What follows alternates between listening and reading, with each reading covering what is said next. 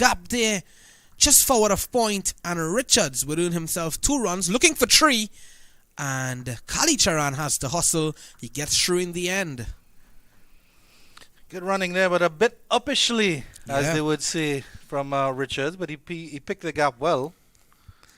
I think maybe the bounce of Shannon Gabriel just rising on him a little bit, but I think he had the width to work with as well. It wasn't a delivery that was cramping him, it was a delivery where he had the little bit of width. And we'll see Kalicharan for the first time. Yeah, you're quite correct there, Andrew. The bounce did Richards on that occasion, certainly. And that's what Shannon Gabriel can do at pace as well. He can't get the ball to nip around. He can't get it to jump a bit. He's not someone who's going to swing the ball in the air. He gets it to move off the pitch.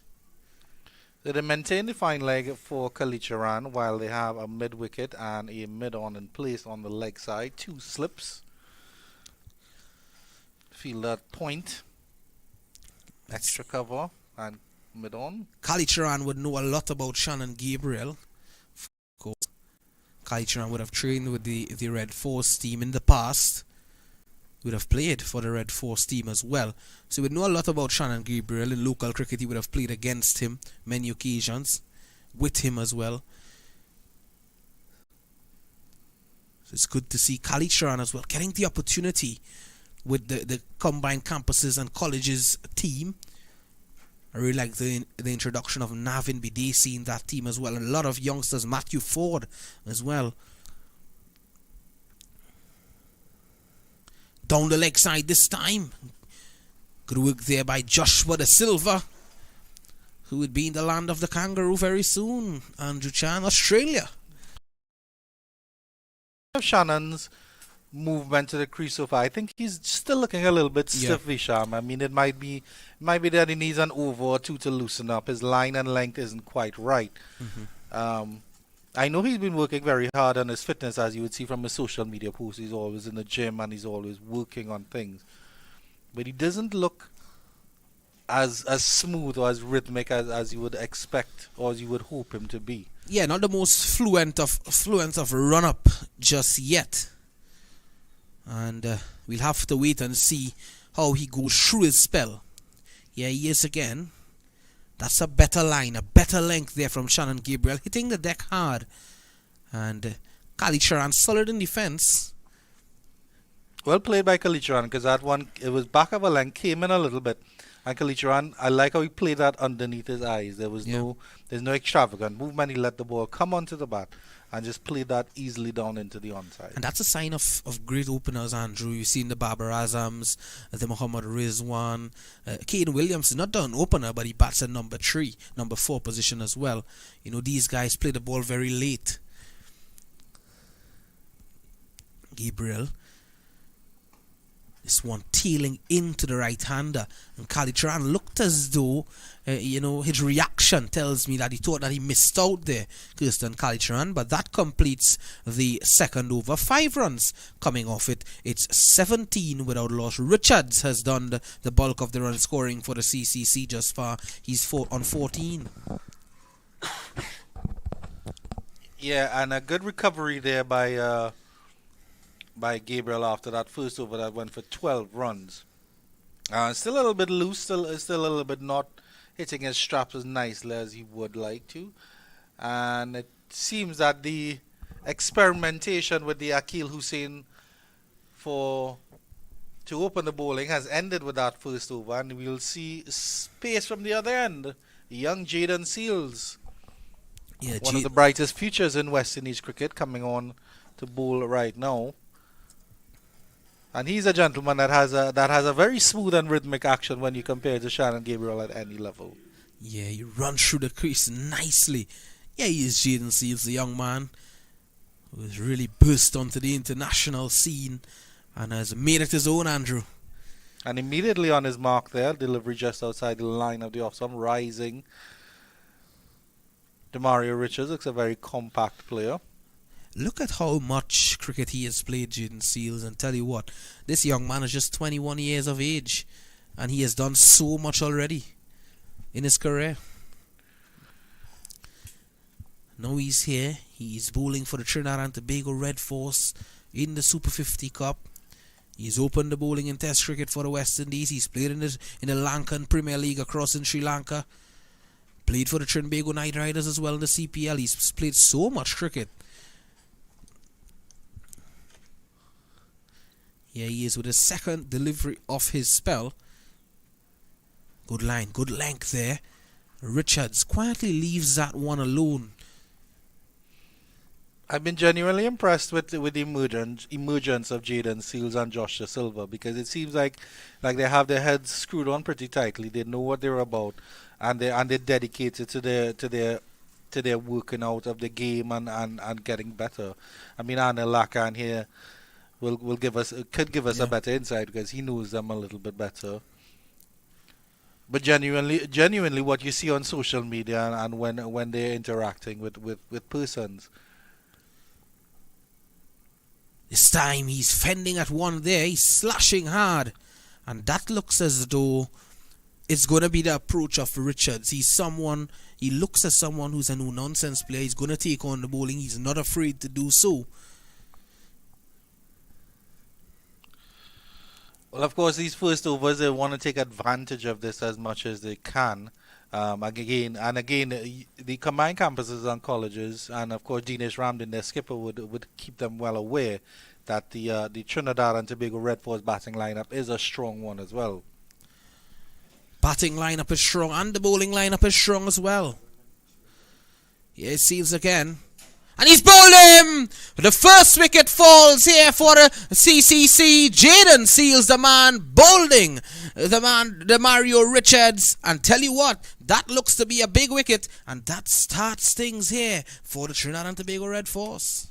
Well, there was no foot movement at all from Richards from that shot. He just seemed to fling his bat at that one.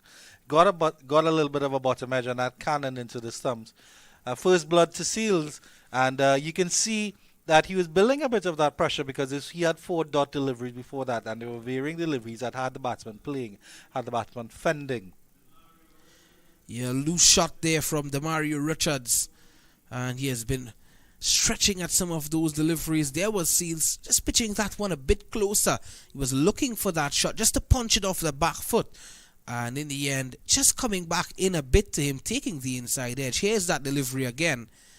And there he was, castled. All ends up was the Mario Richards, and a trademark celebration from Jaden Seals. One finger goes into the air, and off you go, Sonny says. I think he had every right to play a shot at that ball, but I think if he had tried to place it, open the face, and just push it through the covers, maybe get a single or two, as opposed to trying to that healthy heave that he had there. Well, again, extra bounce from the surface. From Jaden Seals this time. We saw it from Shannon Gabriel in the previous over. Now Seals getting the ball to lift on the batsman. Ronnie Bikram Das has the new batter coming in as Xavier Burton. Xavier Burton, I saw him warming up earlier, and he looked pretty solid. Similar build to Roston Chase, yes, but of course Roston Chase is off in Antigua with Zone B of this CG United Super 50. Good comparison there. Stifled appeal from the men from the Red Force. Not out, says the umpire. Certainly going down the leg side there, Andrew. But that delivery sort of shows why Jaden Seals is such a bright star, because he has a bit of swing about him as well. Not something that we associate with West Indies bowlers. We can look at this one here as it tails in a little bit. You can see that sharp dipping in movement in. It's slightly badly aligned. Yeah, starting a bit too straight there, Jaden Seals. Here he is again. This time another appeal. And the umpire nods in denial of it. That completes a very good over from Jaden Seals. And that is also earned the Red Force team their first wicket. It's 17 for 1. A wicket maiden from Jaden Seals, and this is exactly what you expect from this young man, and he continues to shine. And again, once again, we see this adjustment here. This one pitching full, but just coming back into the batsman, tailing down the leg side a little bit. No chance of a LBW. Joshua Da Silva behind the stumps there, supporting his boy through and through. getting a bit excited, and why wouldn't you be excited when Super 50 cricket is back up and running, Andrew Chan, and also when your team has earned their first wicket off the tourney, and as a player you must be G'd up when you're picked for the national team, and you have the opportunity, Andrew, to play in a tournament of such stature, and a tournament that gives you an opportunity to write your names into the books of the selectors. Most definitely. I mean, I was thinking about the makeup of these teams, and to me, I was a little disappointed to see that there weren't more under 19, under 21 cricketers coming off the Trinidad and Tobago Red Force. It's the same names over and over, and I would like to see some of those young players blooded.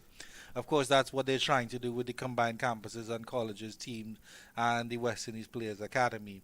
But I still think that some of these fellows, we need to get more of the younger fellas coming in and playing more of these games, so that they get accustomed to playing at this sort of level and moving up.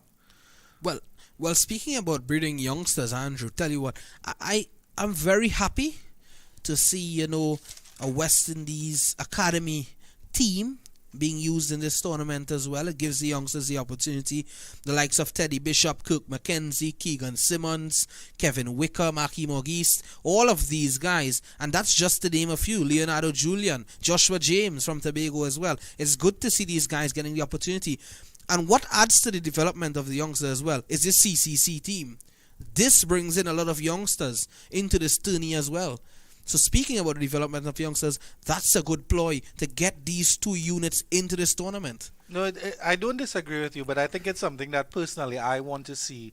Like in the 4-day series, why don't we have a Trinidad and Tobago A team and a Trinidad and Tobago B team, which is mixed of all the players. So yes, you have some of your Jason Mohammeds and your Imran Khan, but you have them along with somebody under 19 and under 21 players.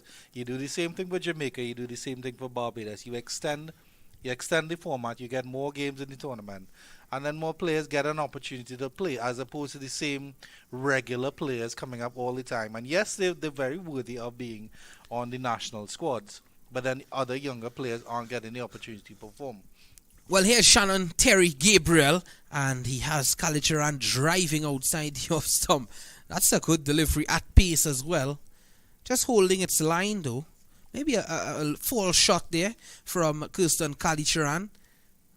Because correct me if I'm wrong, but hasn't Kalicharan turned on for Canada as well? He played in a youth tournament across in Canada, so, correct? So I mean that's another thing we have to look out for. If we're not nurturing these young players, then we're going to get a brain drain, a talent drain. Because I mean, of course, with all the Premier Leagues popping up around the world, T20 bashes and T10s of the sorts. There's Gabriel again down the leg side. Yes, Andrew.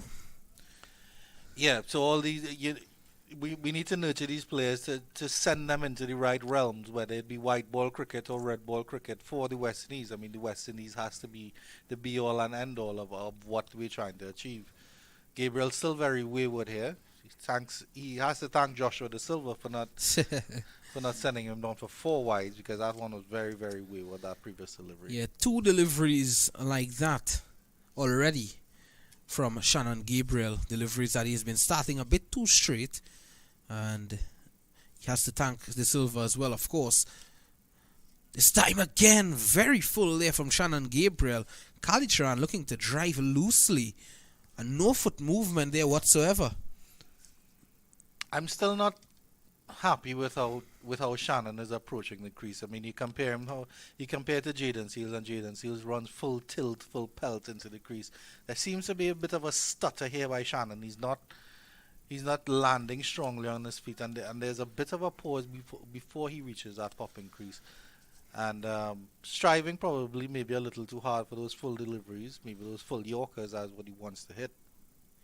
When we have a look at that run up here again, as Andrew is speaking about, yes, he's certainly slowing down as he approaches the crease. This one whipped away off the hips.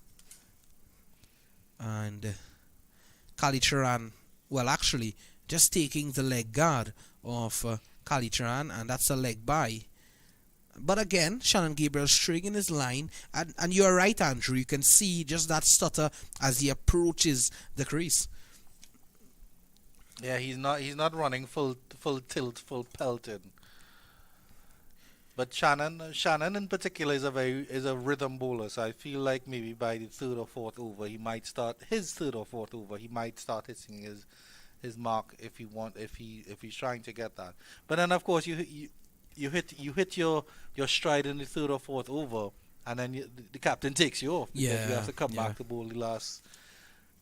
You have to come back to bowl the last 10 overs in the 40th or 50th. Yeah, definitely. You may very well see someone like a Shannon Gabriel looking to close off the innings, so you'd want to hold him back a bit. But I tend to differ with captains when they take a bowler that is doing very well off, normally when they're opening the bowling. But yes, you want to rest your opening bowlers as well. But when they're up and running and doing work for you, getting wickets, you don't want to take that momentum off them. Here's Gabriel. And I really like that comparison you made, Andrew Chan, with Ruston Chase and good old Xavier Burton.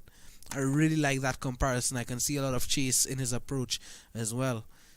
What do you think of the overall makeup of the Red Force team? I'll read them out for you. So it's, of course, Nicholas Puran, Sunil Narine, Joshua De Silva, Evan Lewis, who isn't playing today, Akil Hussein, Anderson Phillip is in the wings as well, Darren Bravo, Imran Khan, not playing today, Jason Mohammed out there, Jaden Seals. This time Burton drives sweetly through the covers for 4.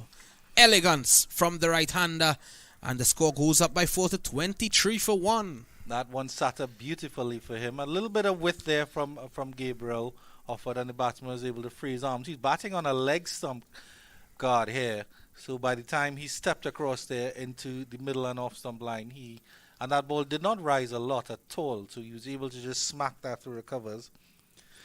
Running through his lineup, right, so Jaden Seals, Jeremy Solozano, who's not playing today either. Jid Gooley, who is out today. Cariah, not playing today either. Keon Ottley, Mark Dial, not playing. Shannon Gabriel.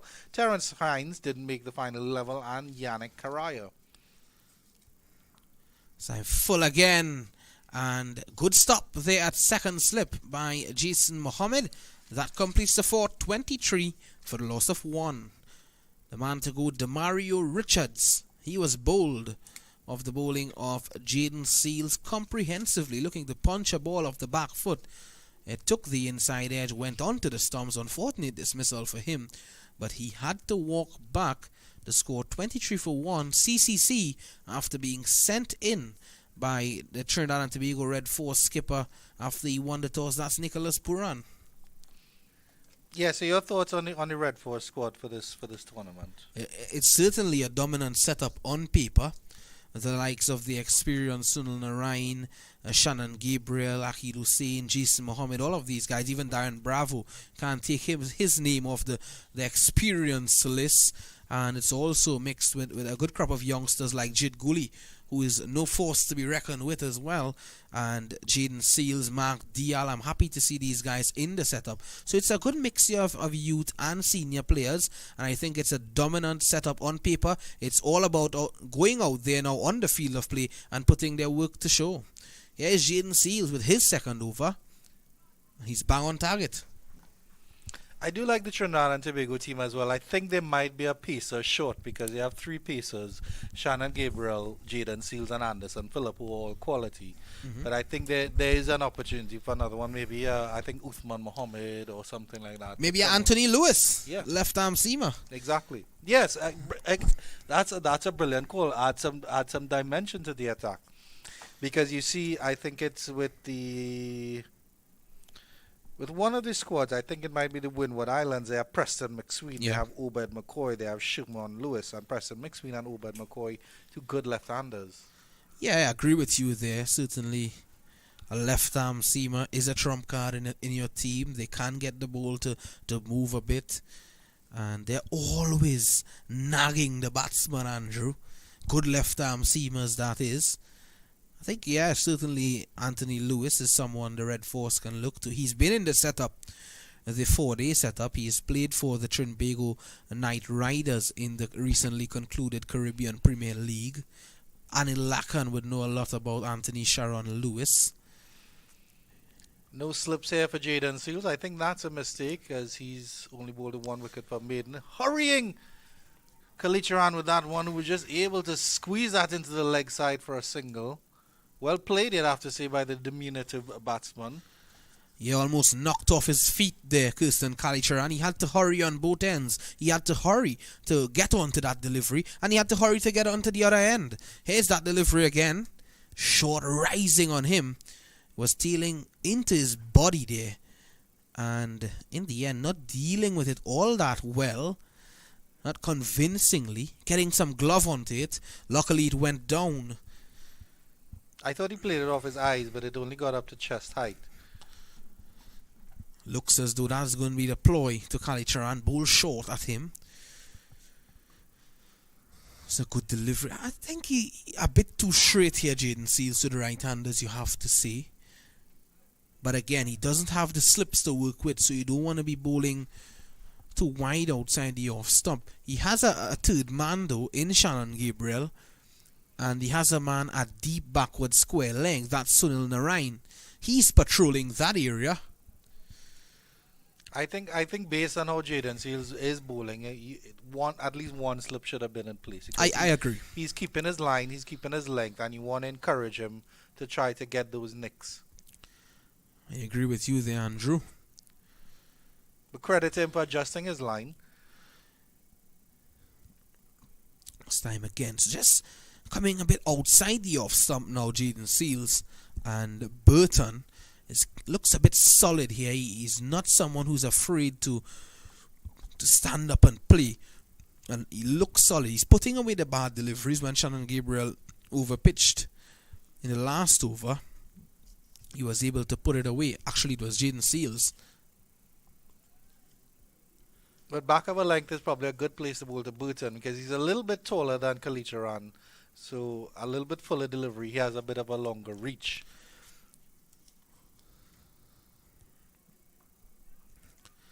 Yeah, so just a correction. Yeah, it was Shannon Gabriel that he struck for 4 in the last over.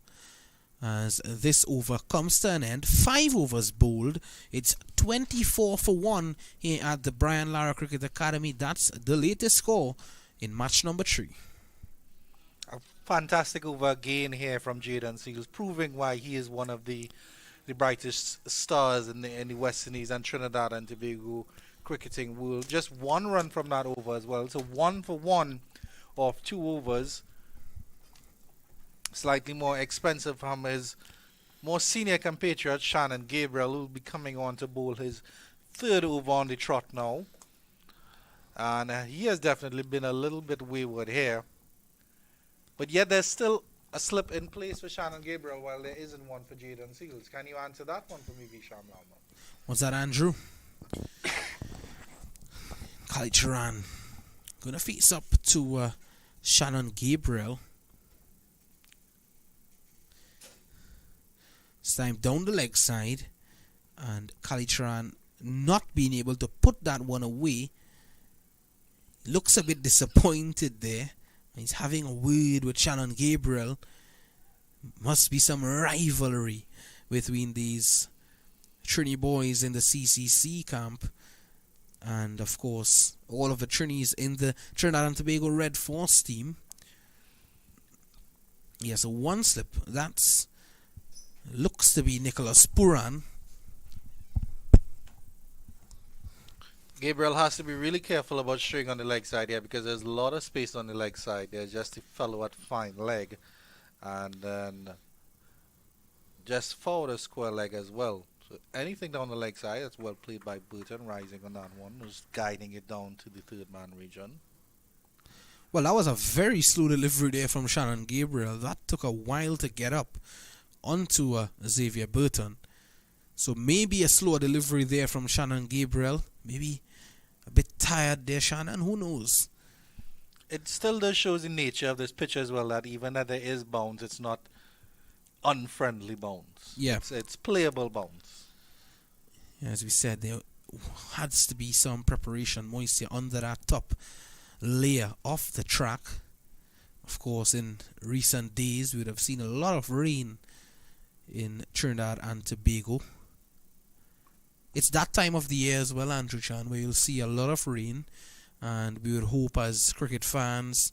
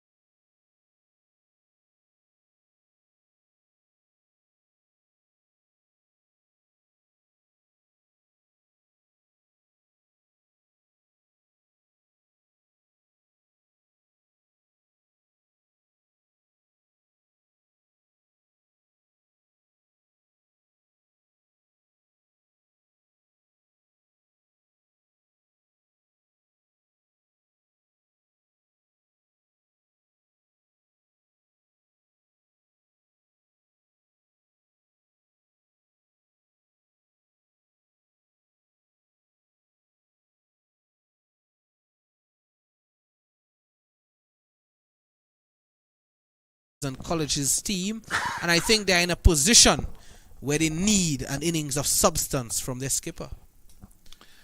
Well, the other thing to consider is, of course, Visham Lalman, is that this is the CG United Super 50, so there are 50 overs to go. 6.5 overs bowled, so you have a lot of time, 43 overs and one delivery to come.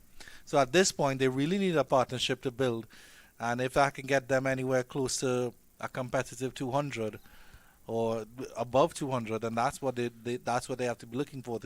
So these two have to be thinking we need to bat until the 35th over. That's what they need to have in their heads right now, because it's already the number 4 and number 5, and we're not sure how deep the batting goes. Yeah, bulky Liste Cariah, 219 matches, 4,075 runs for Dinesh Ramdin. Closing the arm down there was Jaden Seals. That completes another wicket taking over. It's 27 for 3 after 7 overs. Here it's match number 3. Trinidad and Tobago Red Force taking on combined campuses and colleges in the CG United Super 50 Cup. Andrew, Super 50 cricket is back. How good that is to see. Yeah, it's lovely. It's lovely to be here watching some cricket, lovely cricket. Anil Lakan passing notes. Aldwin Borneo manning the camera. Ronnie Bikram Das pulling the strings on the other side there. Yeah. It might seem that we're overly critical of Jaden Seals, but I think it's just because we admire him so much. And despite the fact that he bowled so well, he still bowled straight, Visham Lalman. And I think those deliveries are when he gets that coming into the batsman. If he starts out on 5th stump and gets that coming into knockout, middle and off, I think he'll be in much better business than he is now. Not to say that he was in bad business. Change in bowling. Akil Hussein will replace Shannon Gabriel. Yeah, I think he was working to his plan that the coaches had for him, which was to dig the ball in short, rush the batsman. Akil Hussein starts well after that first over. That, was a bit, it wasn't his ordinary style, Akil Hussein. You wouldn't associate Akil Hussein with getting that much runs in his very first over. He's someone who starts the innings well and limits the batsmen, doesn't give them anything away. There he is again. Good line, good length there from the left arm orthodox spinner. Jid Gooley very, very active in that short mid-wicket position. He's a tall fellow, is Jid Gooley, but he moves very, very swiftly. Akil Hussein as well has really made his name on the international scene, as this one has been struck over mid-wicket for 4. A nice pick-up shot there by Drakes. That one sat up for him, and he sort of went across the line, but he did go with the delivery as well. Let's have a look at the replay here now as Ronnie pulls it up. Yeah, it sat up there for him and didn't quite go across the line. It was straight enough, but he decided that, I want to put that over deep mid-wicket. So definitely something for Akil Hussein to continue. Yeah, consider, I should say. That one just going on with the arm. No real turn there for Akil Hussein. Drake spotting that. Key thing though, he kept his head down and lifted it over mid-wicket. A bit fuller there from Hussein. And you can see that he is looking to attack that middle and leg stump, Andrew.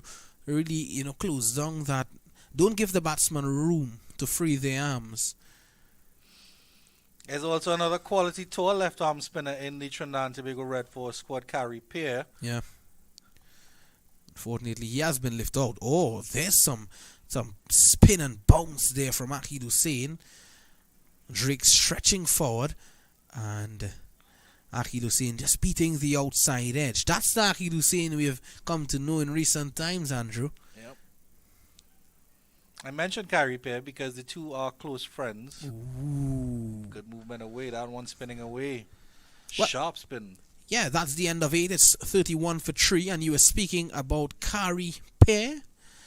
Yeah, so, I remember reading an article that they're both very similar players and that they're both very tall, slim left-arm spinners.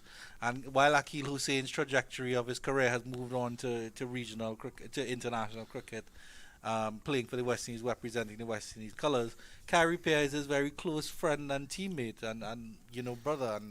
And I mean, it's good to see that sort of competition coming in, but I really like Cariah as well, and it's unfortunate that sometimes he might be put on the sidelines because of his friend. So it must be difficult for Cariah because I think he's a quality bowler as well, and I think he has very long fingers. He has a very long reach, Yeah. which are excellent for bowlers. He's an excellent fielder as well, Cariah. He has a first class 100. You know, Akil Hussein as well. So like for like players, you have to say. And there's so much left arm orthodox spinners that have come onto the scene in recent times as well. Gudakesh Moti as well. Seals to Ramdin. Ramdin is someone who is busy at the crease, Andrew Chan. He likes to noodle the ball into those vacant areas and take quick singles. And as a batsman on the other end, you need to be wary of that. Dinesh Ramdin definitely looks up for this challenge. He looks comfortable so far against Jaden Seals. We all know he's a class player, a quality player. And I think leading this combined campuses and colleges will be a new challenge for him as well in terms of his career. Sort of wound down from representing the nation and then of course West Indies, other than the West Indian legends of course, and he certainly is one of those West Indian legends. Seals short, Rushed a little bit on that one.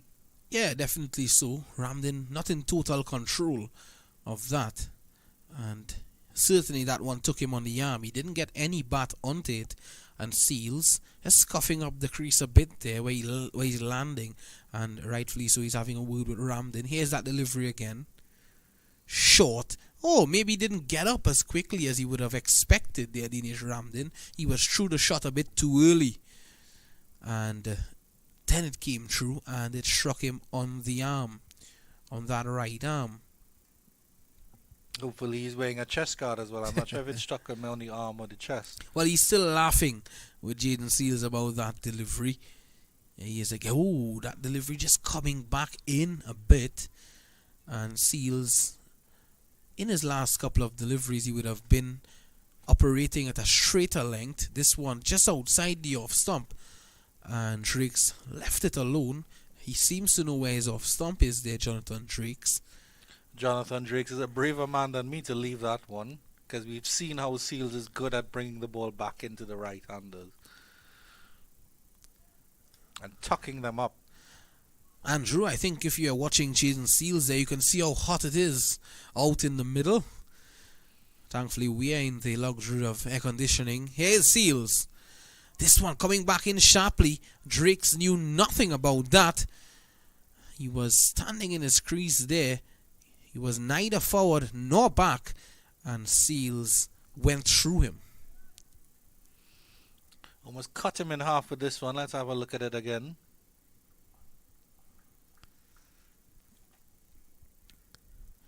Yes, came back in brilliantly.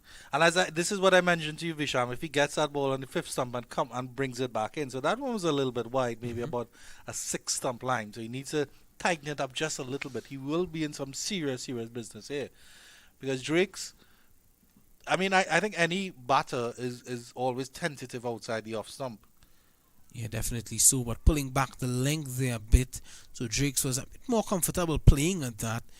That is the end of Seals' fort. No, he has one more delivery in the over.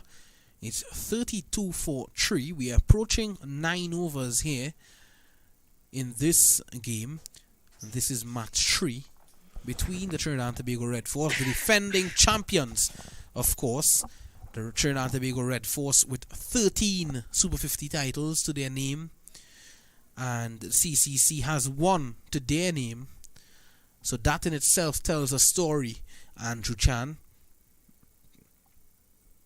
Down the leg side. Red Force team is appealing, but that would be leg byes, and rightfully so. Signal by the umpire. 9 overs have been bowled. 33 for the loss of 3. All 3s on the board, Andrew. Yeah, it's a Nelson here for CCC, and they're facing the back of a young gentleman, Jaden Seals, who has been bowling brilliantly. And his pace and control, Visham Lalman, is what has impressed me because he's able to adjust the line, get that ball coming back in. And then there was a delivery there where Drake was probably expecting a full delivery and then he just pitched it a little bit short, rose up at the batsman. So Seals has really set an excellent pace here. Akil Hussein has not been as impressive as we would have expected from him, although he started to hit his straps in the last over, get a couple of deliveries, beating the batsman. And that's what you want your spinners to do. You want your spinners to beat the batsman. You want Josh De Silva behind the stumps to be in business. You want Nicholas Puran there, who's decided, hey, I'm putting myself in the slips because I wanna be in the slip position. Of course, he's a talented keeper as well and very good with his hands. A good move. Good to see a slip in. Puran himself. It's a good delivery. And of course, what would have G'd up Hussein as well was in that last over, he was extracting some spin from the surface in the last two deliveries of that over. Andrew, something to note as well, if you're looking out there and you're looking at the surface, you can see some generous foot marks, and that in itself can tell you that there has been some moisture on that surface. Yeah, definitely. As you can see in front of that batsman going on to the leg side, Ramdin settling himself there. Good challenge here for Akil Hussein. Oh, that's a beauty of a delivery there from Hussein to Dinesh Ramdin, who normally plays spin well. I think the Trinidad and Tobago boys would relish playing against somebody of the caliber of Dinesh Ramdin. At the end of the day, they would celebrate that wicket and enjoy playing against a fellow that they would have so much respect for. Yeah, definitely. And saying that, Ramdin would know a lot about these players. So that is where his experience would come in as well. Akil Jerome Hussein, the man who went to Success Laventille Composite Secondary School. He is for the Red Force. Oh, that's another shaft of delivery there from left arm orthodox spinner, pitching on about the off stump, turning away from the bat of Dinesh Ramdin. Well, he's getting that ball to just go on with the arm and then impart that spin on it to take it away, which is dangerous from a left-arm bowler's perspective. He is again Ramdin this time coming forward, covering the line of that delivery nicely. Bat and pad close to each other, and most importantly, he got bat onto it. And that's what experience brings to the party. You get out and you try to negate that spin. And that's what Ramdin was doing. He can't allow Hussein to get comfortable here. The eagle-eyed Nicholas Puran is waiting then slip for anything that takes the outside edge. That's the end of 10. The first 10 overs have been bowled here in match 3 between the Trinidad and Tobago Red Force and the CCC. It's 34 for 3. It's match number 3 of the CG United Super 50 Cup 2022. There's going to be a double change in the commentary box. It's going to be Mr. Vinod Mamchan and Anil Lakan after more thoughts from you, Andrew Chan. An excellent over there from Akil Hussein. He started off quite well. Well, he started off poorly, I should say, but just going for 1 run in that over. Mr. Anil Lakan is joining us in the seat here as Trinidad and Tobago Red Force are in the ascendancy here. And it looks to be a change in the bowling. It looks like Shannon Gabriel will be replacing Jaden Seals from that southern end of the ground. Mr. Anil Lakan sits down, and I'm sorry a camera can't be on him because he looks resplendent in his red, white and black outfit, complete with red, white and black shoes. Good afternoon, Mr. Lakan. A pleasure to be alongside you once again. Pleasant good afternoon to you, Andrew Chan. Shannon Gabriel coming up from the far end, bowling to the youngster Drakes. But we have seen a lot of activity thus far in the first 10 overs of this power play. The batting power play has been completed, and CCC definitely behind the 8 ball, having lost 3 wickets up front early in the piece. So the likes of Dinesh Ramdin, the skipper, who has a lot of international experience, having captained the West Indies team, he would be looking forward to working with these guys. That's a pleasant flick there from Drakes, and that will run close to the boundary. Yeah, all the way to the boundary, all along the ground on the deep square leg. Shannon Gabriel, he switched ends, but his radar is still not quite on here. And at the after that, basically, it was just a flick all along the ground to the leg side. Yeah, half stump, leg stump, half volley, and that was meat and drink for Triggs. He just flicked that ball through that square leg position, and it raced across this lovely Brian Lara Cricket Academy outfield. And the score moves up by 4. It's now 38 for 4. That takes Triggs on to 9. Gabriel comes in again, and he adjusts his line a little bit better, but Drake's had no real reason to play at that one there. Full delivery wide outside the line of the off stump, and you can see Anil in the short number of overs that the comparison and contrast between Jaden Seals, who's been hitting his line, and Shannon Gabriel, who looked very laboured in his approach to the crease. One has to take into consideration, Andrew Chan, that Shannon Gabriel had an injury and he's basically working himself back into full fitness. So what we are seeing here is work in progress, and I'm sure he's made a lot of strides as well. Good delivery, straight to one, tucking up the batter there. Ramdin was flirting with the potential of a delivery outside the off stump.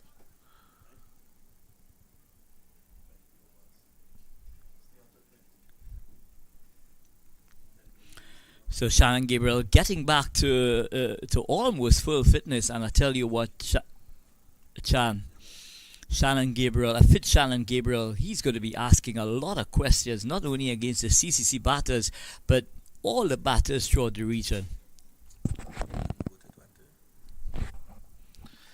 Gabriel will continue here from the southern end. Rising delivery outside the line of the off stump. Again, Drake's flirting with that one. So Shannon Gabriel getting that ball to tail back into the right-hander, and with bounce, he's creating a lot of problems to both Dinesh Ramdin and Triggs as well. So Shannon Gabriel into his second spell, having bowled 3 overs up front. And of course, the batting power play has ended, as Anil Lakan mentioned. The field is spread pretty far and wide now. We have a third man on the onside. A third man and a fielder at deep point. Those are the fielders outside the 20-yard circle. Another delivery outside the line of your stump. That hot stuff. Josh De Silva is happy to take hold of that one. Shannon Gabriel ends his 5th over, I believe, at 1 for 16. He's starting to get a little bit better, Anil Lakan. Well, he has been a lot better than you're giving him credit for, Andrew Chan, I must admit. And that last delivery was very pacey indeed. Lovely line, lovely length. And when I'm doing my notes, you'd recognize, Chan, that I rate the deliveries in terms of the quality of deliveries, and that would be definitely high up in a 9 category. Everything was just right about that. The rhythm, the delivery, the manner in which the ball kissed off the surface as well, and it's really encouraging signs to see Shannon Gabriel really steaming in and giving a very good account of himself. So it's going to be Akil Hussein from the pavilion end.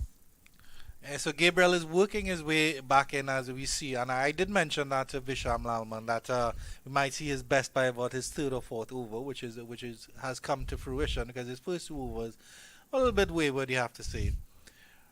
Ramdin on strike is yet to get off the mark. Plays this one back up the pitch to Hussein. So Hussein not having the best of starts in this game, but I tell you what, Andrew Chan, he's really come to the party here, and he's getting that ball to fizz past the left-handers, and what he's looking to do is basically set these batters up by bowling that spinning delivery, that spinning from middle to off, and then you'll see that arm ball, that whiz pass into the pads. He's going to fizz that ball into the pads here, looking for an LBW or ball down. There was a slight adjustment in the field. The deep extra cover fielder has come inside the circle into a conventional extra cover position. And that's a no ball there from Akil Hussein. That's unfortunate, and it's a free hit here, and that's a cardinal sin from a spinner. So Akil Hussein, he will have to defend that free hit now, and I'm sure he's got his plans clear as to how he's going to execute here, Chan. Ramdin with an opportunity to finally get off the mark, get some runs on the board, free his hands, pushes that through to the extra cover position, and there is no run. For Akil Hussein going for that shorter, flatter delivery. And that ball was just kissing off the surface there. Not much Dinesh Ramdin could have done except to just get back and play that ball elegantly out to extra cover where Jason Mohammed does the fielding. Straight to delivery. Ramdin plays this one into the leg side. Jid Gooley is at short mid-wicket. So Akil continuing from the pavilion end, wheeling his way out.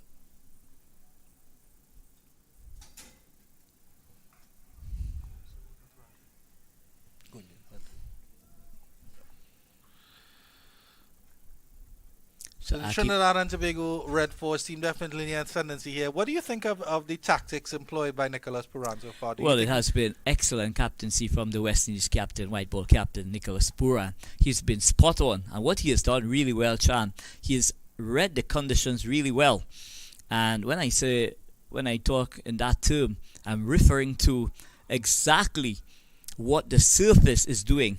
Now, based on what I've seen before the start of the game, having been out in the middle, the surface is dry. So you expect that the seamers, they have a job to do.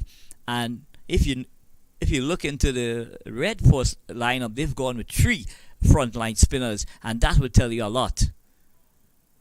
Strong finish to the over here from Akil Hussein. CCC stuck on 39 for 3. Ramdin yet to get off the mark. Jonathan Drake's 9 off 18. The wickets have fallen to Mario Richards, bowled by Jaden Seals for 14. Kirsten Kalicharan, who was caught by Jason Mohammed, also off the bowling of Seals. He didn't score money.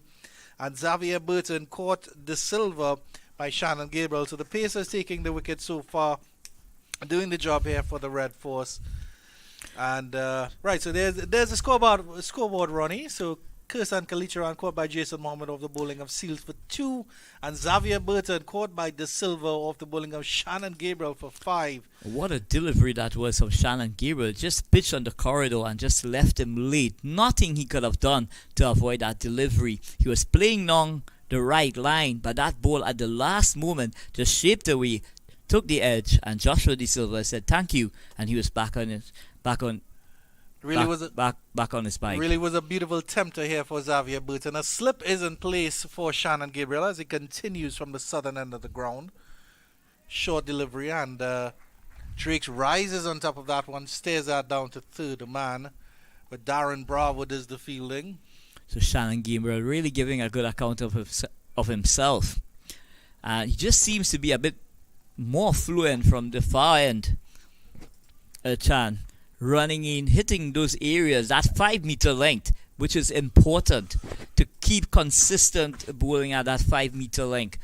And what you could do at that 5-meter length, all you got to do is just change the pace of the delivery, not change the length. You got to keep the length at that 5-meter length to keep the batsman honest. What you're going to do from there is use your variations, but you're not going to be moving from that 5-meter length. I would personally like to see him target the stumps a little bit more. Here Shannon Gabriel coming in, and that's a good delivery.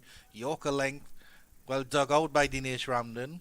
But if you look at the field plan of a Red Force, if you were to go straighter than that, Chan, what he would be doing is opening up the leg side. And if you recognize what's happening, there's absolutely no short square leg in position, so it's easy meat and drink for the batters just to use their wrists, break the wrist, and get off strike. What he's doing here is basically bowling that channel, that 4th and 5th stump line, which is going to continue to ask questions of the batters, especially where they're not set at this stage of the innings. I want you to give us an insight, Anil Lakan, because you'll be able to give us a better one. But what is it like for these bowlers to be bowling to Dinesh Ramdin? As Gabriel comes up with this one, a nice tucked up again here. Ramdin just about gets that one out of the way. Well, these guys on Red Force, they would know Dinesh very well as Dinesh Ramdin. He would have a very, very good idea of what they're trying to do in terms of how they're going to dismiss him, and he will want to negate that. And immediately, what we're seeing from Shannon Gabriel, they have taken the levers away. His meat and drink shot is the cut shot, so you don't want to give him anything short and wide for him to free his arms up. So you're going to keep him tight, just on the line of that 4th, 5th stump where he's got to play. But I tell you what, the likes of Dinesh Ramdin, the longer he stays, he could really pose a threat later on in the innings. Bit of a bouncing delivery and not cleanly taken by Joshua De Silva as the batters will run a bye here. Bit of a bouncer there from Sean Gabriel, and as you mentioned, his meat and drink shot, he was trying to cut that one Dinesh Ramdin off his toes. Well, he was beaten, and not beaten by the lack of pace, because that ball was the slower bouncer,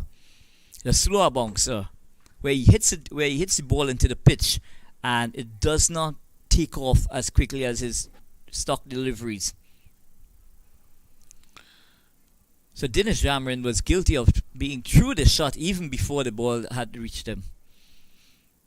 Excellent points there from Anil Lakan. Gabriel runs in for the 5th delivery of the 13th over. Tucks up Jakes again, but able to get this a quick single.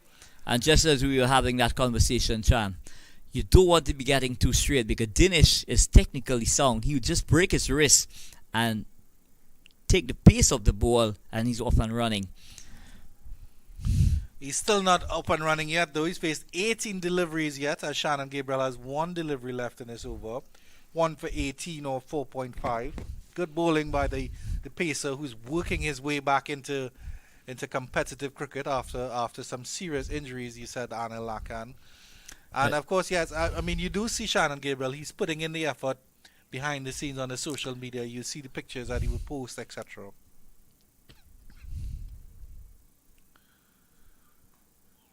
Ramdin searching for the single. He's not going to get it here. Trying to just play a little touch and go shot there. It wasn't there for the taking. 42 for 3, CCC after 13 overs. And the reason why that single was not for the taking, Chan, is because that ball was travelling to Akil Hussein, which is left-handed. So had he attempted that single, he could definitely have been in a lot of problem. Both Tricks and himself possibly would have been caught mid-pitch, because the ball was going to Akil Hussein natural hand, throwing hand, and he would have had the mercy of throwing to either side to affect a run out. Let's taking a look at the bowling here. Just 3 bowlers used by Red Force captain Nicholas Pura and Akil Hussein. 4 overs done for 18. His first over went for 16, so he's pulled it back quite nicely since then. Mixed bag from Shannon Gabriel, but 5 overs, 1 for 18 is nothing to be scoffed at. And the 4 overs by Jaden Seals going for just 1 run and 2 wickets. So it just shows why he's such a bright spark in West Indies cricket. So it's important to see what's happening here with Akil Hussein. Akil Hussein is really getting this ball to spin and rip off the surface. And to me, that's justification in Nicholas Puran's decision to go with the 3rd spinner rather than an extra seamer. Lofted shot through the extra cover region and down to long off for a single.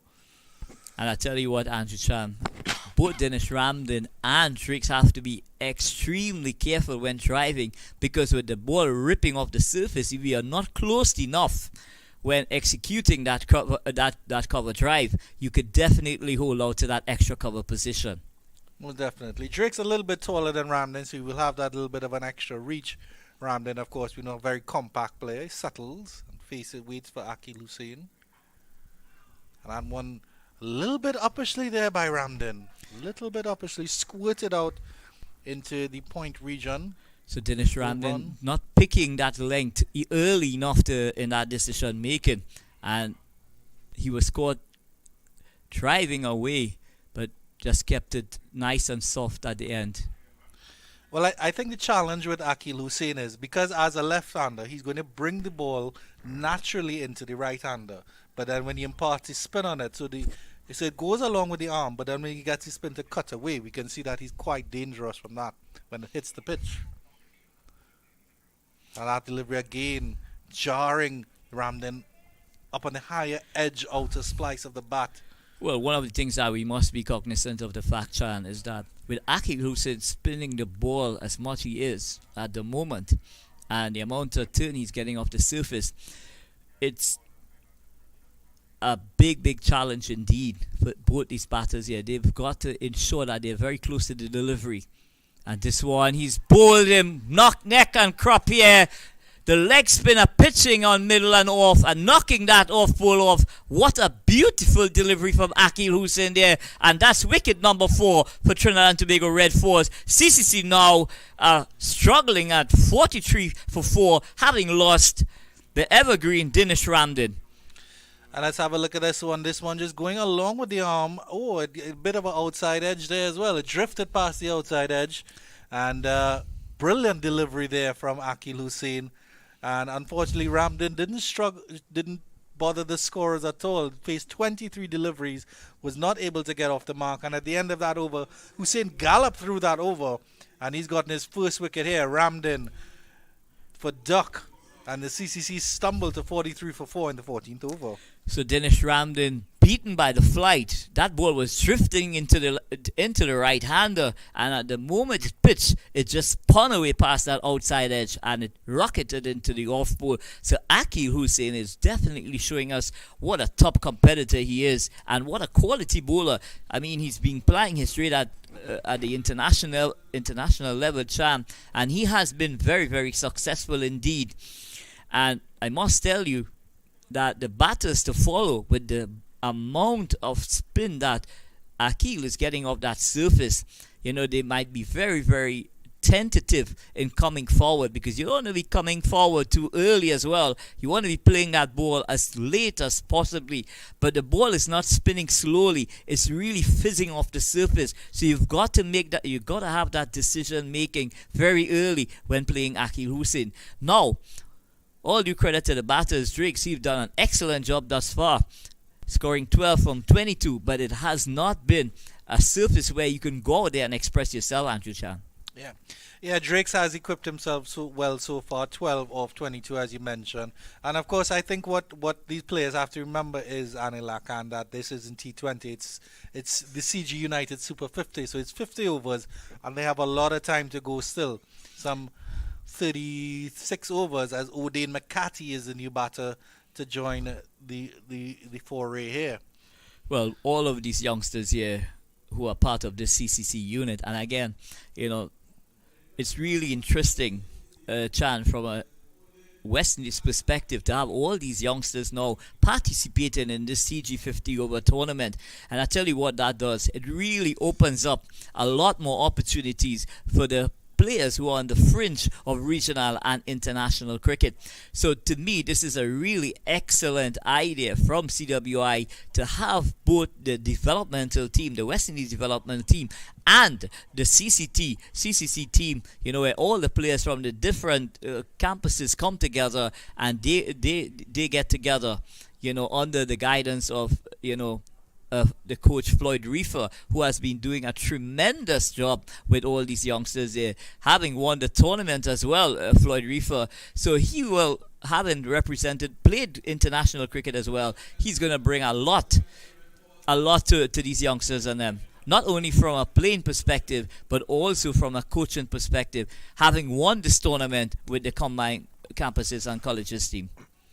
Now, Nicholas Puran and the Red Force are in the ascendancy, and he's not taking his foot off the CCC's throats, because he's bringing on his trump card, Sunil Narine, who hasn't had a chance to bowl as yet. Well, welcome the king.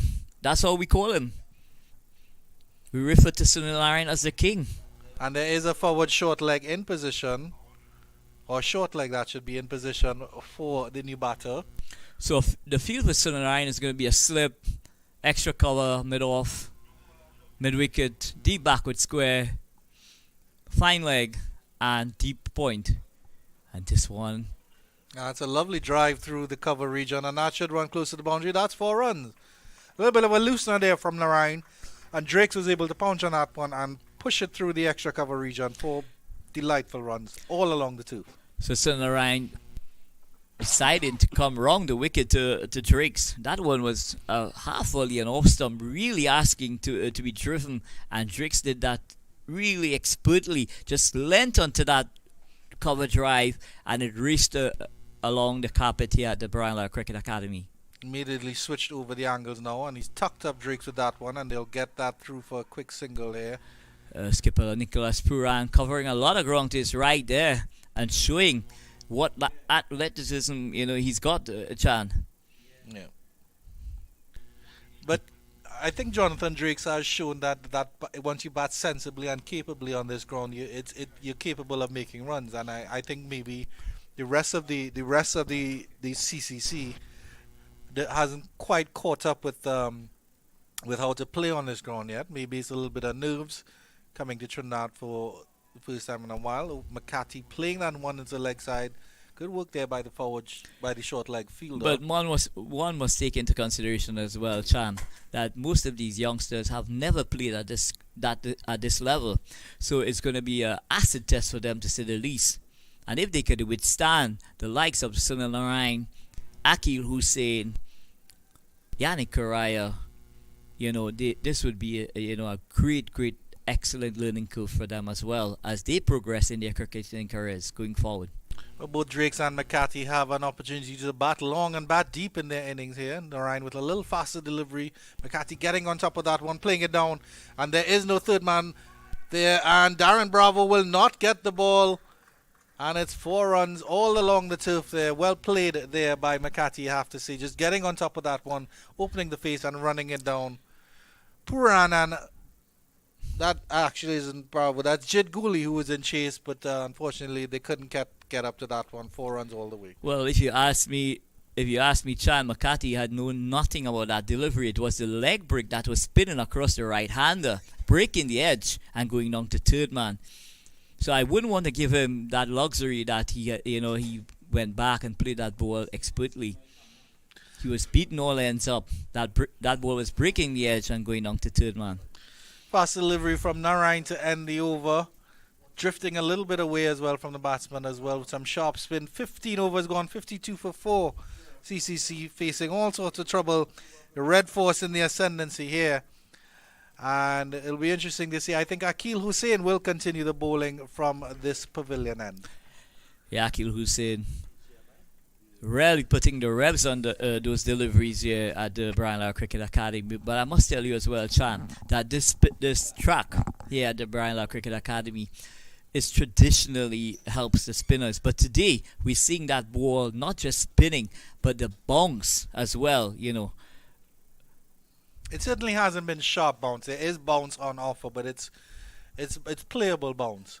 As Akil Hussein comes in here and he'll be bowling to Drakes, who flashes at this one, just gets it over the point fielder. Will run close to the third man boundary, and it does run into the boundary for 4 now.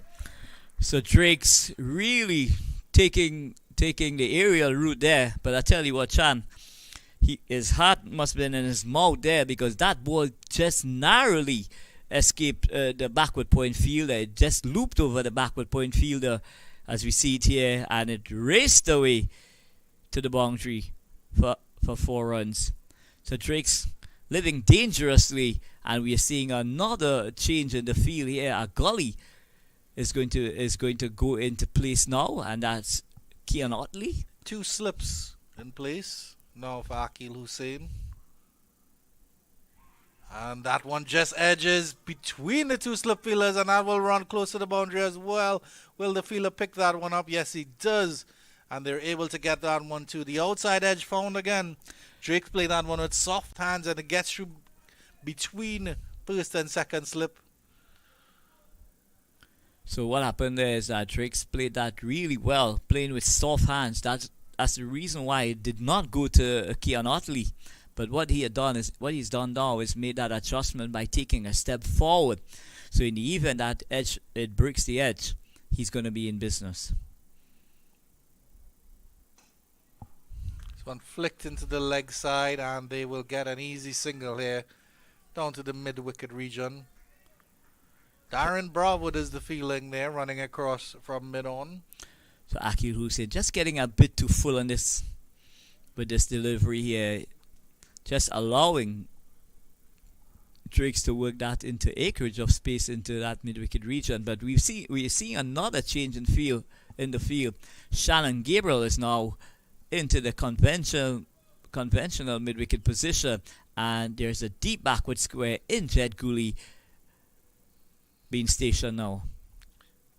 Hussein with 3 deliveries to McCarthy. I think he will enjoy this one, the new batter coming in. So he might try some of those ploys. Well, Akil Hussein does have that current ball. He's got that arm ball. He's got that conventional leg spinners delivery. So he's got a bag of tricks, Andrew Chan. He will just keep wheeling away and working out these youngsters on them. Well played by McCarthy all along the turf there. One delivery left and Hussein's sixth over. He's done really well for his captain so far, 1 for 26. And when you consider that he went for 16 in his first over, Chan, it has been a tremendous comeback from Akil Hussein. He's beaten all ends up there, McCarthy. And that's the delivery, Andrew Chan, where the length is in that in-between length, where as a batter, you're not sure if to come forward or to stay back, especially when the ball is spinning. So normally the spinner, he will show you that delivery that spins sharply across you once they spin an offer. But really and truly, he wants to defeat you with that straighter delivery, the one that holds the line, the one that doesn't spin as much, just do a little and takes the edge. I think it's a trajectory of Hosein as well, because he's very long, he's very thin, his arms are very thin and they're very long. So when he bowls at that trajectory, you're not sure if it's going to bounce, you're not sure what it's going to do. Well, as a batter, you need to be looking at the seam of the ball, Chan, in order to try and negotiate what's happening when it's released. Well, so what does a batter do in the situation of Sunil Narine, who holds the ball? Look, you can see there that you can't see the seam until the very, very last minute, if at all. So that's what batting is all about, Chan. You've got to be looking at that ball until the last moment before it releases, before you make that decision either to go back or come forward. I remember Courtney Walsh in white ball cricket. He used to run with his left hand in front of the ball as well. So it doesn't matter to me where he starts. Is at the point of delivery is what matters, because he cannot change it. Once he gets here, he cannot change it. It has to be released from there. So he could hide it behind his back wherever he wants to, but when it gets to that 12 o'clock position, he's got to release there. Up in the air. Ooh. Spill by Josh De Silva. You see what the umpire gives. It's a leg by decision, so no bat involved there. But what a tremendous effort from a wicketkeeper, Joshua De Silva. He was diving like he was in Maracas there, Chan. I don't know if you'll have time for the replay, Mr. Bikram Das. So here it is, that ball spinning into the pads sharply. So excellent umpiring as well. And there was certainly no chance of an LBW either. That ball was definitely going down leg side. Sunil Narine, always a dangerous customer. Well, he's a wily customer. He's got a bag of tricks, Andrew Chan. Underestimate him at your peril. He just seems very unassuming, Andrew Chan, but he's got that in his armory, that magical delivery that he will bowl ever so often. I do feel like Drakes and McCarthy have had a little bit more problem at Hosein. They seem to be playing Narine fairly comfortably in terms of defending, and at the end of that over, 62 for 4, the CCC limp on after 17 overs. So CCC, both Drakes and McCarthy, they have a job to do, Chan, and that's the rebuilding of the innings. Having lost 4 wickets within the first 15 overs, there need to be a lot of concentration in terms of both of these guys, how they go about building a partnership. And all it takes to get your team back into contention, Chan, is for two guys to really set the tone by putting their heads down, getting the pace of the pitch. Most important as well, the rotation of the strike is also very, very important, especially in white ball cricket. Nicholas Puran is giving the CCC boys a true red force welcome, because it's another spin bowler coming into the attack, Yannick Cariah, who's a very good bowler as well, of international standard. So Yannick Cariah just coming back from Australia, Andrew Chan. It didn't go as well as a unit for West Indies, but Yannick Cariah definitely made a statement. His first delivery is driven through the cover region there pleasantly by Drakes, who looks quite comfortable now, moves on to 26 off 30.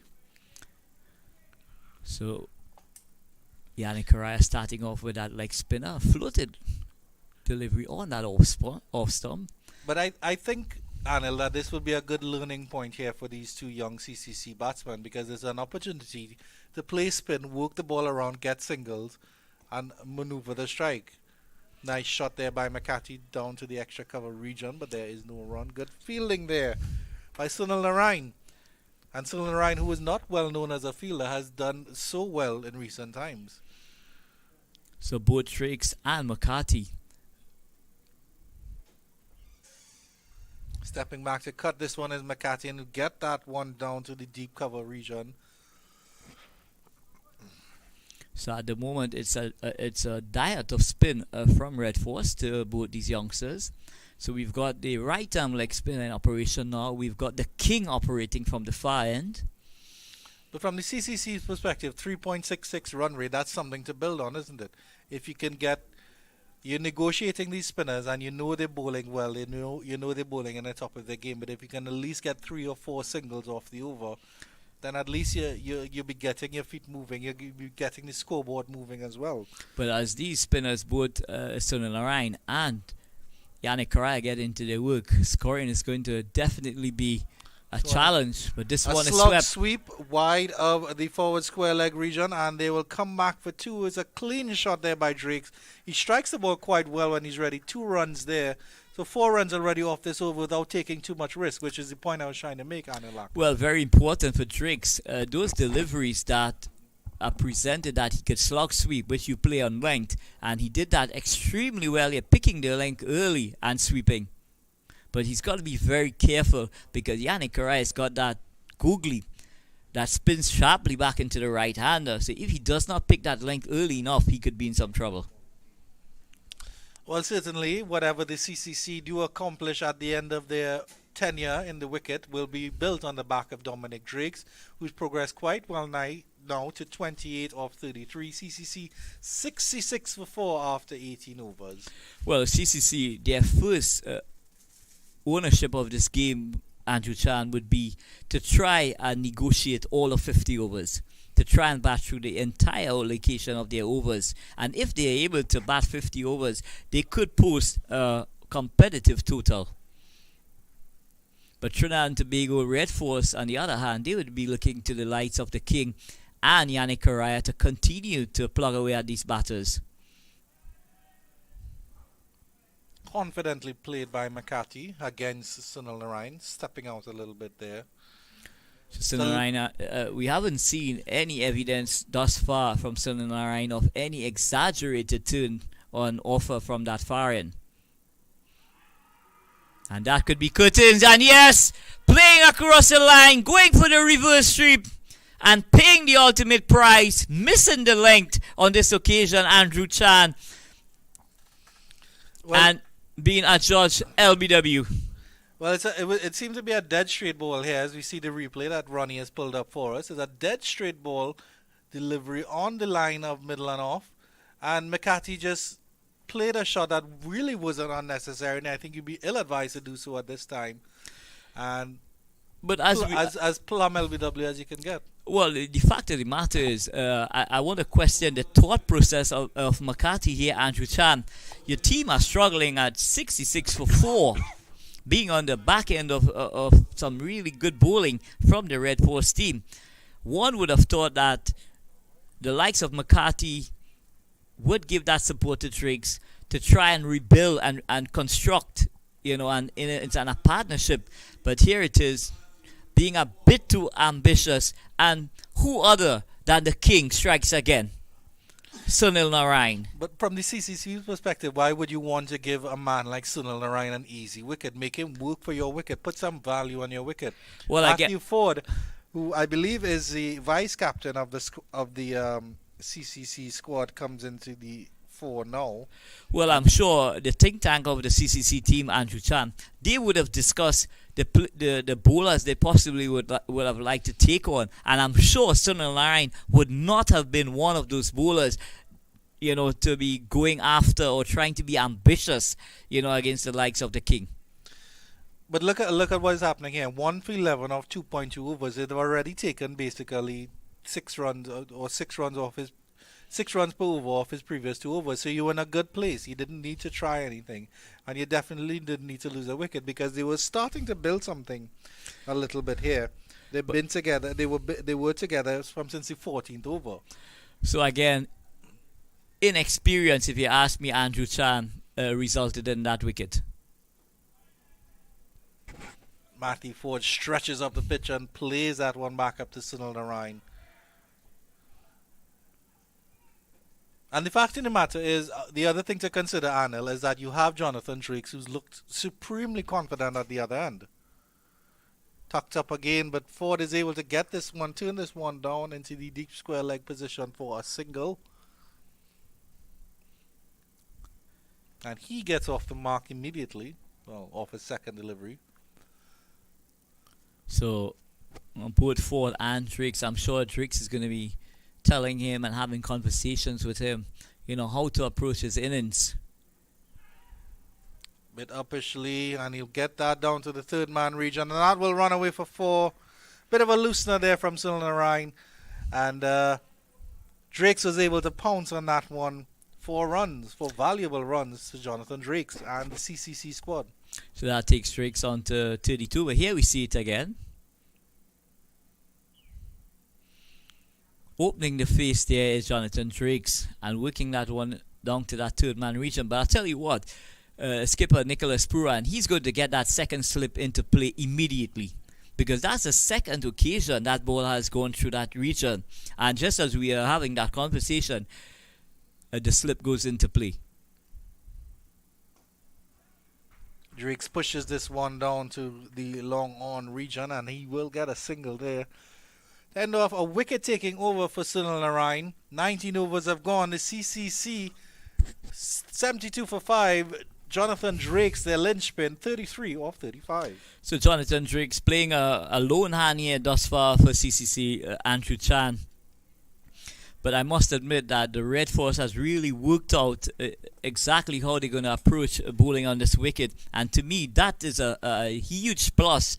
Having the likes of the King, Yannick Cariah and Akil Hussein, 3 guys of international stature, and these guys, the batters indeed, they would have a huge task, to keep these guys out. Cariah to continue from the pavilion end here. Flirting with that one, Jonathan Drakes didn't get any foot movement there at all. Leaving his bat and gloves out to dry, and it's certainly not what his CCC compatriots would want to see.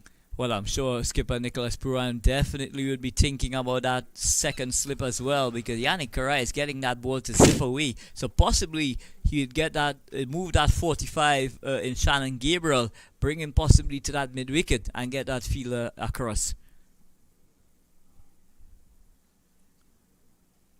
Slog sweep into the deep square leg position, and he will get 4 runs for this one.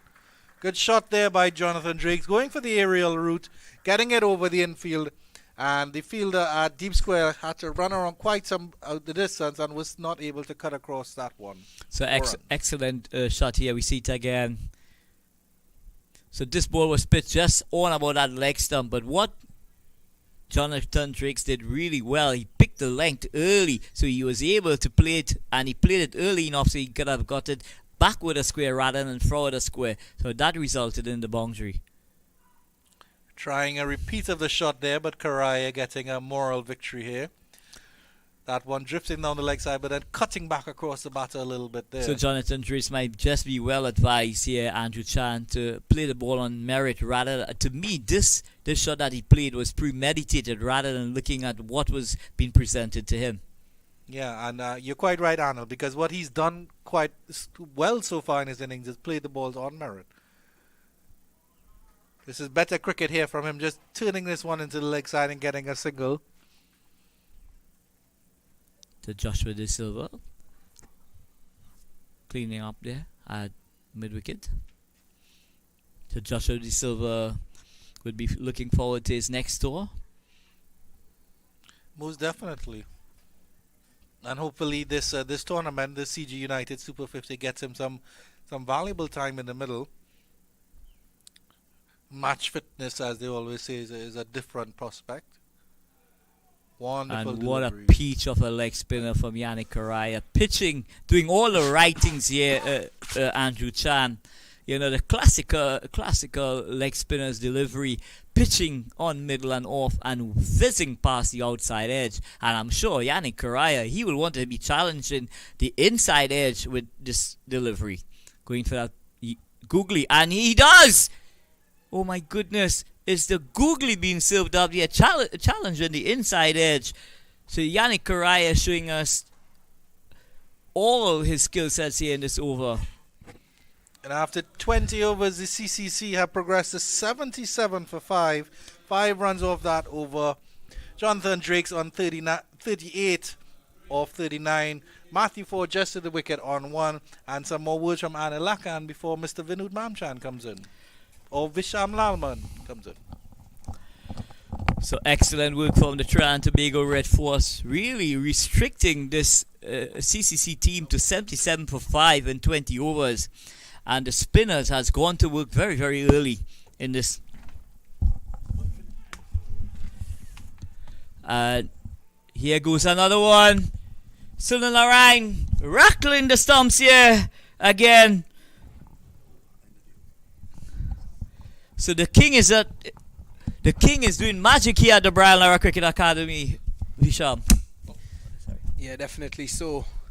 And Sunil Narine picking up his second wicket, now 2 for 17. Have a look at that one again. Through the gate, sharp turn.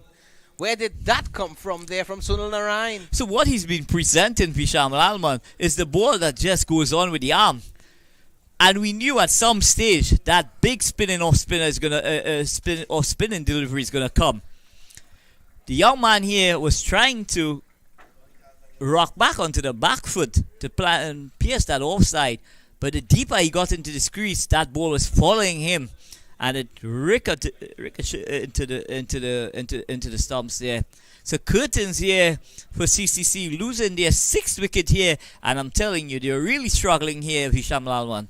Definitely so. I have to agree with you. Struggling is an understatement at this time. 77 for 6. But I tell you what, the Trinidad and Tobago Red Force team, they've got 3 international spinners in their bowling lineup. And is it a case where Nicholas Puran, in terms of his selection of the team, he got it right here, Visham Lalman, by going for the extra spinner rather than the third seamer? Well, it's bearing fruit at the moment, so I think it's safe to say that he did make the right choice. And here's the senior man, Sunil Narine, back in the action again. Not convincing at all there from Edwards, the new batsman. So Edwards working this one to mid-wicket. But who else? Shannon Gabriel is diving away at mid-wicket. And Shannon Gabriel, is he a big unit, Visham Lalman? Narine again, just pulling back the length a bit wider. Edwards prodding forward there, but not putting his bat to ball there. And I'll tell you what, Visham Lalman, based on what we have seen during the practice sessions with these balls, these Kookaburra balls, after over number 14, 15, they tend to get very soft. Again, this one looked to be the other one there from Sunil Narine. That one came back in to the left-hander, the knuckleball, the carom ball, as he likes to call it. Well, what I'm looking at here, Visham Lalman, is a masterclass from the king himself. Yeah, masterclass indeed from Sunil Narine. Couple boundaries off the bowling, but it came off edges. Oh, that one pitching and turning, beating the bat. One more delivery to go in this Sunil Narine over. So he's really spinning a web around these CCC batters, Visham Lalman, Sunil Narine, and Yannick Cariah. They're getting that ball to go miles away from the outside edge of the bat. Spinners doing the trick for the Trinidad and Tobago Red Force. Oh, again. Well, Edwards is in school. Combined campuses and colleges. Speaking about school, there they are, 77 for 6. Back to school. Well, some of them are still in school. Well, I'm sure Sunil will want to take them further into the classroom and give them a tutorial how to play those deliveries, because they're spinning sharply in and away from the inside and outside edges of those bats. And I tell you what, Trinidad and Tobago Red Force, they're smelling blood at this stage of the innings. So I'd like to welcome the legend himself, Mr. Vinod Mamshan. Yeah, there's a look at the Trinidad and Tobago Red Force dugout, and they're looking quite comfortable at the moment. And why not? They're in a very healthy position at this stage, 77 for 6, after winning the toss, electing to bowl first, having the batting team on the back foot. Well, I'll tell you what, Visham Lalman, the likes of Coach David Furlong and the entire coaching staff, they wouldn't want these guys to become complacent at any point in time during the course of this innings. Yes, certainly so. Cariah is back into the attack, and this one is pulled away forcefully for 4. 4 on top of that one nicely, as Mr. Vinod Mamchan makes his way into the commentary box. Thanks a lot, Visham. Thanks a lot, Anil, and of course Andrew Chan, who has been with us here for the entire day. Trinidad and Tobago Red Force on top, and all they've done is really keep the game basic, simple.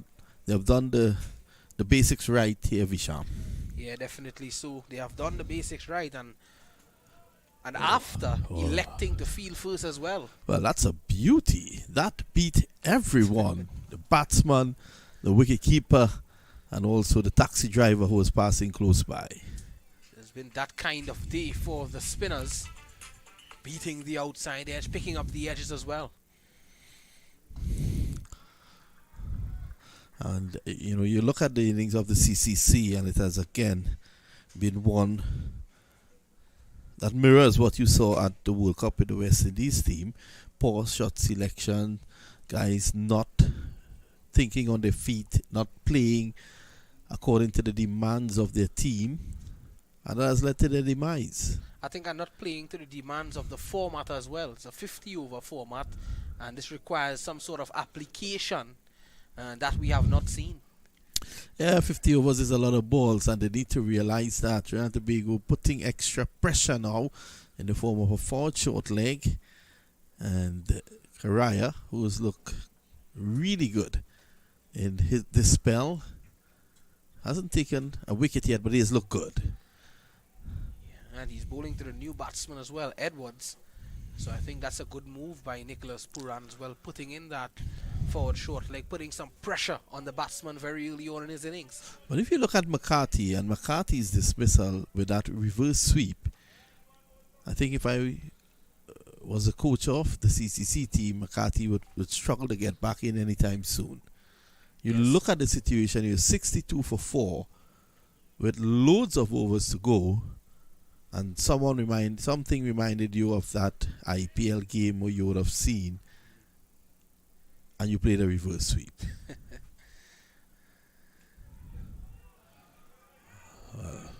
This is going to go into the boundary, I think. Yes, it does. Yeah, maybe a chance for a stumping there. And the Silver not being able to collect. I think he was shadowed there by the batsman as well. It made it very difficult for him. And in the end, not being able to collect and execute a stumping. So it earns the Red Fort, well, actually the CCC team of 4. Welcome boundary for them, 86 for 6. And Sunil Narine is going to take up the attack from the southern end. I heard earlier on Anil Lakan speaking about the king. And, I peered out of the adjoining room looking for King Charles. I didn't see him. Who was he speaking about there, Mr. Lalman? Well, I think he's speaking about Sunil Narine. Oh, Sunil Narine. He's the king. So I thought that we were graced with royalty. Prince Charles probably fed up at looking at the World Cup because the West Indies team is not there, decided to come and take in a 50 over game. Well, that looked ugly, to be honest, with Ford trying to play what I couldn't describe that shot. He was jumping to play the off spinner. Yeah, and he was pushing at the ball as well, loosely. 2 slips in position. He needs to be careful here, Matthew Ford. Narine has been on spot, 2 for 17. Continues to serve Trinidad Tobago's cricket well.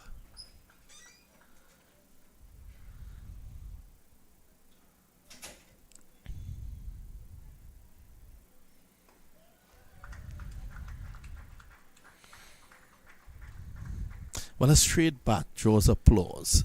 Yeah, Ford That is tells you something. Yeah, definitely. So the confidence is there in Matthew Ford as well, the vice captain of this combined campuses and colleges unit. And he needs to stand up here and play a big innings for his team.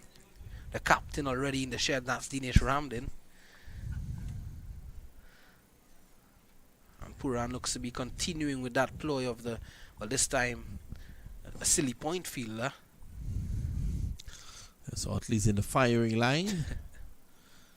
You look out there and you think it's a test match. The field set, 2 slips, silly mid off, and here's Narine. In the air! That should be taken and it's dropped! Well, well, well. Unbelievable.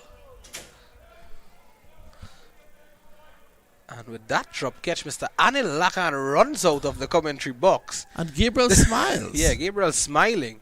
Not You sure know, what he's smiling yeah. about. It's horrible to see a player smile when he puts down a catch, let alone a sitter. Look at that.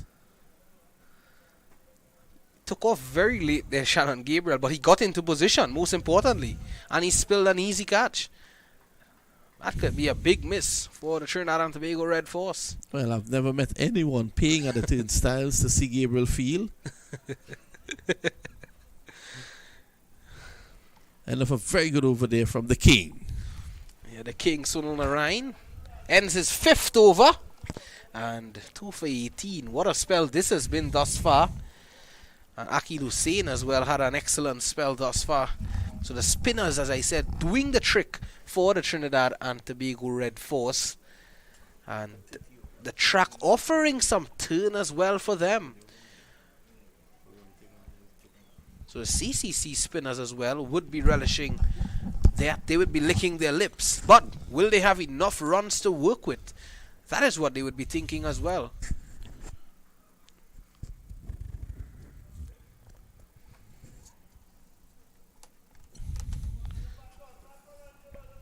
Let's have a look at Cariah. Oh, lovely bit of fielding there. The King is in his element. Yeah, having gotten 2 wickets, you would certainly, his intensity level would be up. His confidence level would be up as well, Sunil Narine. He looks supremely fit, Sunil Narine. Seems to have been working on his out cricket.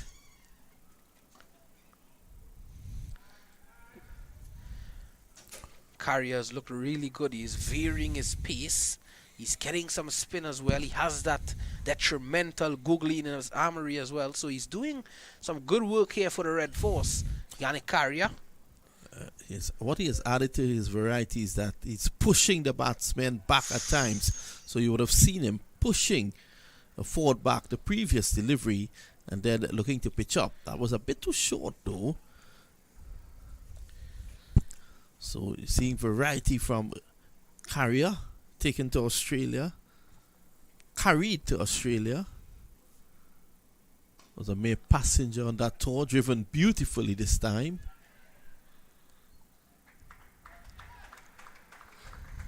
Gets a double. Have to say that's a lovely piece of fielding there by Jaden Seals, picking it up with that right hand, firing it back into the keeper's glove, Joshua De Silva.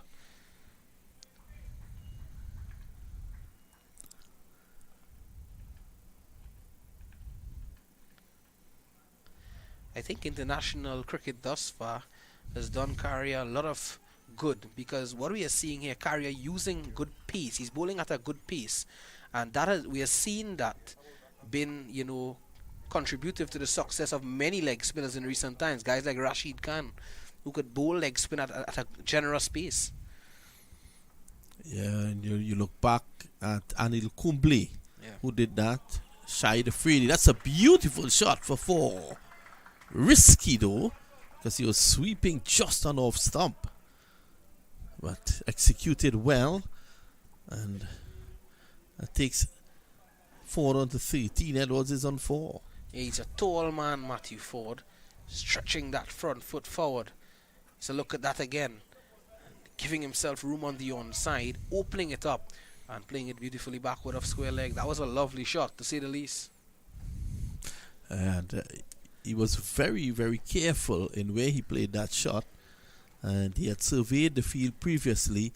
There was a fielder down at on the deep mid-wicket boundary. Beyond him, there was, the field out there mirrored an NJAC meeting. No one in attendance. Yeah. And he was able to play that for 4. I think what was good there as well from Ford was that he kept it down. Narine bowls. Stifle. Probably just outside the off stump. Yeah, if you look at where Edward's feet is, that front foot is already outside the off stump, and the ball was an off spinner turning away from him. So clearly impact outside line of the off stump.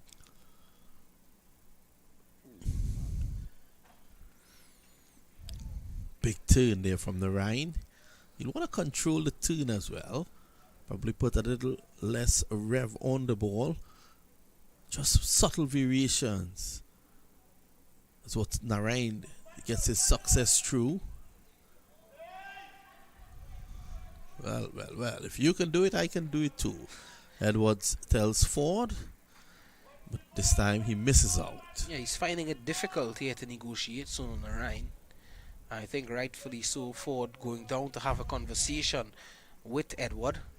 That's good to see. Trinidad Tobago Red Force, the defending champions, looking to go unbeaten, to continue their unbeaten streak that started at the last tournament where they played unbeaten, winning the title. Have you ever been to an NJAC meeting, Visham? Nope, I have not. Not been to any of that.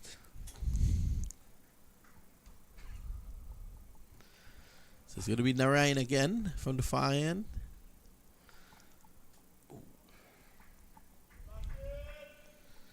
I think you're just pushing that one a bit quicker, making Edward play and also sending back on the back foot.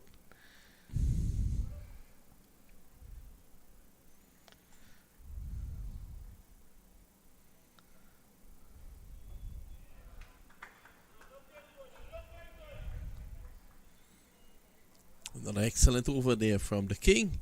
And at the end of 25, we're halfway through, 93 for 6. You're speaking about, the CCC and the Trinidad Tobago Red Force and their head-to-head clashes in the past. And of course, Trinidad Tobago's record. I think Trinidad Tobago would have had the better of them on most occasions when they play against each other.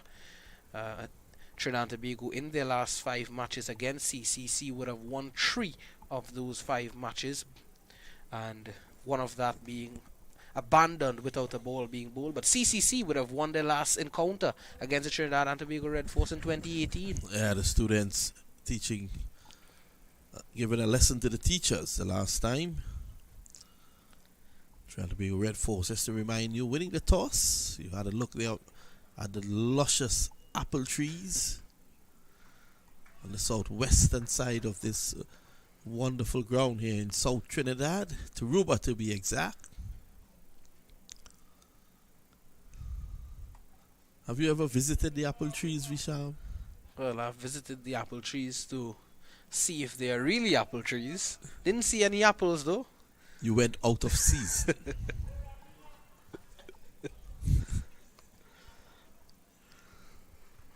So at the moment, 94 for 6. So throughout the evening, you will be hearing the voices of Visham Lalman, Anil Lakhan,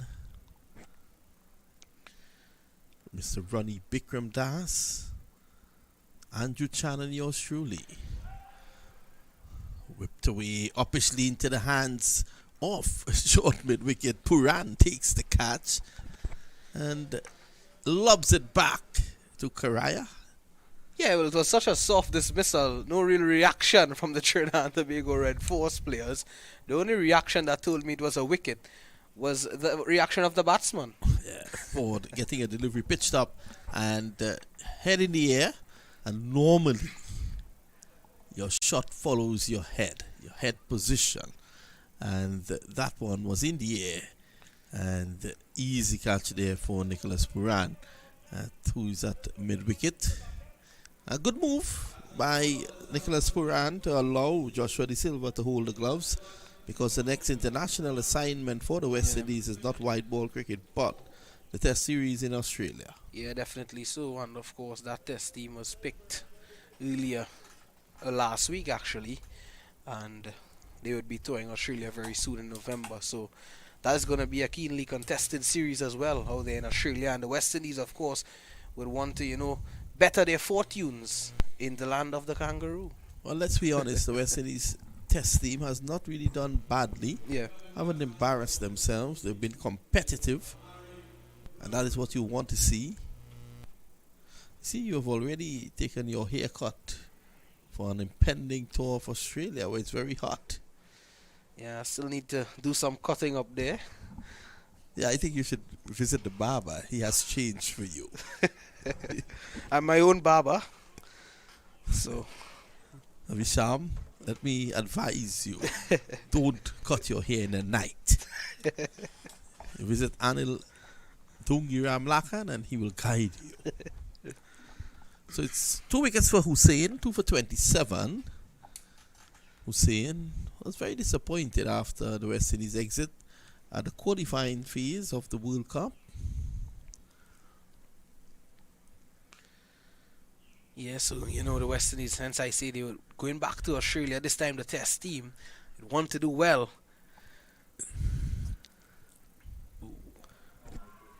Gone.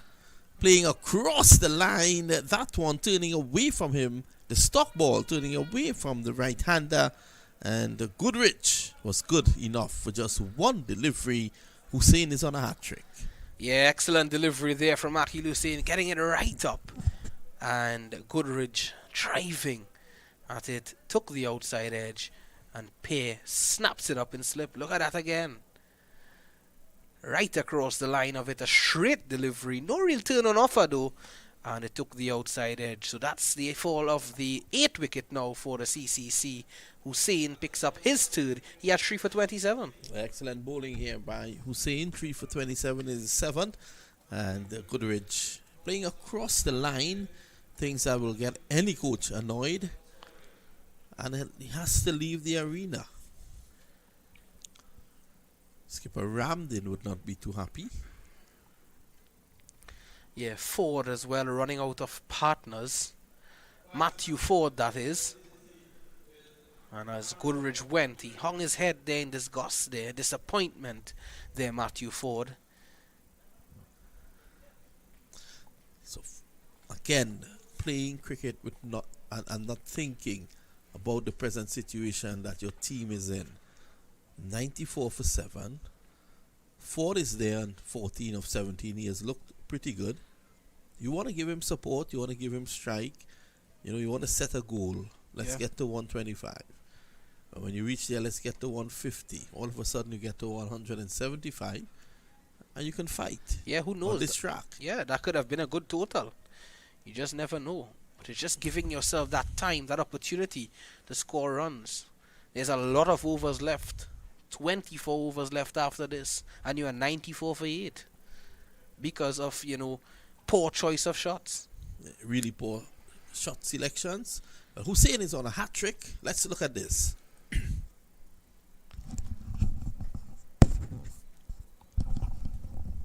Here's Hussein on a hat trick into Greaves. Greaves is nicely forward, smothers whatever spin is there. Yeah, that looked really good there from Romario Graves. Looks like a top order batsman, the way he approached that delivery from Akil Hussein.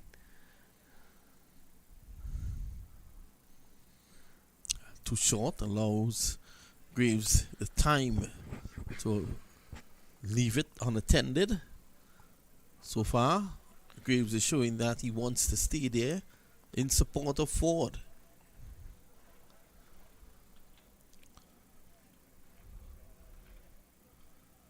Ooh. big turn again there, Visham. It's the end of the over.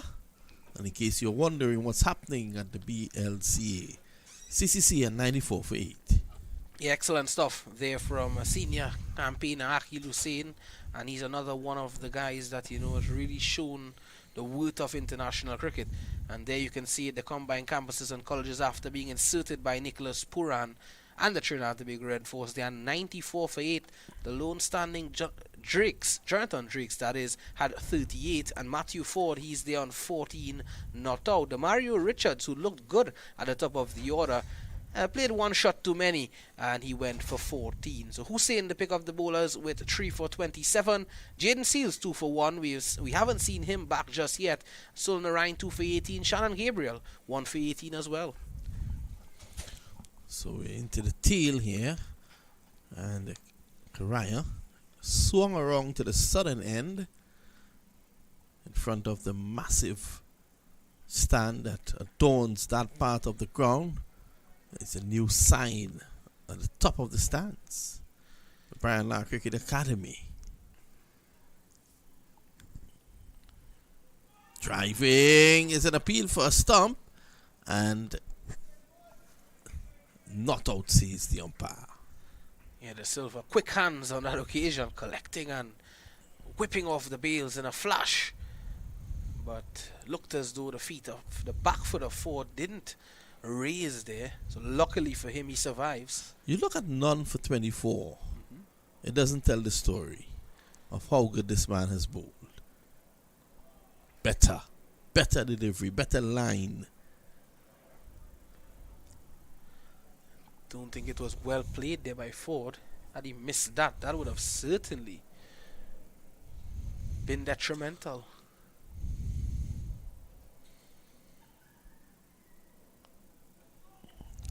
Ken too short, allowing Ford that opportunity. And there, Ronnie Bikram Das's dinner has arrived. Oh, so they've dropped his dinner and they're leaving. Yes. Oh. It's telling me about that. Cariah forcing Ford onto the back foot. And Graves has the right idea. He wants to get off strike. He wants to allow Ford as many balls as possible. Yeah, definitely. You can see that. And he's doing the right thing. I thought that there could have been a chance for a run out there just now. But Shannon Gabriel not picking up cleanly, not getting it back to the Silvers quickly. Don't want to be too harsh on him. He's already put down a catch, Shannon Gabriel. I'd like to say good evening, good night to the owner of one of the best sports goods company in the world. I say the world. Stonehill Sports out of Pakistan. Sialkot to be exact. I want to say good night to Sibkat Ullah Sheikh, who's at Manchester. Supports Liverpool Football Club though. And he has been the one responsible for the beautiful outfits that you see with the Jamaican Scorpions, the Barbados team as well, the Pride. Just recently Guyana. Well, Guyana has been around a while. He has been doing that. But just recently Grenada. And he has just gotten a massive deal to supply balls for the English County Championship.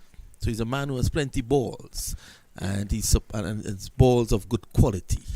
Yeah, good quality balls, and it's good to see expansion by Stonehill Company as well. Not to mention one of I look at your shirt and I see Stonehill whipped away behind square for 4. He seems to love this shot forward. Yeah, he loves the shot and he's playing it quite well. And that's good to see. He's not being afraid to, take on the bowlers. And bowlers of the likes of Akil Hussein as well, who's doing quite well. Despite the situation, Ford is still been able to score runs. Look at that. Well played shot there, backward of square leg for 4.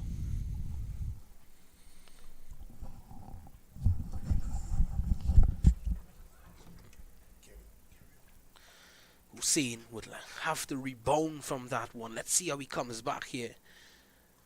This time Ford cutting at it, but good stop there by Jason Mohammed. Backward point, diving away to his right, getting that right hand out. Ford gets through for a single again, so he's rotating the strike here, Matthew Ford. And, it's good to see him not being afraid to give Graves the strike as well.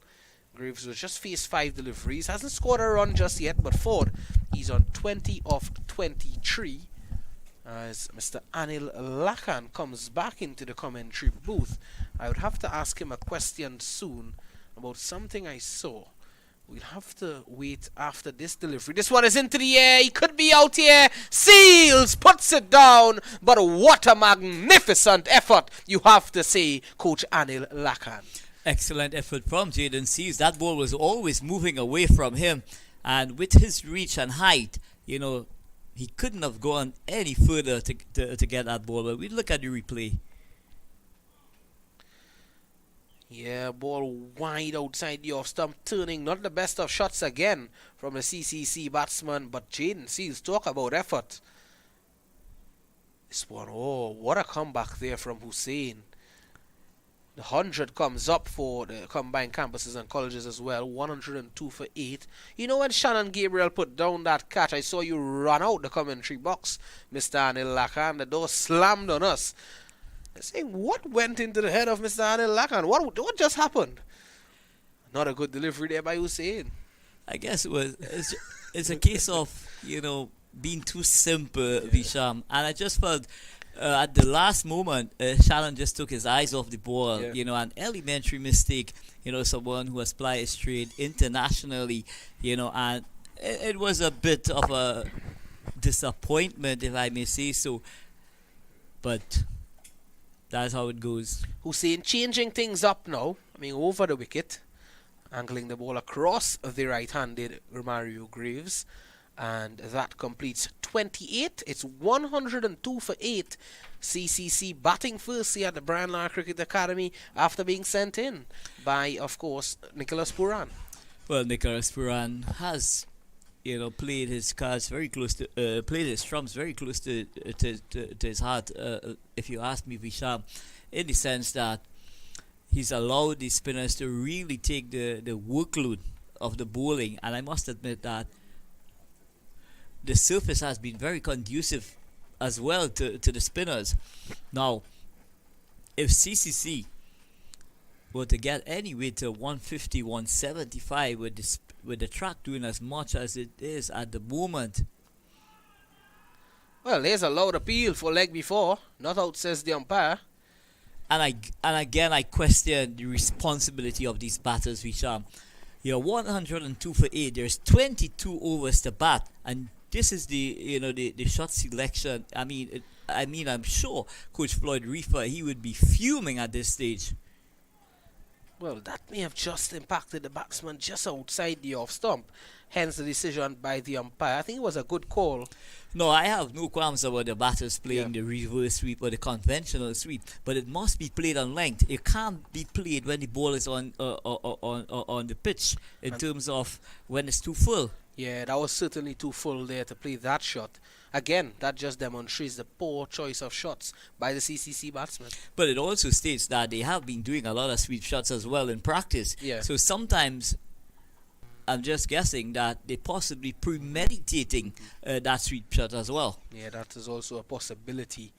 Again, picking the right balls to play the respective shots.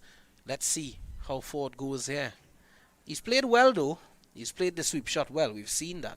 But that reverse sweep shot that he played earlier in the over certainly looked One would have thought, Visham, that Mm-hmm. if you want to execute that reverse shot, yeah, that ball has to be pitched on about outside the line of the off stumps. There's absolutely no danger in terms of the ball going on to hit the stumps if you miss.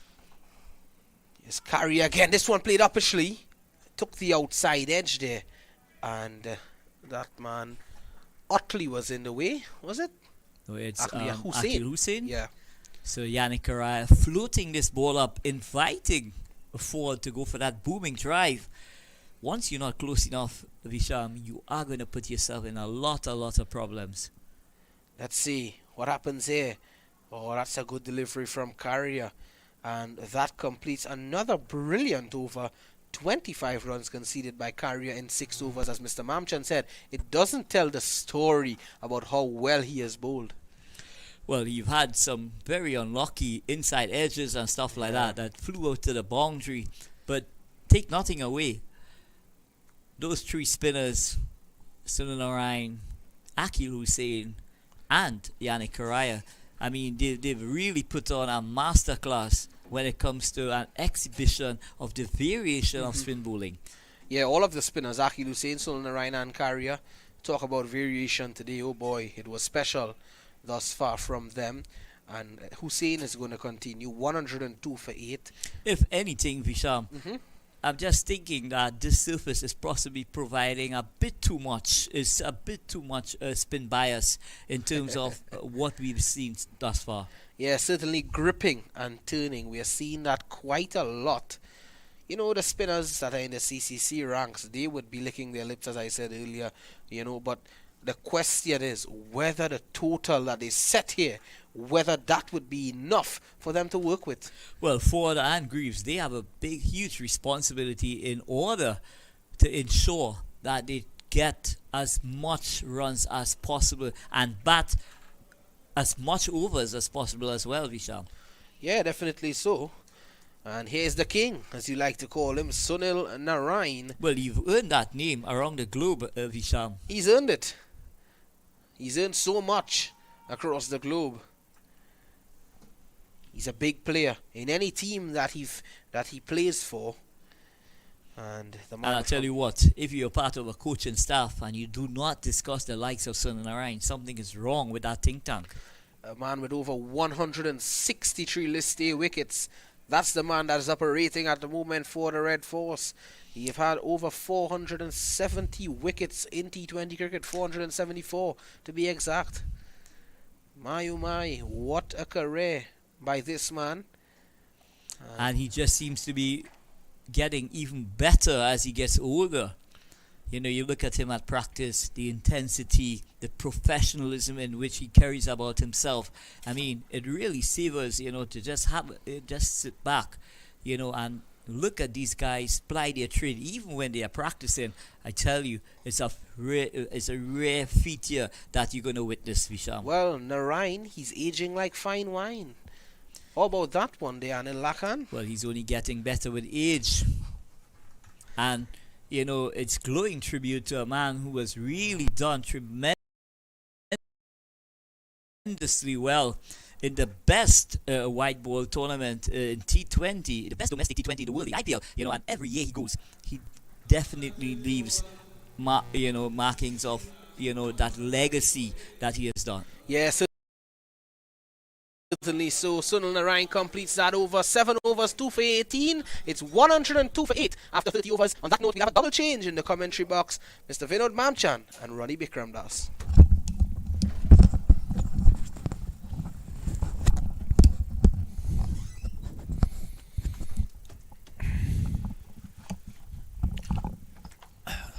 Thanks a lot, Visham and Anil. So we're back here, 102 for 8.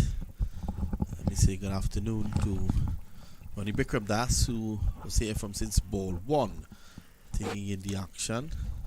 Good afternoon, Ronnie. CCC leaving a lot to be desired.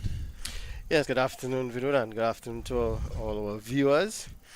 Yes, CCC day in a bit of problems, and it was said before, some poor shot selections. Considering the situation that your team in, you saw a lot of poor shot selections from a couple of the players, and it's the reason why they are in this situation at the moment. Yeah, you look at Ford, and he's played proper cricket, and you know, yes, the pitch is taking a lot of turn, but still, I think once you really want to put your head down and bat, Drake's did it. Now you're seeing Ford doing it. You know, at least put a price on your wicket. Yeah, and you're facing, we saw earlier, you're facing the likes of Sunil Narine. You know, he's one of the better white ball bowlers in the world currently. And you want to play the reverse shot. Reverse sweep to him in the 18th over. Why are you doing that? With your team already down 5 wickets. I think McCarthy would have really struggled to convince his coach that that was a proper shot, given the time as well when it was played. Not thinking on his feet, not playing the match situation. I think that has led to the sorry state of the innings at the moment. Yeah, definitely it has. But you can't take anything away from the bowling. The bowlers have really stuck to their task. The spinners, they're utilizing the wicket properly. They're getting a lot of pitches from the wicket. And the spinners are bowling us nice, tidy line and length, which makes it difficult for the batters as well. Yeah, and they haven't really tried to overdo it, given the assistance that they've gotten.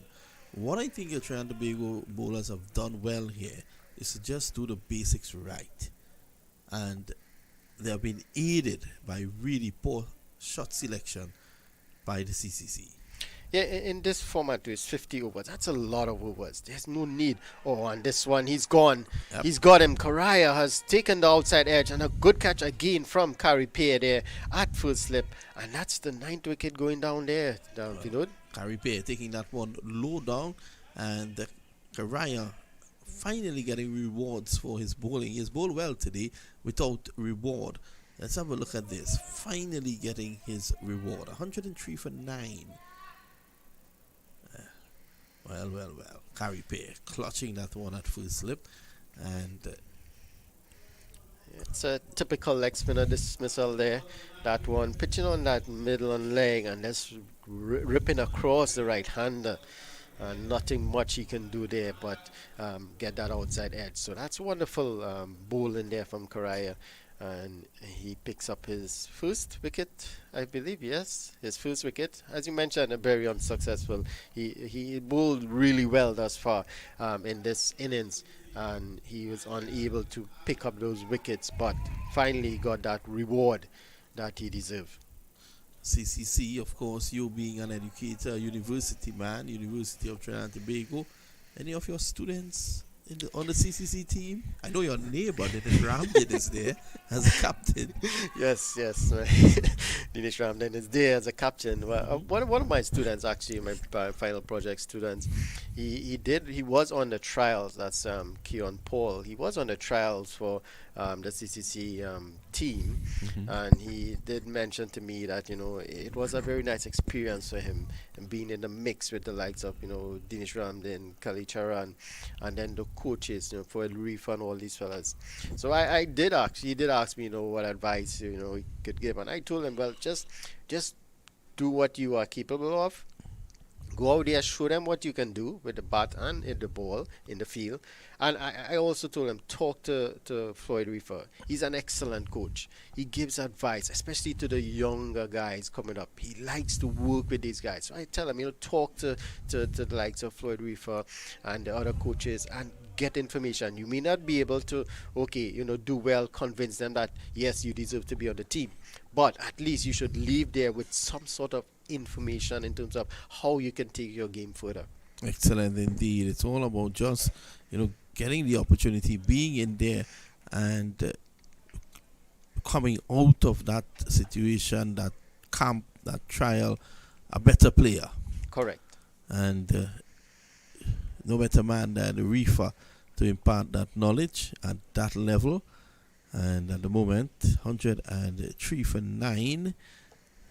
That's 1 wicket to go for the TNT Red Force, and they would have extended their unbeaten run. Remember, they won the last tournament without losing a game. Yes, definitely, and it's good to see them continue in that form. And the bowlers have really come trumps here today. The likes of, who started it off, the likes of Seals, 2 overs, 1 wicket for 2 runs. This is good. As you can see, the batting card there, not really much to talk about. Just Drake's, as you mentioned earlier, he's only one standout there with 38 from 40 deliveries, and Ford currently there not out on 21. Richards did well on top, but Sears got the better of him early on. And there you could see the captain, Dinesh Ramdin, Mr. Vinod Mamchan is pointing out the captain there. Yeah, Dinesh actually didn't score, but he faced 23 deliveries. There is something in that, Ronnie. There's a lesson in that. Forget the fact that Ramdin didn't score, but what he did was to occupy the crease with 23 deliveries because he knew that looking to play rash shots on that track, there's no future in that. And I think if the others would have seen his approach, that was the approach to take. Not to make the duck, Yeah. but, occupy the crease. And, unfortunately, he didn't score. But had he continued to bat through that period, who knows, he might have still been there and the situation might have been different. Yeah, and he did middle the ball a lot, but he kept hitting the fielders. And you could see he was getting a bit frustrated by hitting the fielders. But yes, it do happen. It happens to the best of players. It's how you get out of that situation makes you a better player. And, he let that situation get the better of him, and he got out. When he already got himself settled, he should have look to go beyond that. All right, fine, I'm hitting the fielders. Let me just look to not hit the ball too hard. Just push it into the gap rather than try to hit the gaps. Let's And play get it a a little single. later. Correct. Play it earlier. Just to change things up. Correct. Yeah. Right? And, just give yourself an opportunity. But it didn't happen for him. But Quick run. Good call there by Ford, looking to farm the strike, so to speak. That's the one delivery. Narine has to go, and he will be asking Ali to survive this one delivery. yeah, it's not a good sight to see the CCC 106 for 9. And they normally do give a good fight. And in not the last tournament, the previous tournament, we saw them beating the Red Force to get into the finals. So they do normally, give a good account for themselves. But it's sad to see the way they batted today. Yes, barring that there was some good bowling as well from the Red Force. At the end of the over, it's 106 for 9. There you can see the bowling. Akil Hussein, the standout. 3 for 34 from his 8 overs. And as you mentioned, Seals earlier on, 2 wickets for 1 run from his 4. And evenly supported by Sunil Narine, 2 for 21 from his 8.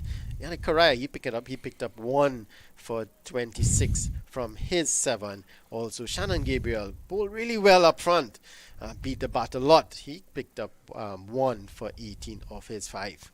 So it's going to be Cariah to continue from the southern end. Backing away is Ford, who seems to be at home against the slower bowlers. I was looking at Seals, 2 for 1, and that's Seals in your... In fact, that was Darren Bravo.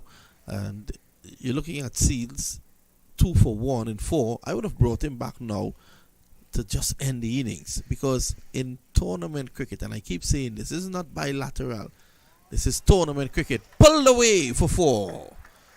Bad line on that occasion there by Cariah. And that's 4. You look at tournament cricket, and when you play tournament cricket, net run rate always tends to play a part later on. So you look to finish the innings as quickly as possible and look to get the runs as quickly as possible as well. Yeah, definitely. And the batters, they seem comfortable against the spinners now. And there you can see another sweep shot from Ford. And he picks up, that's Ali, sorry. He picks up another boundary. So he seemed to be comfortable against the spinners. Yep. And he's the number 11 batsman. Well, So it shows that you are right in terms of bringing the fast bowlers back. And I totally agree with that. I was about to say that before you mentioned it, actually. And it's right to bring back the fast bowlers now. 9, yes, he's bowling well, but you need to get this final wicket as soon as possible. So stop. We need to go down the ground.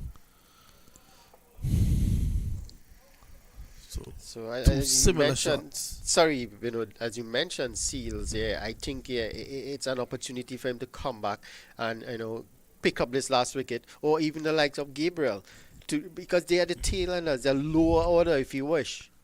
A swing and a miss. Obviously, you want to give your fast bowler some work, some overs under the belt in the tournament as well. Unless he has some sort of niggling injury, I would have brought him back, look, to finish the innings. Correct.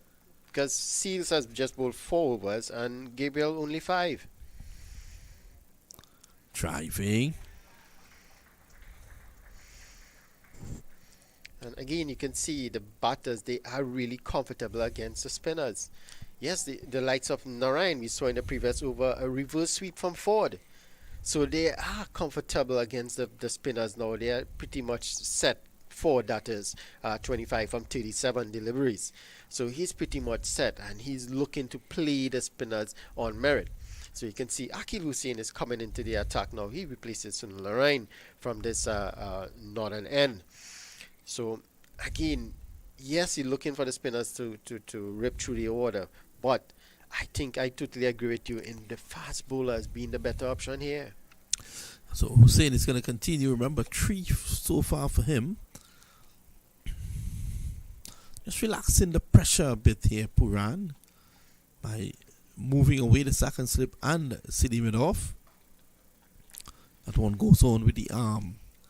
The fleet-footed Ford, Ali, is able to push it away. It's Ford. Yeah. Edged. And that'll go away for 4.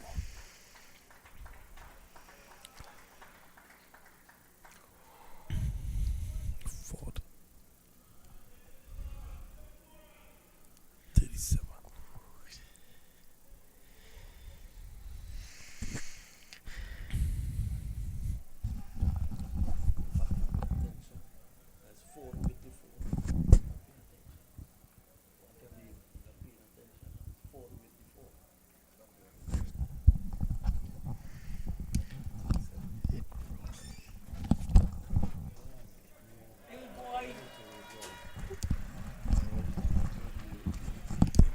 So that's the end of the innings. Trinidad and Tobago wrapping up the CCC for 119, and the final wicket there falling to Akil Hussein. Yeah, definitely. You can see there, this one pitched up and looking to go into that mid-wicket region. But that's an excellent catch there, an excellent catch. Diving away to his right and picking it up one hand. That's Cariah again. That's Cariah, sorry. And that's the end of the inning. So Akil Hussein, he picks up 4 for 38 from his 3.8. And they are all out for 120, is it? Yeah, So 120. yeah, that's the end of the innings. They are the combined campuses and colleges. They are bowled out here at the Brian Lara Cricket Academy for 120 of 33.3 overs. As we just saw, Akil Hussein, the star of the show, picking up 4 for 38 from his 8.3 overs. So Hussein the star, and that's the end of the innings here for the CCC. We take a short break. We'll be back very soon, looking at the bowling figures just before we leave. Yes, as you can see the bowling figures, Akil Hussein, as you mentioned, the star of the show, 4 for 38 from his 8.3 overs. Shannon Gabriel, he bowled 5 overs, 1 for 18. Seals, to me, the pick of the bowlers, really, 4 overs, 2 for 1. It's excellent bowling from him. Sunil Narine on his return, 2 for 21 from his 8 overs. And Yannick Cariah, he picked up 1 for 36 from his 8. So at the end of it there, the end of the combined campuses and colleges, you can see the batting, not really much to talk about there except the likes of Drake's 38 and Ford. He ended up not out on 25 from 37. Yeah, so Ali Richards 13 in the end there, but sorry, Ronnie. Going back to this, you would see the guys who are willing to spend some time out there got runs. So it's not that the pitch is terrible. Yes, it's assisting the slower bowlers, but it's slow turn. So after final comments from Ronnie Bikram Das, we take a short break and we'll be right back. Yeah, so it's a good showing there for the Trinidad Tobago Red Force bowlers. They're picking up that 10 wickets in 33.3 overs and restricting them to just 120. So they will feel that it's job done for them, the bowlers that is in their part, and it's up to the batters now to really put their heads down and get that 120. 21 for victory. As we mentioned, if they can get it as fast as possible to keep your run rate up nice, that will be excellent. But we'll join us, after this little break as we see how this Trinidad and Tobago Red Force will go about this chase, whether it will be they will try to get it as soon as possible or just take their time and get to that score. We'll see what happens after the break. Join us in about 40 minutes or so when we get the second innings and that chase from the Trinidad and Tobago Red Force team.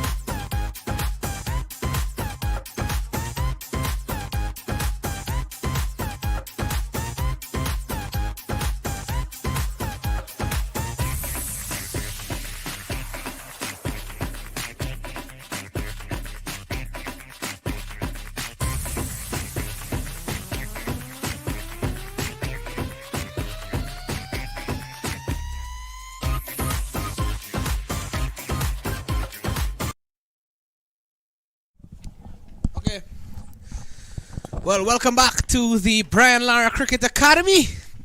It's action in match 3 of the CG United Super 50 Cup 2022. It's the Trinidad and Tobago Red Force taking on combined campuses and colleges.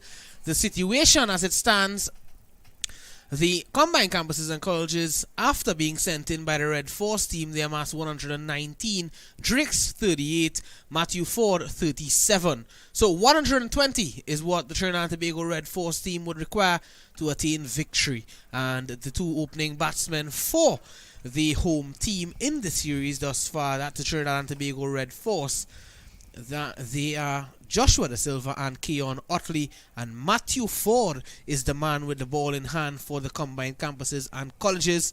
And the man alongside me now is Mr. Andrew Chan. Welcome, Andrew. Good afternoon, Visham, and good afternoon once again to all our viewers on the West Indies Cricket YouTube channels and whatever other platforms. This is the CG United Super 50. 120, not a stiff total to get, and I will really be hoping that Ottley and Da Silva take a big chunk out of it and show their class in the middle. Well, Ford is someone who can swing the ball quite a bit, and we saw that when he played for the St. Lucia franchise in the Caribbean Premier League. He loves the new ball, Andrew Chan. So it's going to be quite interesting how he operates with this new ball. And if the CCC team is to, overhaul this dominant Red Force unit, I think they would need some early wickets. They would want to get right into this Red Force batting lineup because it's not that big of a total. Definitely. And that's why I say it's a good opportunity for but specifically Ottley, but more Da Silva as well too, to get some runs on the board, spend some time in the middle. Ford with a very straight run up. And that one, Ottley is off the mark. Will get that close to the fine leg boundary, but he'll pick up 2. Able to turn that one down to the leg side after it was badly aligned there by Matty Ford. Yeah, he was just using his feet there, Yannick Ottley, looking to negate whatever swing there may be, whatever movement there may be on offer, and doing that well. In the end, it was on his hips, and he played it nicely down to that fielder at a wide, fine leg. Here's Matthew Ford, the vice captain of the CCC team. This one worked away nicely through the gap, forward of point, and Ottley gets 2 more. So the score rolls up to 4 without loss. And the situation, as we said, Andrew Chan, 120 to get for the Trinidad and Tobago Red Force. What do you write that effort down to from the CCC? How did that effort went? Well, I think their batting didn't click at all, other than Jonathan Drake's and another person who got into the double figures. Another widely aligned delivery by Ford down the leg side for a wide. So I think that was a major problem. Of course, it was good bowling, good fielding all round. Akil Hussein with 4 wickets for 38 runs. Sunil Narine chipping in with 2. Jaden Seals getting 2 for 1. Imagine you bowl 4 overs and you get 2 for 1 and you don't get to bowl again. Yeah. So I think it was just an all-round good performance by the Trinidad and Tobago Red Force in the field. And it really shone there in terms of the scorecard and how they were limiting the CCC. Ottley advancing down outside the track again, and that one squirted down to third man for a single. He's trying to negate the swing that you mentioned Matthew Ford has on display. He's coming out of his crease a little bit, just trying to step out, maybe throw the ball off his line. A bold move by Ottley, you'd have to say, especially in the first over of this game. But I don't know if the instructions were, hey guys, let's go out and get this total as fast as we can, or just play the natural game. Yeah, maybe these small totals, tend to affect teams sometimes. The approach is key. It's either you go out there and play positive cricket. That's what more than likely the coaches would tell you. Go out there and play positive cricket. Yes, it's a small total, and you don't want to bog yourselves down. If the ball is there to be hit it. If it's there to, play the ball on its merit, Andrew Chan, as the first over comes to an end. It's 6 without loss. Ottley on 5, Da Silva yet to get off the mark. Trinidad and Tobago requiring 120 here this afternoon for a victory. I think it would be a good training, like to set an internal team total. Like, hey, let's try to get let's try to get these runs in 25 overs. You know, yes, we can take 50 overs to get these runs, and it's it's nice when you use up your wickets, or you use up your deliveries, I should say. As Nathan Edward, I believe, is coming into the attack, the man with the Fidel Edwards-like run-up. Yeah, he's a good bowler, Nathan Edward. Remember, we saw him in that under 19 tournament, Andrew Chan, at Gilbert Park, and you and I were on commentary. He bowled beautifully. Both him and Solomon Bascom. And I'm glad he's getting the opportunity here. I haven't seen Solomon Bascom in any of the lineups for the teams. But I'm glad to see that at least Nathan Edward is getting a chance here with the CCC. Yeah, he is. This one crashed away through the offside, and that's for welcome, Nathan Edward. With offer there, and Keon Ottley is not going to miss out on that one. Edward is not the tallest of fellows, so he does have a little bit of sling. And he did get some bounce on that delivery, but it was badly aligned. And nicely put away by Ottley, I have to say. Yeah, there was Ottley forcing that one nicely through the offside. Yeah, you have to say, Ottley, as we know him, he's not someone who's going to let the bowler settle. And there he is again. Through the offside, not making contact as cleanly as the first one. And he's able to pick up a single. But I think immediately you can see the difference in pace between the likes of Shannon Gabriel and Jaden Seals versus Matthew Ford and Nathan Edward. Shannon and Jaden definitely got that ball coming on a lot faster. This is a new ball. It is approaching dusk here at the Barillar Cricket Academy, so the lights are on. A lovely, lovely atmosphere here. And the crowd is building up all the time, Visham Malman. Yeah, the artificial light has come on. And the crowd is coming in their numbers as well to support the Trinidad and Tobago Red Force team. A number of fans have turned up to support the CCC unit as well. It's good to see fans coming out to look at the players do their work. A number of family members, of course, of these players would be here. It's a good opportunity to come and watch some first-class cricket for sure. What is more impressive is that it's a Monday afternoon and fans are still here. That's what impressive, Andrew Chan. 2 more deliveries to go in the over. Edward coming back well after being trashed for 4 in the first delivery. Yeah, most definitely. He's hit his line and length here. And I have to say credit to him, he's adjusted well to having Josh De Silva, because Keon Ottley, of course, a left-handed batter. Josh De Silva, quiet on the other end, facing 3 deliveries. Hasn't scored a run yet. Joshua De Silva, while, wanting to score big runs for the Red Force team in these opening games, here he is off the mark. A lovely turn there into the onside. And yeah, while he would want to, go big and score a lot of runs there for the Red Force in these opening matches, he would also want to use this as a foundation for that all-important series that the West Indies will be playing in Australia come November. Yes, of course, that's what he's looking forward to. That's what I'm sure he's planning with, and it's the back of his mind. But of course, getting time in the middle and viewing and playing cricket would be all important. Edward with the final delivery of the over. Back of a length to Ottley, who is back and just punching it nicely to the fielder, though, at the end of 2. They are scoring at 6 runs and over at the moment. It's 12 without loss. I did have a concern, Visham, that this series, of course, finishes on November the 19th, being the final. And the West Indies tour of Australia starts very early in December. So I was hoping that that they would get enough time. I mean, I would have liked to see the test team, for example, be in Australia at least a month before getting acclimatized to the condition. So I'm not sure how that's going to work out. I don't know if players like Josh De Silva, Jaden Seals and Anderson Phillip will be leaving this tournament early and are just using the opportunity to get some time in the middle. Ford to continue to De Silva. That's the movement I was talking about there, Andrew. Sharp movement into the right hand. The Silva, chance for a run out.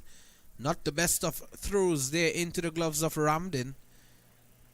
And in the end, the Silva threw for 2 runs. Doing quite well, De Silva. He put the field under pressure to get those 2 runs. Even by the time the throw was coming back in, he was pretty much already in his crease. So excellent running from him. Joshua De Silva. And I think that is one of the things that that people tend to admire about Josh De Silva. For a young fellow, he has quite an intelligent head on his shoulders. And Yeah, he has. He seems to understand the game a little bit. Or he seems to understand the game quite well, understand the nuances and the ebbs and the flows of it. And I think that's what you want to see. You want to see. I don't want to say Odean McCarthy, but don't reverse sweep a Sunil Narine straight ball sort of thing when your team is in trouble. Yeah, of all people, you don't want to be reverse sweeping Sunil Narine. Sunil the King Narine is Ford again. Matthew Ford. Oh, some movement there again, but a bit too short.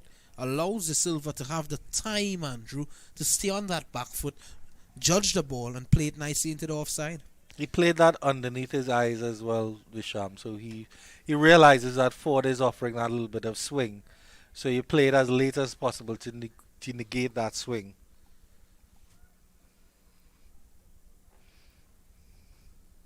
I don't know about you, but I feel very nervous with Anil Lakan sitting over my shoulder taking notes. And as soon as I finish my stint in commentary, he'll tell me, well, Andrew, this was right and this was wrong. Yeah. But of course, it's always constructive criticism from the man resplendent in his red, white and black outfit. Did you notice his shoes are red, white and black as well? Everything on the man is red, white and black, Andrew. He's a patriotic guy. Well, his outerwear, Visham Lalman, I don't want to know Well, about of course, his innerwear. outerwear, Andrew Chan. His innerwear, he can keep a secret to himself. Well, we don't want to delve into that. Here's Ford. Oh, that's a good delivery again. This time, though, the Silva working it nicely into the offside. Good chase there. Again, playing it late to Silva, playing it very, very late, seeing what swing was on offer, and then opening the face and driving it pleasantly through cover. Didn't try to hit it too hard at all either. Yeah, the Silva with an average in List A cricket of 34.84, 453 runs in 15 List A matches. And he has a good List A career thus far. Not a lengthy one, but one that is fruitful. And this is a good shot for 4. De Silva earns himself his first boundary here this afternoon. At the end of 3 overs, it's 20 without loss. Ottley is on 10. De Silva is on 9. And this is a good start here by the Trinidad and Tobago Red Force. Yeah, most definitely. And this is, again, this is what you want to see from your young opening pair. Again, De Silva, 24 years old with international experience. Keon Ottley on the fringes of the Trinidad and Tobago side, getting an opportunity to open here and showing his capabilities. Because, of course, we know in this lineup, Trinidad and Tobago Red Force has Evan Lewis, perennial big hitter, and Jeremy Solazano, who is a very adept young batsman at working the ball around and showing his worth. But Evan Lewis, of course, missing the first game due to injury concerns. So that gives Ottley the opportunity to open it up and see what he can do. And who knows, if he scores runs here, finishes off this game for the Red Force team, this could see him continuing as the opener. Because, correct me if I'm wrong, he's usually a middle order player. He opens quite a lot. Okay. Yeah, he opens quite a lot. Well, it's good to see that he's developing different facets of his game. Yeah, definitely so. Here's Edward pitching this one up at pace, though. He is rushing Ottley at times, you have to say. And Ottley, of course, he was a surprise selection in the West Indies ODI squad that toured Bangladesh back in 2021. And, of course, he earned his chance to impress at the age of 31 on the international scene, Andrew, when several senior players would have declined selection at that point in time. So, That's something that Ottley has as well. Played for the West Indies. He's looking to pull this time. He has to settle for 1. So that takes the Red Force team to 21 without loss. 99 runs needed again for them. Wickets, the name of the game at the moment for the CCC. That's what they need, Andrew. Well, definitely. I think they'd like to build some pressure at the moment, and really and truly, I think Edwards and Ford have done an okay job. The Trinidad and Tobago batters haven't gotten off to a flyer by any means. This one whipped away off the legs by the Silver. Good work there by the fielder. And the Silver gets 2. Good running. That's smart cricket. Not looking to overhit the ball, playing the ball on its merit. It's there to just noodle into the onside. At pace as well. Using that pace and picking up 2 runs, Andrew. Yeah, definitely. So I love the urgency between the wickets between these two. They seem to have a good understanding. I don't know if they would have batted too many times together opening. And this is a very good curtain opener for Trinidad and Tobago Red Force. As you see Edward coming in again. Bit of an inside edge by De Silva, and he'll get that one down to the fine leg region. But definitely to get into the groove, to get back into the game, because of course their next game on November the 2nd will be against the Guyana Harpy Eagles, so that will definitely be a little bit of a sterner test than the CCC. So I think this is a very good game for Trinidad and Tobago, for the Red Force to play around, maybe tinker with their team a little bit, you know. I also feel like maybe some of their fringe players could have played this opening game. However, you do want your best team out on the field at all times. Yeah, and speaking about the Harpy Eagles, you speak about that game at the Queen's Park Oval in just a bit. The over comes to an end. 4 overs bowled. This over seeing a single, a double and another single. So that's 5 runs coming off the over. 24 without loss. They're scoring at 6 at the moment. Yeah, and looking at that game, Andrew, that was recently concluded at the Queen's Park Oval, Guyana, they were comprehensively beaten by the Windward Island Volcanoes.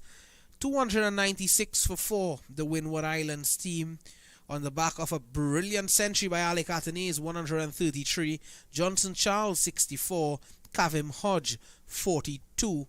And well, the Guyana team, they amassed 268 all out in 46.4 overs. Tej Narine Chandapal, who recently earned his first test call-up for the West Indies team to tour Australia, he had 48 of 47. Leon Johnson, 22. Devin Imlach, 36. Sherfane Rutherford, 28. And you can see here at the Brandline Cricket Academy, you're seeing the ground staff being called on just to, apply that pounder, as you would say, Andrew Chan. How do you describe that?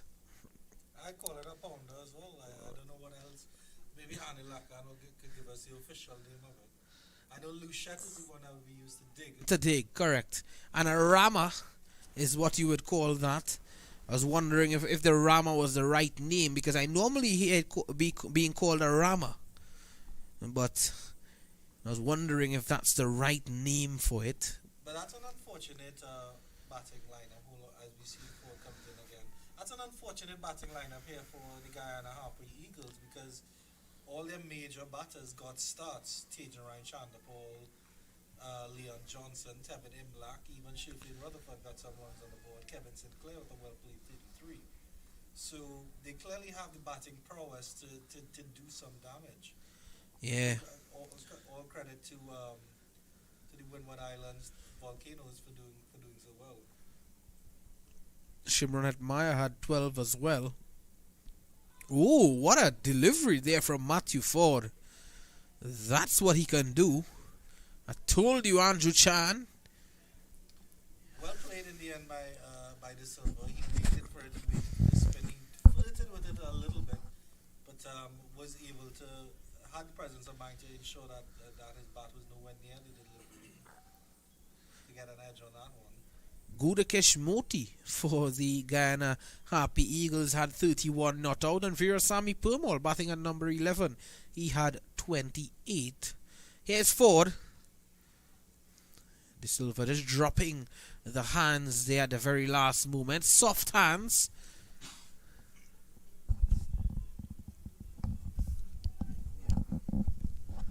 And this is, of course, Zone B in the CG United Super 50. So we have Trinidad and Tobago, Guyana, the CCC and the Windward Island in this group, while the Leeward Islands, West Indies Academy, Barbados, and Jamaica are playing up in Antigua, the land of 365 beaches. So it's a lot of cricket coming up as Ford continues to the silver. And that's a lovely push through the covers. Not trying to hit that one too hard at all, Josh De Silva. And it will just get into the ropes now. Beautiful shot. Low down on it, all along the turf. 4 classic runs from Josh De Silva. Yeah, classic indeed. And Josh De Silva is known for his classy nature. Have a look at that again. It deserves another look. Leaning into that, presenting the full face of the bat, and hitting nothing but the middle of the bat, the meat, as you would say, and it raced along the coveted carpet here at the Brian Lara Cricket Academy. Here we go again, Matthew Ford. Oh, and he's edging, is he? No, he's not. And some movement there. No feet movement to match that delivery. That was the other thing. His feet was completely and utterly stagnant.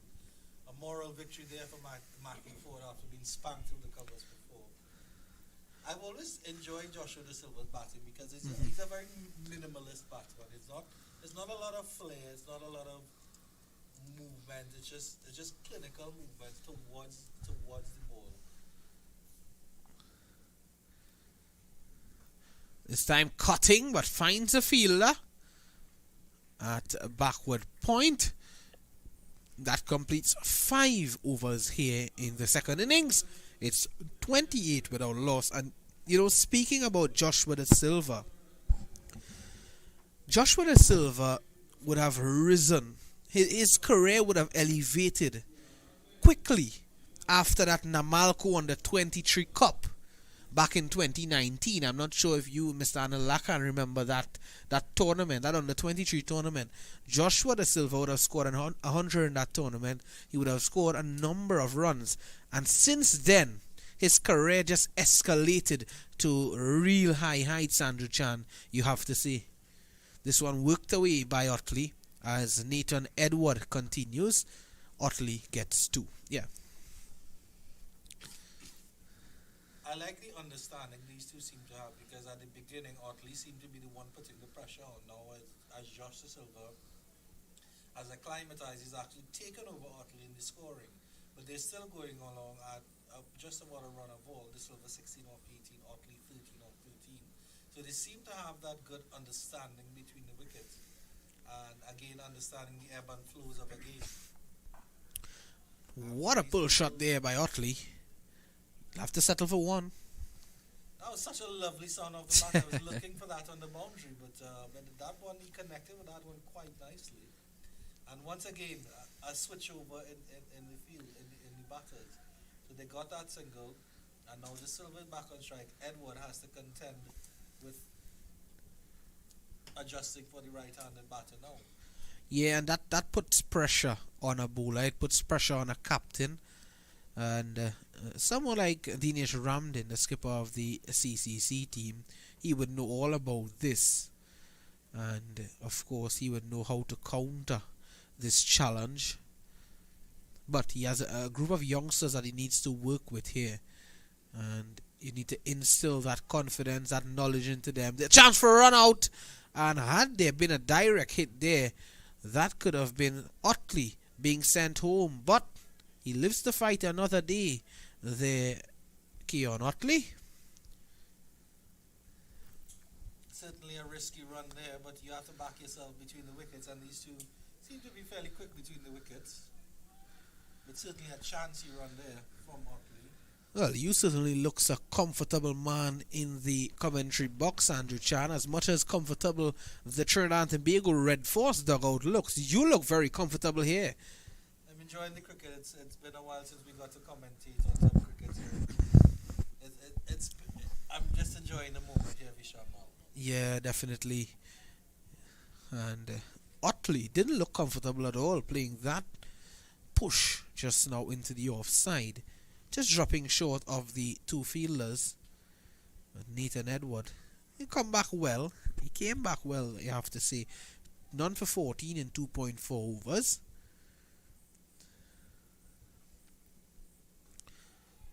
This one tailing back in to the left-handed Keon Ottley. And Ottley would have had his maiden list day 100 back in 2019 in that tournament, the 2019-2020 Regional Super 50 tournament, this said tournament. And of course, he would have previously played 2 games for the West Indies A in a series against India back in 2019 as well, Andrew. Ottley has been in and around the circuit for quite a while. And this one not getting up. He's struck. And he's struck in the uncomfortable position, Andrew, that you would know all about. 6 overs bowled, 32 without loss. Well, any batter worth his soul gets struck in that position. You know exactly what pain feels like. And Ottley doesn't look any worse for the wear at this position. Concerning the CCC bowlers, what I have to say is that while they bowl well, they don't seem to be striking. It's more of a system of containment. There isn't that X factor from these bowlers that you'd have seen from Shannon Gabriel, that you'd have seen from Jaden Seals. Yeah. They have them on their toes. Matthew Ford is swinging the ball, and he's swinging the ball quite nicely, but he's not at an express pace where it's really going to trouble a batsman of De Silva's caliber, who's faced bowlers of the likes of Kagiso, Rabada, Trent Boult. Your comfort has taken you places, Andrew Chan. This one just outside the off stump there from Joshua De Silva. And pushing it into the offside.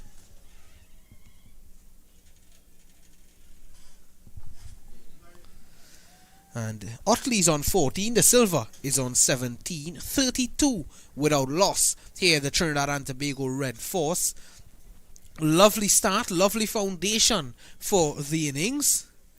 And for the chase of 120 set, of course, by CCC. And that's a better line, that's a better length there from Matthew Ford. He has been consistent. And I really like that point you brought up. The X-factor bowler, that wicket-taking bowler. That's what you need when you're in this situation. And you know, if I'm Dinesh Ramdin, I'm seeing that, hey, Matthew Ford and Nathan Edward, they're not really working out.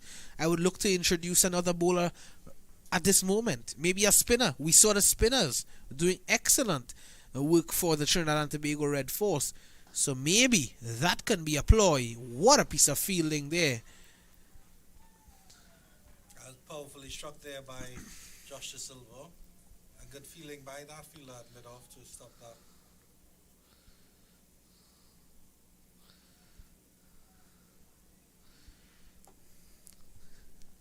Visham Lalman looking at my off-screen faux Well, I'm seeing you on an advertisement at the moment, Andrew Chan.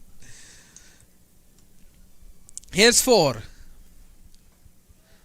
And this one, back of a length. He's mixing up his lines, his lengths nicely. But he has not been able to break through for the CCC. And yeah, you need to try something here if you're a CCC member. Well, looking at the CCC's lineup here, so potential bowlers to come. Of course, not Dinesh Ramdin, he's behind the stump. So we have Amari Goodrich, Demario Richards, Isaiah Ali, Jonathan Drake, Kirsten Kalicharan, who's not very much known as a bowler, Odain McCarthy, Romario Greaves, and Xavier Burton. So we'll have to see what options Dinesh Ramdin has at his disposal. I suspect he may bowl these two for the 10 over mark, maybe the 8 over mark, 4 or 5 overs each, and then make an adjustment because they performed well. They haven't performed spectacularly, but they haven't really been beaten. Oh! Delivery. What a magnificent delivery there from Matthew Ford. The Silver playing inside the line of that delivery, and Ford has broken through for the CCC. Is this the start of something special? Let's have a look at that again. This, though, is something special. Pitching on about the off stump and moving away. The Silver had no answer to that delivery, and Matthew Ford strikes for the CCC. I would say that pitch on middle and off, and just tailed away from the Silver to clip the top of that off stump. He was beaten by a very, very good delivery, but you'd have to say you think he should have covered that a little bit better. But a good little start here from Josh De Silva. Red Force lose their first wicket at 32 for 1 at the end of the 7th over. And the new batter is Jason Mohammed. Yeah, Jason Mohammed. How well has he played? He has dominated regional cricket. You know, Andrew Chan, the last Super 50 tournament. My oh my. He really did some damage for the Trinidad and Tobago Red Force team. Jason Nazimuddin Mohammed.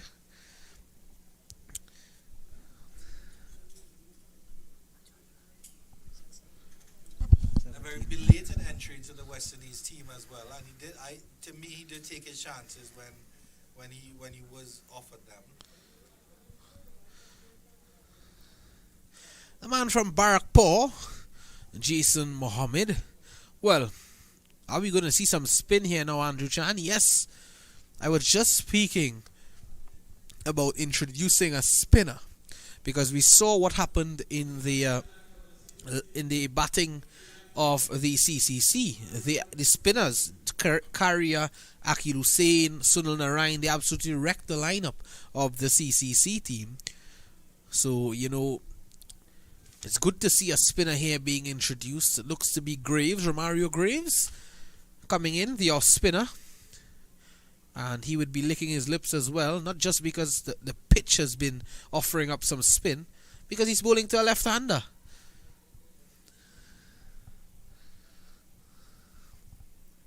Casual there from Ottley, not using his feet at all, just poking the bat out of that one. It was a loosener as well from Graves. But Ottley needs to resettle himself here. Nice and tight there in defence there from Jaden Ottley. Good start by Graves. On target immediately.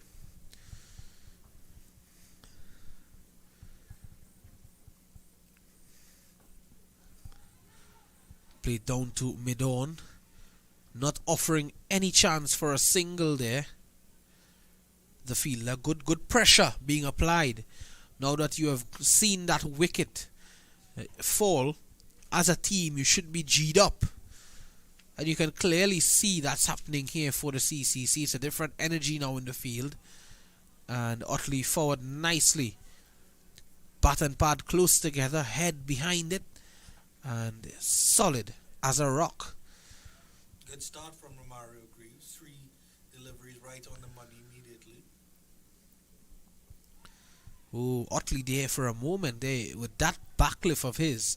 You'd have thought that he was looking to, you know, go downtown. In the end, just holding back there, Jaden Ottley. He did check his shot there, I believe. Cariah at slip. Oh, looking to sweep. That's a delivery angle down the leg side. This could run away. And it will. 4 wides. Or did he get something onto it? It seemed as though he did get something onto it. So 4 runs to the tally of Ottley, 4 to the tally of the Red Force. After 8, it's 36 for 1. Unfortunate end to the over there for Romario Graves, because he bowled 5 excellent deliveries on the last one. I guess he maybe tried to spare that one a little bit faster, maybe tried to catch Ottley going on the back, camping on the back and getting an LBW decision. Unfortunately, it wasn't anything doing from that end. 84 runs in 252 balls. It could be a dolly. It should be a dolly here, Visham Lalman, especially with the batters to come. Nicholas Puran, the captain, of course, Yannick Cariah, Jid Gooley, Darren Bravo. That's a strong batting lineup. It is a strong batting lineup, Andrew. And you would think that the Red Force would get over the line here, but you still have to wait and see, because you never know. Cricket is a funny game. Ford will continue. Here's Matthew Ford, the lone wicket taker thus far for the CCC. We are into the 9th over. 84 required from 251 balls. Remember, if you're just joining us on the Windies Cricket channel on YouTube, the situation at the Branlar Cricket Academy, Trinidad and Tobago sent in CCC early after winning the toss, and they dismissed CCC for 119, and they, of course, looking to get 120 for victory at the moment. They are 36 for 1. Jason Mohammed has just joined Yannick Ottley at the crease, and he's pulling nicely for 4. What a way to get off the mark if you're a batsman, and if you're Jason Mohammed, 4 off your very second delivery. And it was a lovely swivel here. As we see the replay here, as Ronnie pulls up the replay, it was a beautiful little swivel here by Jason Mohammed. He just swiveled as the ball didn't rise very high. He just swiveled as it just above his midrib and pulled it just behind square, you'd have to say. All along the tooth. Clean connection with that. That's 4 beautiful runs from Jason Mohammed. And we can see some rain just drizzling across the ground as well. It's a sprinkle. And speaking about that clean connection from Jason Mohammed, clean camera work from Mr. Aldwin Bonyo to the right of us is allowing us to see the slight drizzle across the Branlar Cricket Academy, Andrew Chan. He certainly isn't putting his feet up on any chairs because he's standing on them all day. Yeah, he'll have some rubbing of those legs to do tonight. So does Matthew Ford as he runs in. This one crashed, but just into the hands of that man at cover. Looks to be Xavier Burton. I feel like that one came off just the toe end of the bat. I think if Jason Holder had gotten full connection with that one, they have to be sending the fielder down to Gasparillo to field that one. Yeah, Gasparillo. That's not too far from here. And certainly Jason Mohammed, he has some work to do here for the Red Force team. Didn't have the best of first class seasons. There's 152 runs in 5 matches, 8 innings played at an average of 19. So he has some work to do here for the Red Force team. He didn't, get contracted in the CPL as well. So he is here now for the Super 50 Cup, and he'd want to make amends. Yeah, Jason Mohammed has been one of those players, sort of hot and cold. When he's had his patches, he's been brilliant. Yeah, he's that type of player.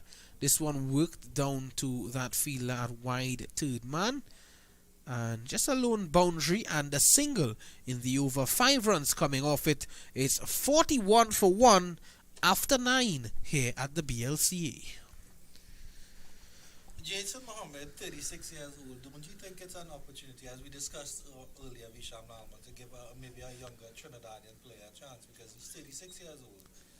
You would have to say he's in the twilight of his career. I don't know how long he can hold off for. He still looks very fit. But again, isn't this an opportunity to blood a new young player, as opposed to just holding on to these elder statesmen? I think, he still has some playing time left in him. And with him playing, he could lend some experience to some youngsters. You are right about the youngsters. Yes, you want to see youngsters being added to the setup. But Jason Mohammed is someone you can really utilize as a player. And when you utilize players like these, you just gain the knowledge and the experience from these players. Because if you want to develop youngsters, Andrew Chan, you want to push them forward, you want to have that mixture of youth and seniority. That's what you want. Jason Mohammed, you can never forget, in the last Super 50 Cup in the 2020-2021 season, he would have been the leading run scorer with 327 runs, a high score of 122 at an average of 81.75. That was some season for him. in the moment, Romario Greaves keeping things tight and keeping that man Mohammed quiet. But as you can see, you mentioned his stats, the very impressive stats in that series, but given chances to follow up against Sri Lanka, Australia, and Bangladesh, you really didn't take those chances at all. Yeah, certainly, Andrew, you hit the nail on the head there. He didn't take the chances, and you said he's someone who plays in patches, and he has his times. He has his good times, and he has his bad times, like everyone, you know. And this is sort of my point, Visham. After this delivery, so we see those fellows who are getting on a little bit, but they're consistent performers. A gentleman like Imran Khan, you always know what you're going to get from him. If Jason Mohammed is not playing as well as he should, it doesn't mean that he can't be dropped. It doesn't mean that he says, hey. Exactly, yeah. You know, so let's just give another 19-year-old, one of those 19-year-olds who shone, you know, in the under-19 tournament that we had recently. Yeah, that's a good point, Andrew. So that's a good shot as well there from Mohammed, but and again, we're developing that B team. Where is that B team? Where are the players? Where are the fellows who are going to challenge these? And it shouldn't just be like, okay, Jason Mohammed is out, so we bring in someone new. No, somebody has to be challenging Jason Mohammed. Somebody has to be challenging to push for that higher level. Here's Greaves. I think it's a little bit different for a player of the caliber. At the end of that over, 41 for 1, progressing quite well after 10 overs. Yeah, at the end of 10, it's 41 for 1. Trinidad and Tobago Red Force needing 79 more runs for victory. The batsman to fall, Joshua De Silva for 18. Ottley, he's on 18 at the moment. Mohammed, he's on 5. Greaves has just completed his second over for 4. Then the lone wicket taker for the CCC is Matthew Ford, picking up that wicket of De Silva. Comprehensively bowled, beaten outside the off stump. At the end of 10, we'll have a double change in the commentary box. It's going to be Mr. Vinod Mamchan and Anil Lakan, and they would come in shortly. As they slightly delayed, I can make my point. Yeah, sure. So the players like Josh De Silva, Jaden Seals, Nicholas Puran, who are the pinnacle of their career, the creme de la of the West Indies. Yes, you play these games and whatever, but it's a situation of fellows like Jason Mohammed who are hanging around a little bit, maybe just taking up a space, and coming towards the end of their careers, they should be blooding new players alongside them. There's another change in bowling here, and it's going to be pace, it looks like. It's not Romario Greaves. So Mari Goodridge coming in here. So another pace option coming up here for the CCC.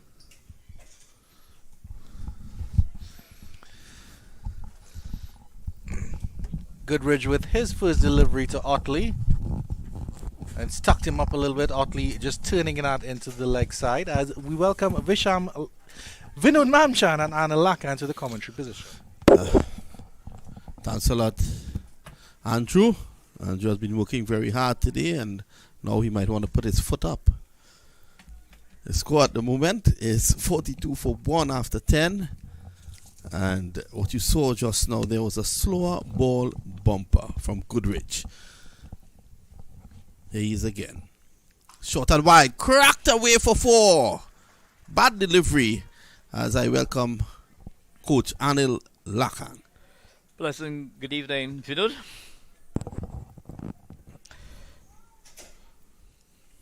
So Goodridge paying the price for going short and wide outside the line of the off stump. Ottley climbing into that delivery, hitting it over extra cover for a boundary. Well, as I said earlier, that area is vacant. There's no one there. It's like an NJAC political meeting, Anil. Well, I've never been Have to you ever an been to NJAC one? meeting, neither a political meeting, so I'm not sure what you're talking about. Goodrich catches the joke, so he pulls out. I'll say good evening to a good friend of mine, John Chidi, manager of South Zone on the 19 cricket team. Man, would Liam be able to play on the 19 next year, Vinod? Yes, now with all the changes, they have now changed the rules, and it will be Everything should get confirmed pretty soon, where players at the age of 90, that's a quick single taken, and he is home.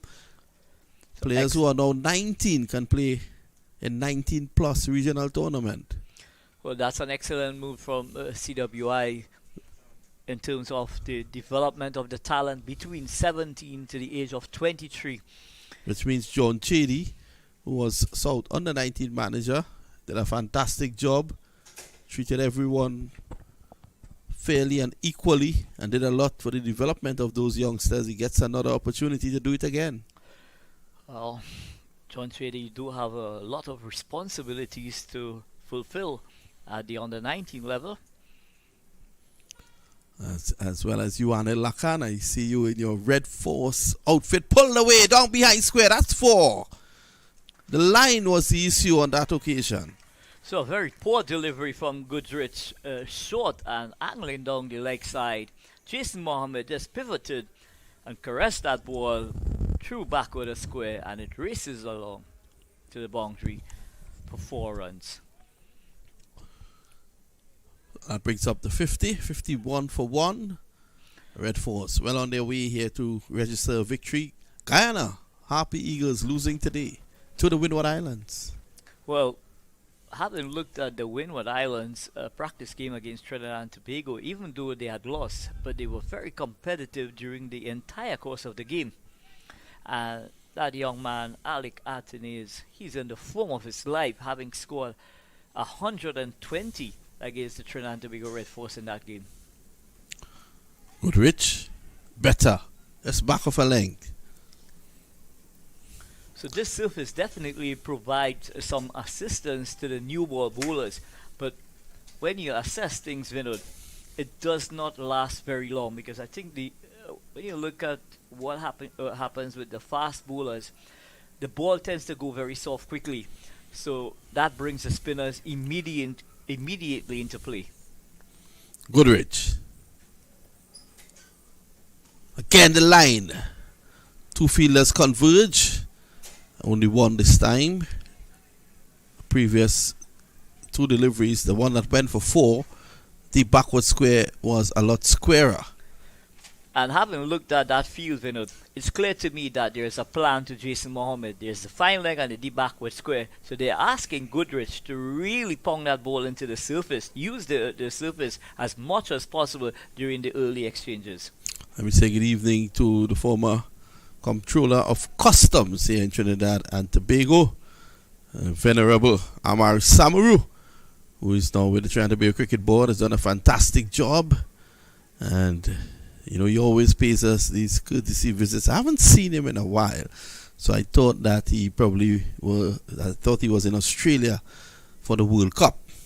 But he's here with us, and it's always a pleasure having him around. 52 for 1. All the boys were asking for him just today. Ronnie Bikram Das, head of our production team, was asking for Amar Samaru today. So I'd like to say a special good afternoon to Mr. Samaru. Well, immediately after Ronnie asked for him, Jason Prasad, who was next to you there, Anil, picked him out on the camera in the corporate box of the Trinidad Tobago Cricket Board. And the heights of the corporate box. What a wonderful place to be, Mr. Samaru. Well, Mr. Samaru is accustomed to these things, you know, Anil.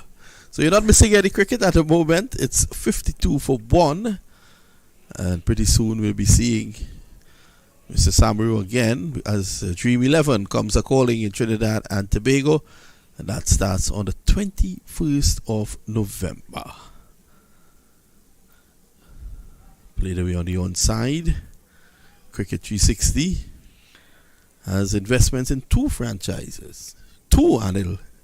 Dogiram Lakan. Well, that's good news.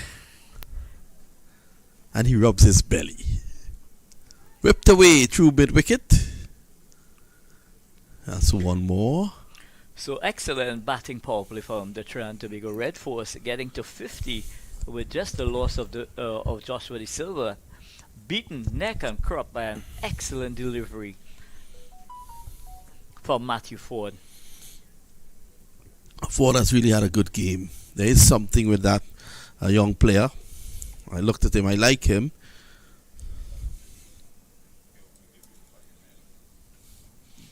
.53 for 1. This is the 12th over in progress. Ottley is on 23, Mohammed on 11.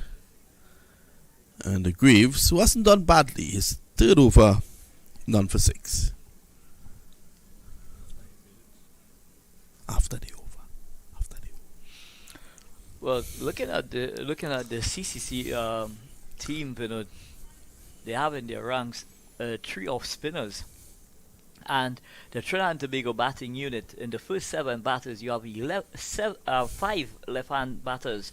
So I'm sure that the think tank would have taken that into consideration as well. Yeah, and it magnifies the role of Jason Mohammed, being a right-hander up there, looking to bat through. So Jason has been very prolific in the previous editions of the 50 over contest, and he will want to continue in that rich vein of form. Driving.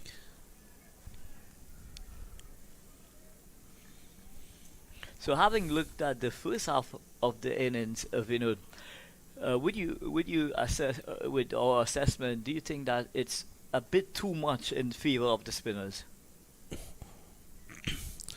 The spinners are getting assistance. I would agree with that. They're getting turn, they're getting grip, but it's slow turn. And I think if you equip yourself well, you should be able to negotiate the spinners on this track. Sunil Narine is a special talent, as we all know, so that's difficult in itself. But you can't play millionaire shots like the CCC guys played and expect to prosper out there. Well, when you look at the likes of Kirsten Cariah, Jaden Seals was on a roll. He was bowling very quickly, and he was getting that ball to shape away, but he was also bowling some potent short deliveries, and one would have thought that his role opening the batting for CCC would have been one that they were hoping that he would be able to bat deep into the innings, and taking on the short delivery. I thought at that stage of the innings was ill-advised. Yeah, I think rash shot by Kali, and that was not expected from him at that point in time. Just a lapse in concentration, and as a batsman, a slight lapse in concentration can end your innings. If you're a bowler, you can still come back and correct a delivery. As a batsman, you cannot correct a shot that leads to your dismissal. But when you look at the likes of Drakes and Ford, how they assess the conditions and batted, they really showed the top batters how to really adjust themselves and play situational cricket. And that is what they were not doing. They were not playing situational cricket. Had they looked up at the scoreboard and play according to that, I don't think you would have seen a reverse sweep against Sunil Narine with the score 62 for 4. Well, I think most of those sweep shots, I almost could predict that most of them, they were... Oh, that's the shot of the day.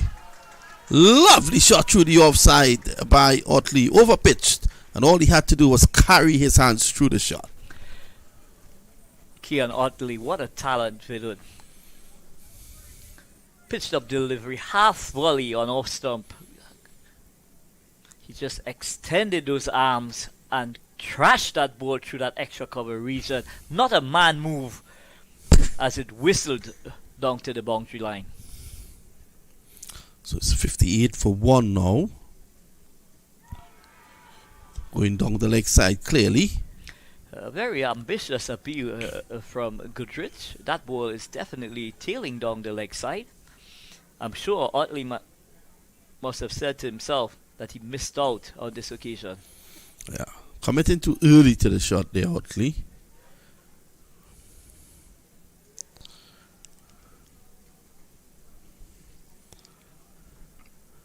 And going across the line. And he plays a bit later. It would have been different. Driving, he takes the edge. Not out, says the umpire. Goodrich tries. Well, He's going towards square leg to see if the catch had carried. So the decision is still pending. Let's wait on the standing umpire. You look at Ottley. So the discussion tells me that the umpire thinks it was an edge. But it's surprising to me that he went to the square leg umpire, because the ball definitely went into the mid of the wicket keeper. Well, he comes back and Ottley lives to fight another day. That's puzzling. It is very, very puzzling. Let's have a look at it again.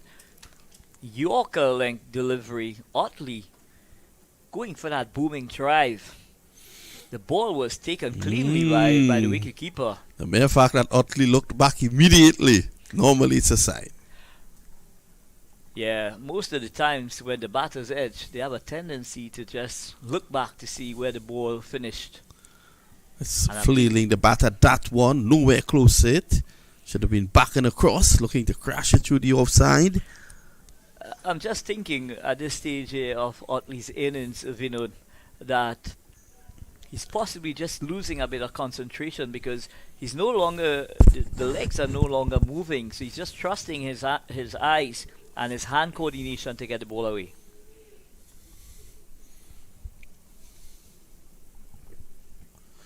So at the end of this over, we'll just get a few words from TTCB official Amar Samaru. Ronnie Bikram Das has been hounding me down for the entire day to hear from his good friend Amar.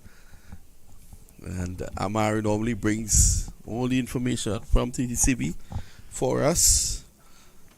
Good evening, sir. How are you? Good evening, Vinod. It's also a great pleasure for me to reconnect with my old colleagues of Cricket 360. And it is also an honor for me to be under the training of the venerable Mr. Vinod Mamchan, international cricket commentator, widely accepted as an expert in the cricketing world, as somebody, who knows the game and who knows what cricket commentary is about. So it's a great honor for me to be trained under Mr. Vinod Mamchan.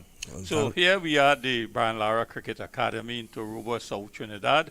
The first match of this zone, we played at this. Zone A?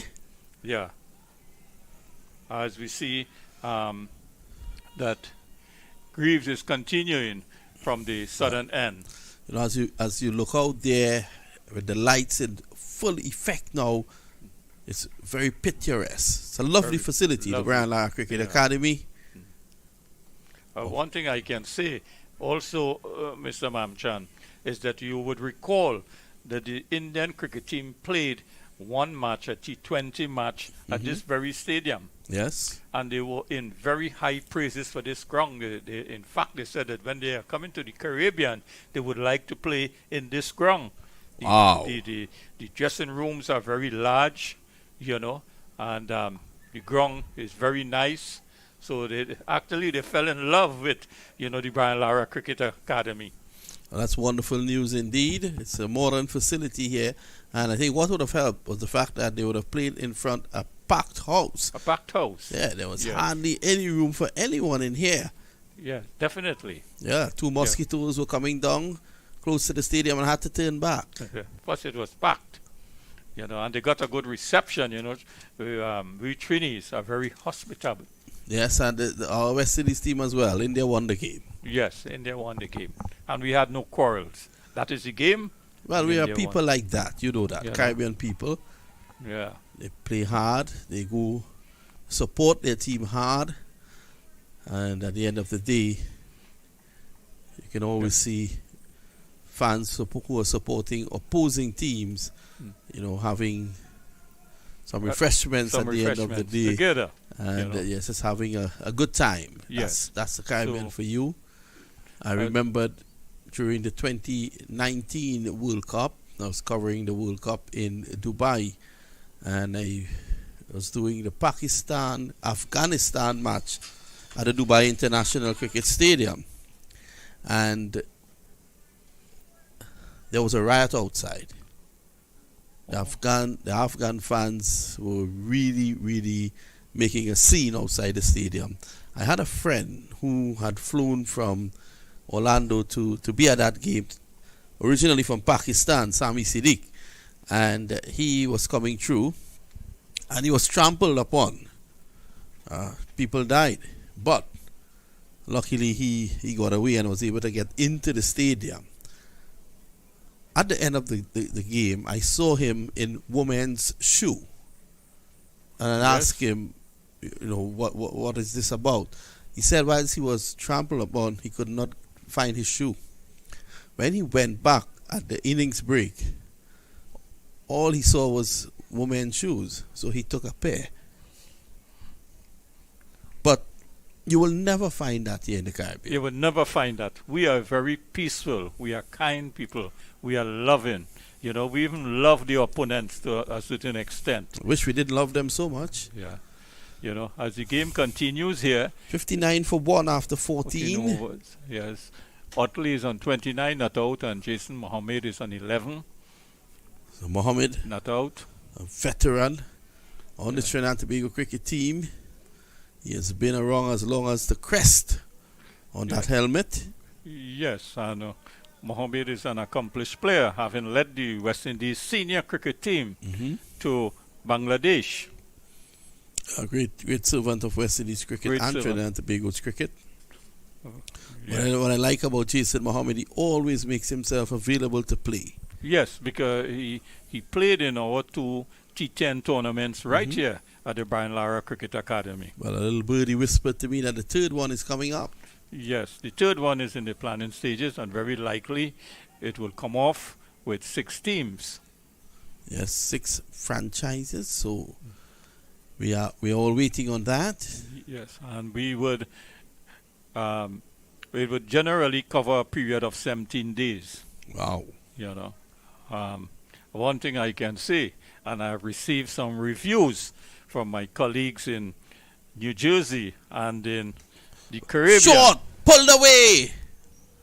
Lovely bounce down there for Ali, and all he can get is 1. Yes. Yes, my colleagues from abroad, my colleagues are very impressed with the quality of the broadcasts from Cricket 360.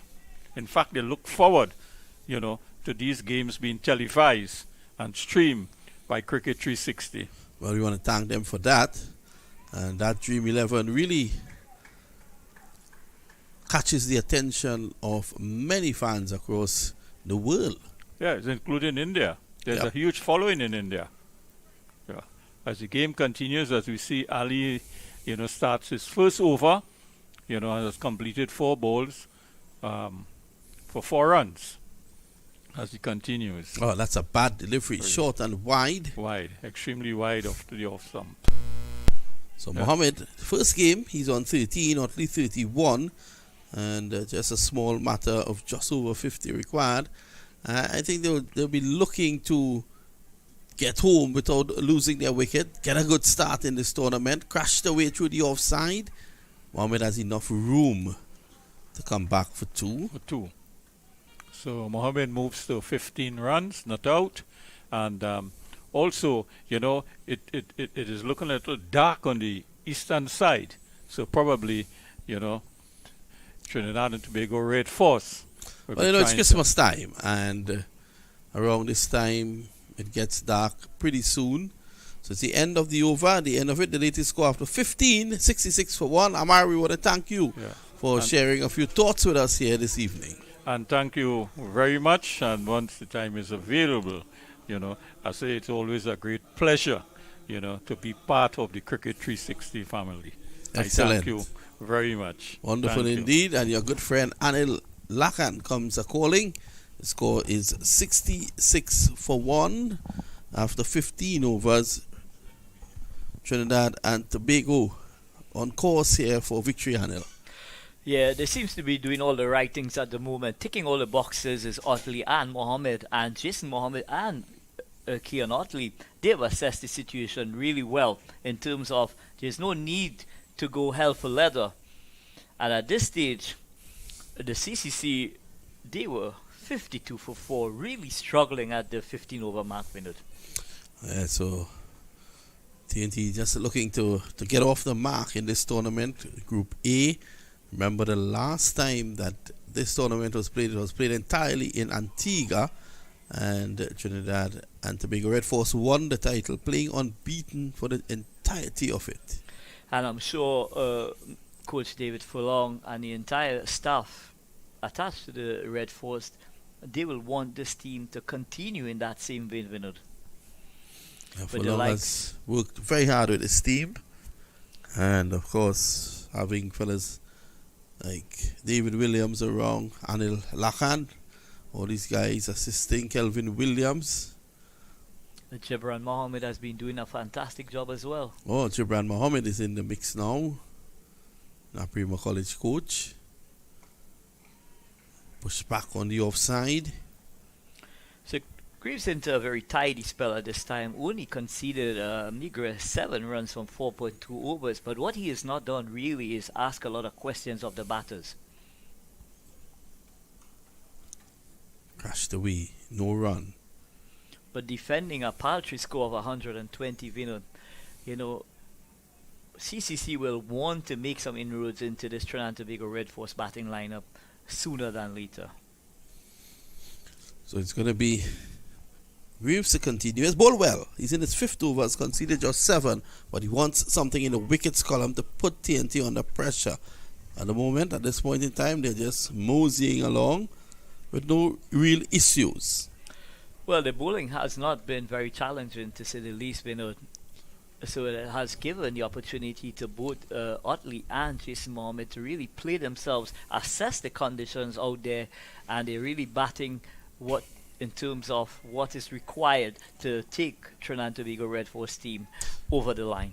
The students are out there, and I think this is a lesson for them. Look at Jason Mohammed. He's playing situational cricket. The required rate is not 10 and over. Why go after deliveries that he does not have to? This is a tournament, the first game, and I mean this in a very respectful way. He's having a net. So it puts him in good stead moving further along in the tournament. Well, I'm sure both Ottley and Mohammed and whoever has the opportunity to get a hit out in the middle, they will want to take some time out in the middle, because as you know, Vinod, it doesn't get any easier going forward.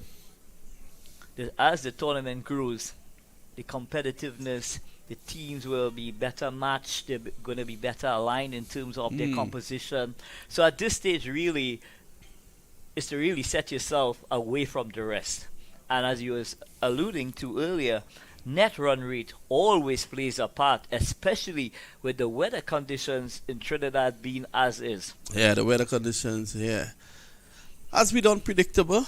I mean, we're in the rainy season, you're expecting rain, but then all of a sudden, you get up one morning, the sun is hot, and all of a sudden, the rain comes, and you have to seek shelter and cover. And Anil Amar Samaru was saying that the Indians thought very highly of the Brandon Cricket Academy. I'm not surprised. Well, the BLCA is a world-class facility, Vinod. You know that. I want to say happy belated birthday to Harish Raghunath, who is the manager here of this stadium. He's done a fantastic job, and he continues to make Trinidad and Tobago proud with what he produces here. Well, I must admit that the surfaces, that's been prepared here is of the highest standard.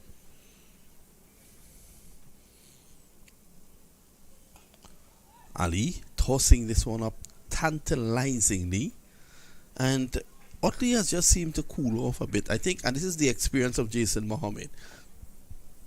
A while ago, Ottley was struggling, playing at deliveries that were far away from him, not getting in line, not getting even close to it. All of a sudden, Mohammed started to farm the strike. Just take him off the firing line, cool him down. And this is the beauty and the experience of a guy like Jason Mohammed and the value he brings to this team. And that's experience, playing at the international level, playing at the regional level. These are lessons that these youngsters who are attached to the CCC, I'm sure they would have learned a lot during his stay at the crease. And they should. This should be a good examination for young Ali as well. And they must leave this game, although they batted badly, learning something, all the better for it. Oh, that's 4. No one is home. Badly lined there by Ali and into the boundary for 4. Lovely shot there by Ottley. Ottley executing that sweep shot to perfection there. Badly lined delivery on leg stump, angling down the leg side.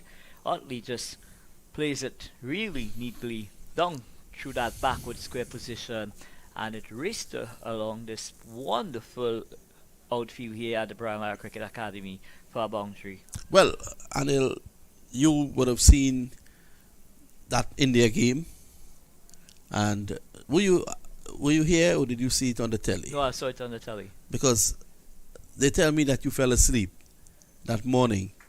I did. You were waking very late looking at that Indian movie Kabhi Kabhi. You fell asleep and all you saw was Kabhi. So it's the drinks break here at the Brian Lara Cricket Academy. The score at this stage, Trinidad and Tobago just needed another 45 runs for victory here, Vinod. They're presently well placed at 75 for 1. 119, remember, CCC made. 38 to Drake, 37 to Ford. Richards 14. McCarthy 6. Sunil, the King Narine, 2 for 21. Akil Hussein 4 for 38. Jaden Seals was brutally impressive, 2 for 1. And Shannon Gabriel 1 for 18. Trinidad and Tobago at the moment 75 for 1. And they've taken a mini break out there with Ottley on 39. The Silver had 17 and Mohammed on 16 not out. 45 required of 198 balls. You'll get that in your sleep, Anil. Well, at this stage it seems a cakewalk, but all it takes, Vinod, is 2 or 3 quick wickets in the piece, and then 75 for 5, and then the whole complexion of the game takes a different spin. So I'm sure that Coach David Furlong and his think tank, the entire think tank, will be echoing into the ears of the batters. Do not become complacent at any point in time. And more importantly, the batters who are out there, they are set. And they have to take the responsibility, Vinod, to ensure that they take Trinidad and Tobago Red Force across the line. And at this point in time, it's really, you say it's a cakewalk. I think it's even easier than that. 45 of 198 balls. And of course the bowlers putting Trinidad and Tobago in this position at this point in time so that the batters can actually, as I said before, they're having a net. Well, I'll tell you what, when you look at the likes of Jaden Seals, recently he had an injury, and to see him come back here today and really make a statement in terms of the manner, the hostility in which that spell was very hostile indeed, and he was asking numerous questions of these batters. And I'm sure, no disrespect to the CCC batters, but even players who are at the international level of Vinod would have been tested today. Yeah, I want to agree with you. I saw that spell early on today and he was extremely quick. And it's good to see him come back, stretch out. And, you know, I was saying that I thought Skipper Puran should have brought him back just to hasten the end. Probably knowing now what you said, with him coming back from an injury, I thought it was a prudent move not to have him back into the attack. Yeah, and these guys, during their rehabilitation, if I may say so, you know, they are asked to bowl a certain amount of balls to, in that build-up to getting back up to full speed. So I'm sure that Jaden, you know, would have had his work cut out from his trainers and the medical staff as to how much he can extend himself and what quota of overs, you know, they would have liked him to be involved with.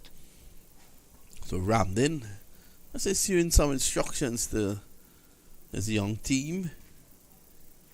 Ramdin recently returned from India, where he played in a series across there. Wealth of knowledge. It's so good to see him with these young players, and it was a very good move by CWI to have him appointed captain of this team. Yannick Ottley at the top of the charts here at the moment for Trinidad and Tobago.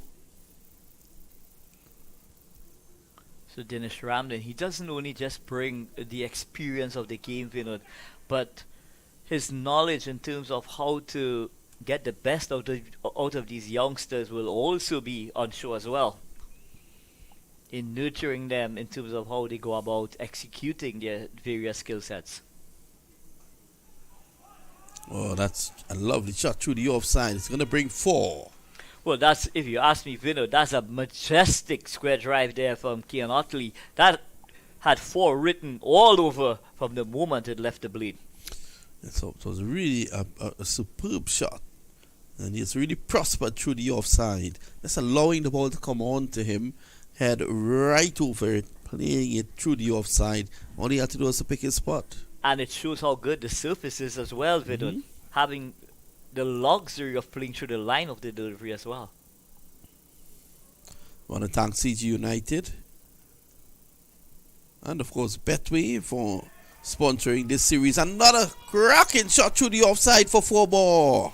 So Greaves definitely disturbed by that glorious cover drive, trying to overcompensate by pulling the length back. Yannick Ottley just rocked onto the back foot. And look at it again. Caressed that ball through the offside for another boundary. That takes him on to 47, Vinod. This is just 3 shy of a half century.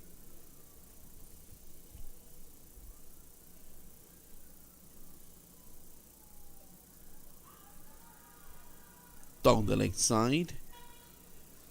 Very ambitious LBW appeal from Greaves. Yannick Ottley definitely missed out there as well. But how well he's played in this innings, has been very impressive indeed. He had his moments when he was losing a bit of concentration, but with the likes of Jason Mohammed on the other side, that put that side of it to bed.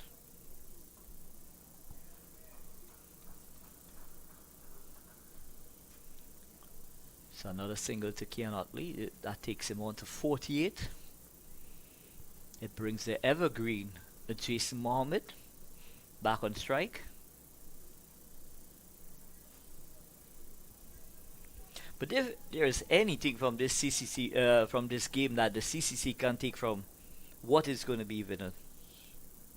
I think what they have to look at is the way they got dismissed. It was nothing spectacular by the Trinidad Tobago bowlers. They did the basics right. They put the ball in the right areas, and this allowed the CCC guys to make the errors. Well, I tell you what, I had a conversation this morning with the Trinidad Tobago Red Force captain Nick Puran, and he was saying to me, Dungi, at the international level, what we focus on is the 5-meter length, whether it be the seamers or the spinners. What you do from there is you do your variation, you use your different angles. But in terms of experimenting, you don't experiment. 5 meters is where you want to land, and you can do your variation, change your angle. Is it 5 meters? I have 2 questions for you. The first question, is it 5 meters from the popping crease or 5 meters from where the batsman is standing? 5 meters from the batting crease. Okay. And second question. So your name is Dungi? Yes. Okay. 85 for 1. No, that 5 meter length, Vinod, what that length presents is that in between where the batters are not sure if to go back or to come forward. It's a back of a length. Normally those lengths you're better served going back. But, the ball could keep low and could disturb you. And you look at the way the guys play in the subcontinent, India, Pakistan, Bangladesh, and you would see that they have a bias for staying back when playing against spinners. This is good bowling here by Ali. In the midst of all the good batting by Trinidad Tobago and the poor batting by the CCC. Ali's from Trinidad. Yep. Tell us a bit about him.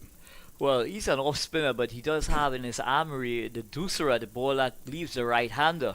Well, they saw that previous delivery, 2 deliveries ago, with the ball drifting away from the left-hander. So that's his main strength. I'm sure as he continues to develop and play at this level, he's only going to get better and better, Venus. And you never know, he could be part of the Red Force unit at some stage later on in his career. Is Ali a Southerner or is he from Port of Spain? I think he lives in Central. I'm Central. not too sure. End of the over. At the end of Ali's third over, Trinidad Tobago 86 for 1 after 19, chasing 120. Yannick Ottley is just one away from a splendid half century here. And how much that is going to do his confidence. I'm sure that is going to, really, really take his confidence up to another level going into the other games with it. It's going to do him a world of good. Spending some time out into the middle, more importantly, getting to that coveted half century. I always thought Keon Ottley was a special talent. He's a man who on his day could destroy a bowling attack. I've seen it. And this half century, I want to totally agree with you. And this will put him in good stead moving further in the tournament. And he's going to get it there now. Ottley is going to raise his bat for a well-played half century, the Central Sports player. And many congratulations to Keon Ottley on that wonderful half century. You look at the poise in which he has played, and to me what's most impressive about his batting is his balance in terms of how he executes going back or coming onto the front foot. And you look at that cover drive that he executed. You would pay your money, come to the turnstile, turn back, and then pay again and come in. It was worth every penny. Yes. He's played well. He's lit up the place.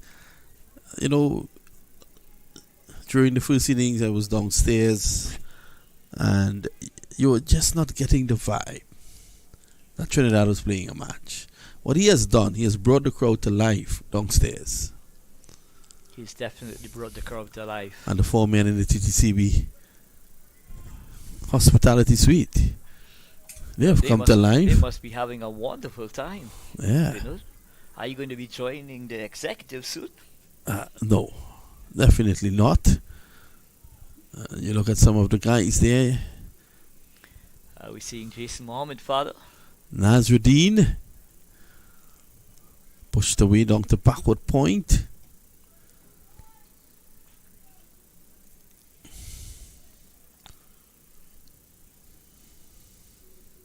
So Greaves continue.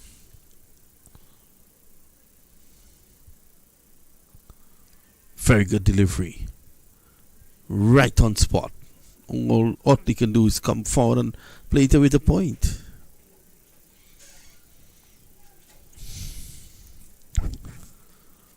So one delivery to go.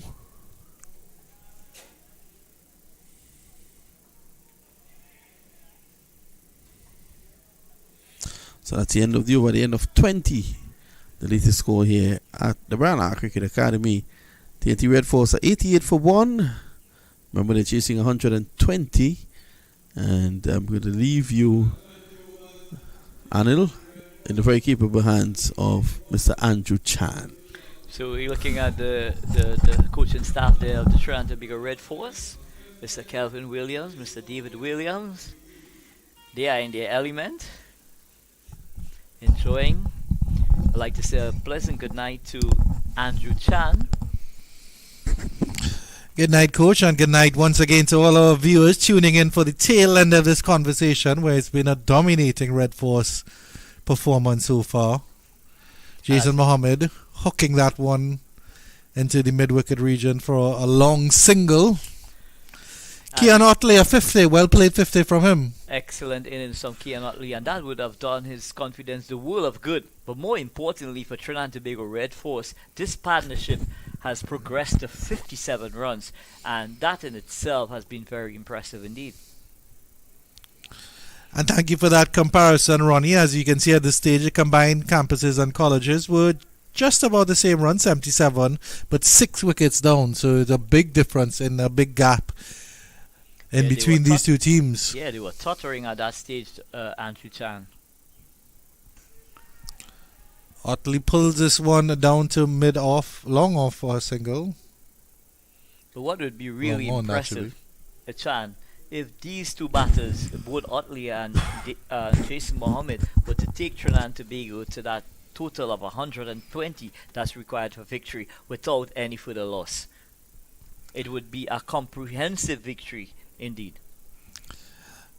Watch this delivery here, and Mohammed is back and cutting. Didn't get that one behind the fielder at square. It's a good return there. So this Do you think Josh De Silva will be disappointed at having been out so early, seeing the fairly even nature of this pitch and the combined campuses and colleges bowlers not offering that much? Well, I don't think Joshua would be disappointed. If you ask me, I honestly thought that he got a Jaffa. Most batters would have struggled to keep that ball out. So, in the context of what was delivered to Joshua De Silva, on any day, any batsman could have been dislodged with that delivery. It pitched on, and it just left him at the last moment. Credit to this man batting here now. He's played well for his 50 as he carves this one wide of long on and will get that for 4 runs. That's a beautiful shot there from the man. Wide of long off, that should be Keon Ottley. Wide of the man of long off, just stepping back and carving that one straight through. Full flow of the bat here. Anila can talk us through the shot. Yeah, so Ali short and wide. Ottley, being in the sublime form that he is at the moment, just rocked onto the back foot and bisected extra cover to his right and backward point to his left, and it raced into the boundary for 4 runs. That takes Keon Ottley on to 55, and more importantly, it takes Trinidad and Tobago Red Force within striking distance of that 120 required for victory. I think this partnership as well, Anila, can also illustrates the point that you were making about having the experienced campaigner in Jason Mohammed on one end. Keon Ottley is not inexperienced by any means, but of course the experience of Jason Mohammed having played at the international level will be very valuable at this stage. And I tell you, a lot of batters struggle when they are batting for more than one reason or reasons. And with the likes of Jason Mohammed out in the middle, Andrew Chan, Ottley has, not only his experience, but, they are trusted, each other in terms of playing with each other. So whatever advice is ushered to Ottley, it would be taken in good stead. And of course, you can see from the scorecard that Mohammed has played a supportive role in this partnership. 20 of 37, Ottley 55 of 66. But what's important as well, Andrew Chan, going further into the tournament, it's important that you get a lot of time out into the middle, batting balls. And I think this is what Jason and Ottley has done really well. They has taken the opportunity, to bat a lot of balls out in the middle. Graves has been impressive, none for 20 of 7.2 overs, and I believe he's bowled a number of maidens as well, 2 maidens as well. So it shows that that he is capable of holding down an end in terms of what combined campuses and colleges would want from him. Well, at this stage of the game, Andrew Chan, he's not really challenging the batters, and the batters are in no hurry to take him on as well, because the run rate is not hovering around 9 or 10 or 11 or over, where they have to go hell for leather. So that has given the batters, a bit of cushion in the manner in which they have approached their innings. But still none for 20 of close to 8 overs. It's still good returns, however, this stage, especially when the team is in the ascendancy. One last delivery left in this over.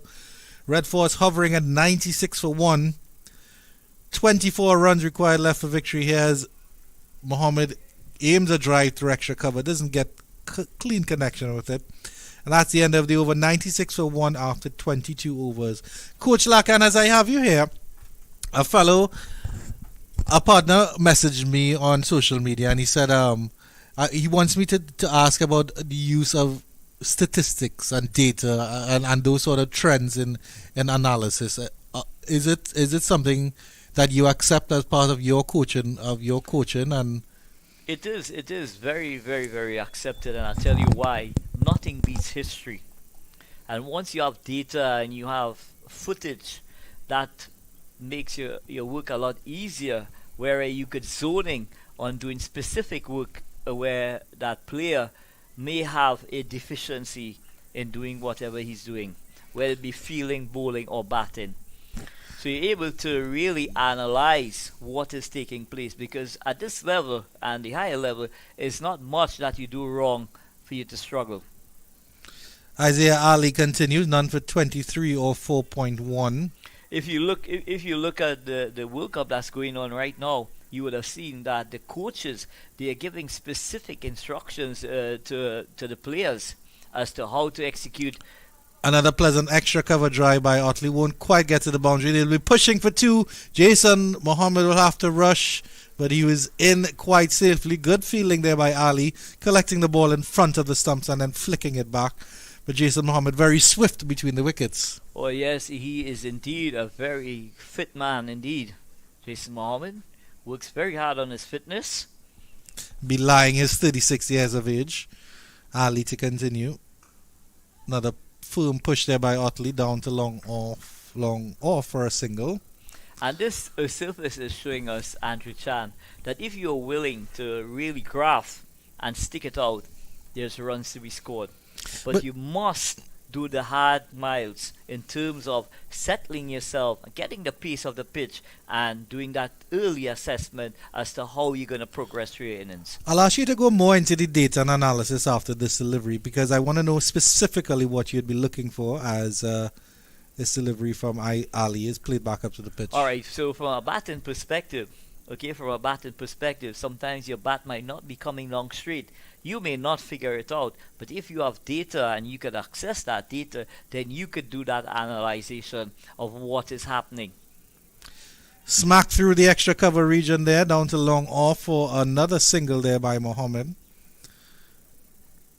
Then let's take the wicket. That ends the 23rd over as the Trinidad and Tobago Red Force bring up their 100 for one of 23 overs, and just 20 more runs required for victory. Anil Lakan, you were saying? Yeah, so if we were to just take another example, the wicket keeper, sometimes they're not moving. Their hands are not directly over their eyes. So these are little things that you can pick up when you have footages, that you could reflect back what they were doing before, what they are doing now. And these things do creep in from time to time during players' careers. And sometimes they have to make little subtle adjustments as well in order to keep improving as well. So if a player starts at this stage, you want to assess that player over a period of time, then footages, will play an important part in your analyzation of that player development. Xavier Burton seems to be coming on to twirl his arm over.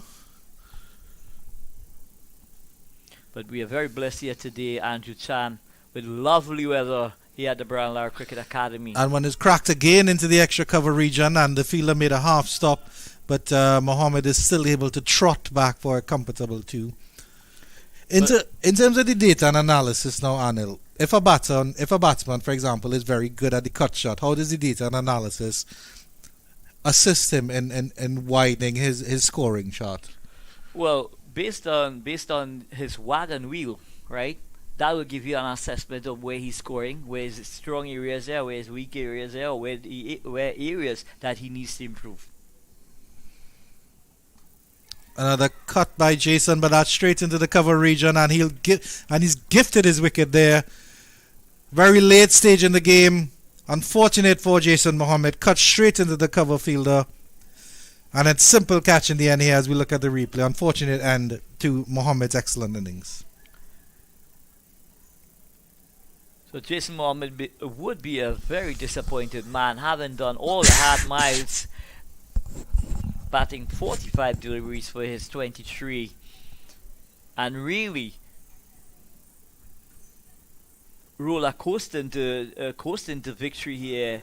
That was something that was not expected. But he perishes, cutting that ball straight to cover point, and that's going to bring out Darren Bravo. So a little cameo here by Lil B.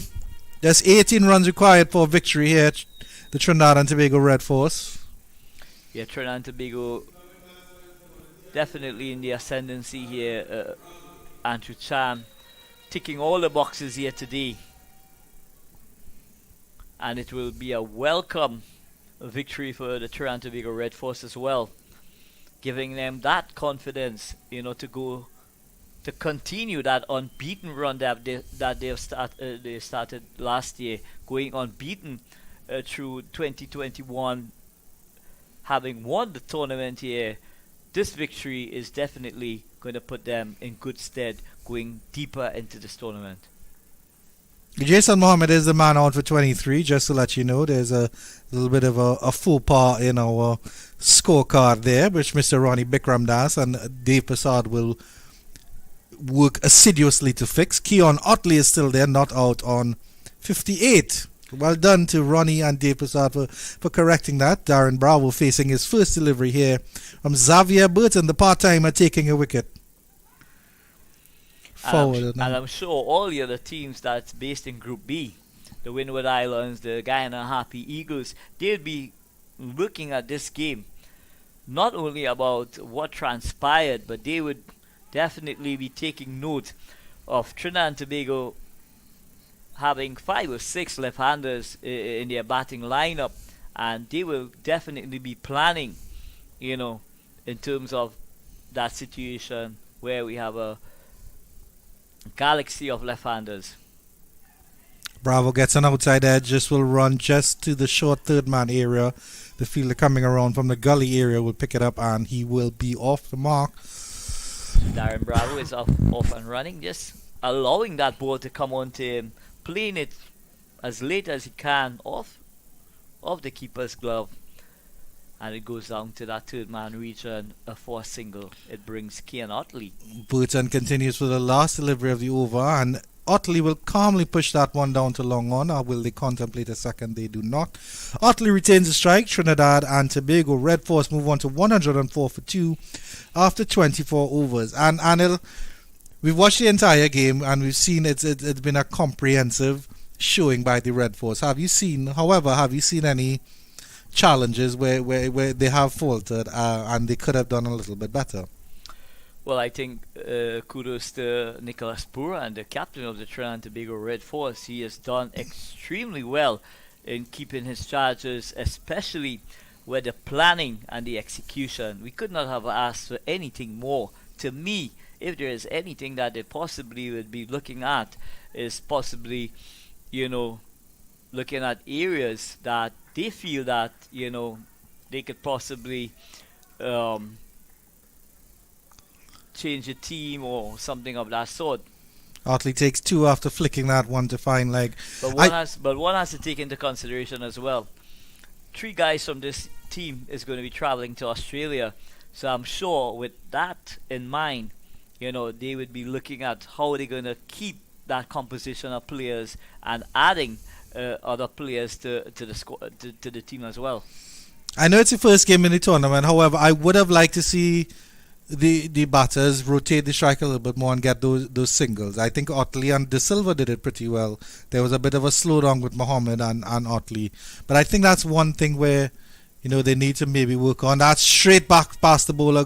Good attempted dive there by Ali, and Ottley will get one to take him up to a well played 62 so far. So in every dressing room, when it comes to batting around the globe, Andrew Chan, rotation of the strike is always at the forefront of your batting plan. And I'm sure the think tank, they would have discussed how they're going to approach their innings, how the batters are going to approach their innings, and who are the bowlers that they think that they could take on in terms of when they come on. So it's a lot of planning that goes behind, and we have the guy Amrit, who's the analyst. He's charged with the responsibility of providing that kind of analytical information for the think tank of the team. I just the point I'm trying to make is, when a batter is in the nets and he'll be like last 6 deliveries, you have to make 14 runs off the 6. In terms of the overall performance of the Trinidad and Tobago team, they could have challenged themselves by setting an internal total. Okay, we have 120 to make. Let's try to get it in 25 overs.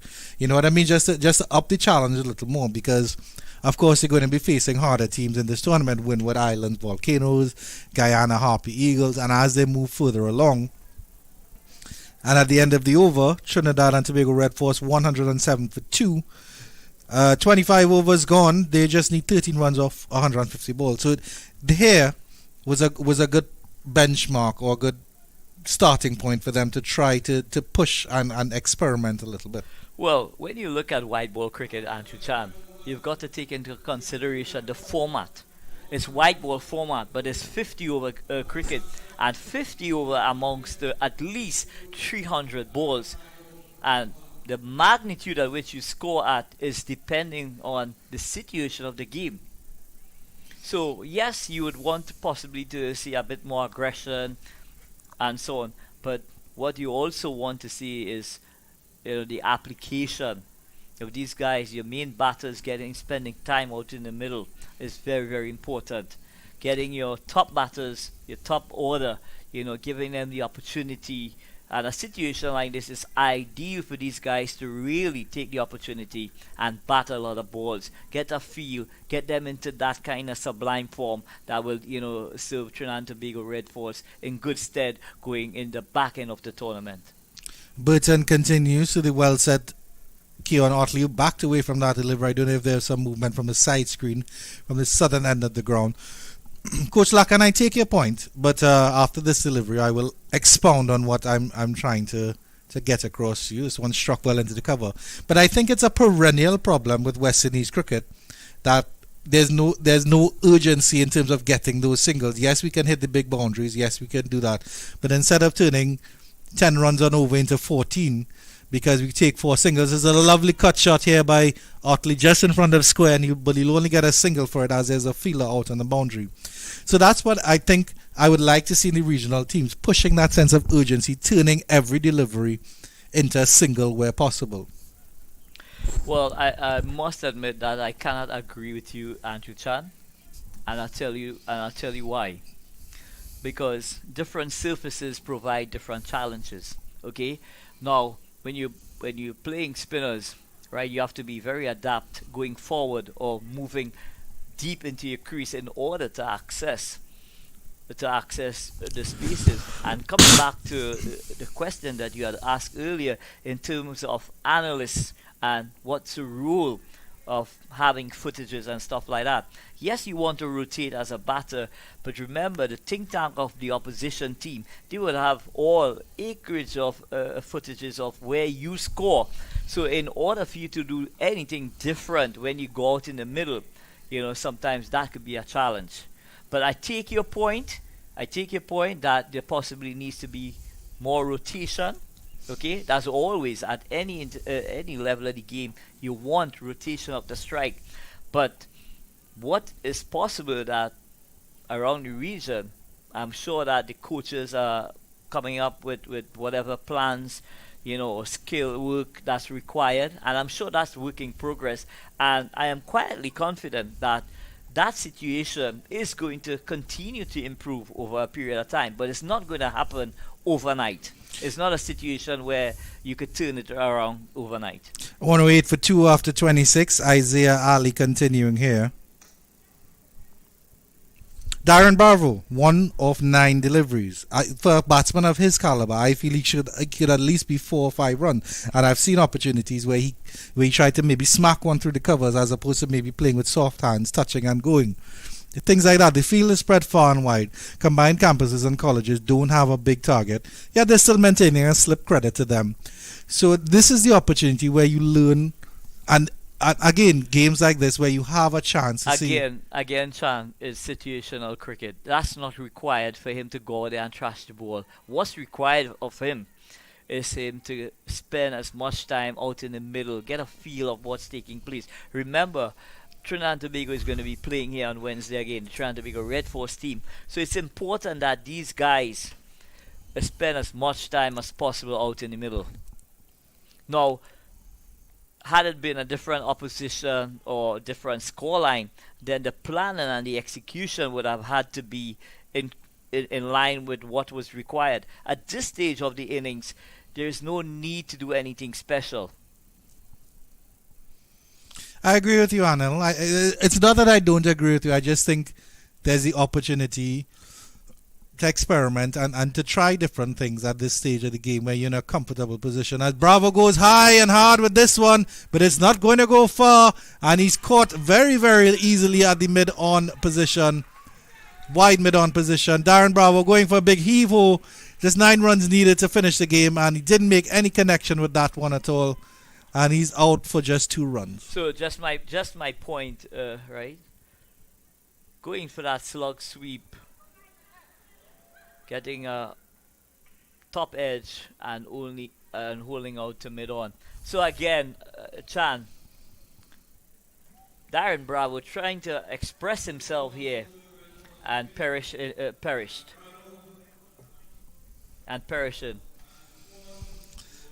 We will see a very brief cameo here from the West Indies white ball captain and the Trinidad and Tobago red force skipper, Nicholas Puran. Just 9 runs needed for victory. It's all about Chan. When you're batting or bowling, it's all about playing to the situation of the game, right? If you're bowling, you want to be bowling on one side of the wicket. Whatever the plan is, whatever the team plan is, you've got to go out there and execute from a batting or bowling perspective. Okay, so it's not us just looking at the game here and saying, well, we think that they should be smashing it to all parts. It's not about that. When the opportunity requires that kind of batting, I'm sure these guys will take the opportunity to express themselves. But at this stage of the game, that is not required whatsoever. Yeah, most definitely, and he did play across the line of that one as well, Arnold. Well, he didn't play across the line. What he was doing is looking to hoik that ball from outside the line of the off stump. He was looking to take that downtown, and here Nicholas Puran just expressed himself. Same delivery, but different, more. And that's potent, more potent. And that's strike. And that's what Nicholas Puran is well capable of. Similar delivery, actually, to what Darren Bravo swiped across the line, and then he pulled this one even further wider and sent it over the deep mid-wicket region for, I think this is the first 6 of the game. And he'll turn this one behind square for a single. So just 2 runs needed. Ottley on 65 of 79, and Puran will have the strike with just 2 runs needed, 138 balls to get them, and if your maths will have to say you're supporting the Trinidad Tobago Red Force at this stage. Well, Trinidad Tobago on the verge of a comprehensive victory here at the Brown Lion Cricket Academy. Unfortunately for CCC, their batting didn't come up trumps today, but I'm quietly confident going deeper into the tournament, this TCC team does have the potential to create upsets. They have shown that in the past, and I'm sure they're going to produce results that does not surprise any one of us here in the combox, Andrew Chan. Yes, we'll have to see how CCC fares throughout the rest of the tournament. They do have some potential, Anilak, and you can see that a couple of the batters got some starts. Their bowlers, if their bowlers work as a team as well, they can be very successful. Puran playing this one into the onside region. When you look at what's transpired, the weather has not been kind at all. These guys are coming from different countries as a unit, and so it's difficult to do a lot of work, when the weather is not very conducive to that, Andrew Chan. Yeah, Dinesh Ramdin, the CCC skipper, would have a lot to think about there. I think what he's going to express to the youngsters is to keep believing, trust your talent, do the simple things consistently, do the basics consistently. Delicate touch from Puran there. And it will run very close to the boundary as they come back for 2. And that will be the end of the match, I think it is. We'll just wait for the signal from the umpires. And that is the end of the match. Puran with a delicate glide down to the third man area, wrapping it up with the Trinidad and Tobago Red Force in this game 2 of the CG United Super 50 Cup. The Trinidad and Tobago Red Force have won very comfortably by 7 wickets with 133 balls to spare. And Lakan, it's been a Red Force to contend with through that the CCC have had to play up against. The Trinidad and Tobago Red Force has made an early statement in this tournament that they're not going to be, they're not going to be taking any team lightly, and they've proven today that they're a team with a galaxy of talent. But having said that, Andrew Chan, there are different dynamics that's going to take place in the future, and one of those equations that comes into play would be the replacement of 3 players who are leaving to go to Australia, and they will have to be replaced.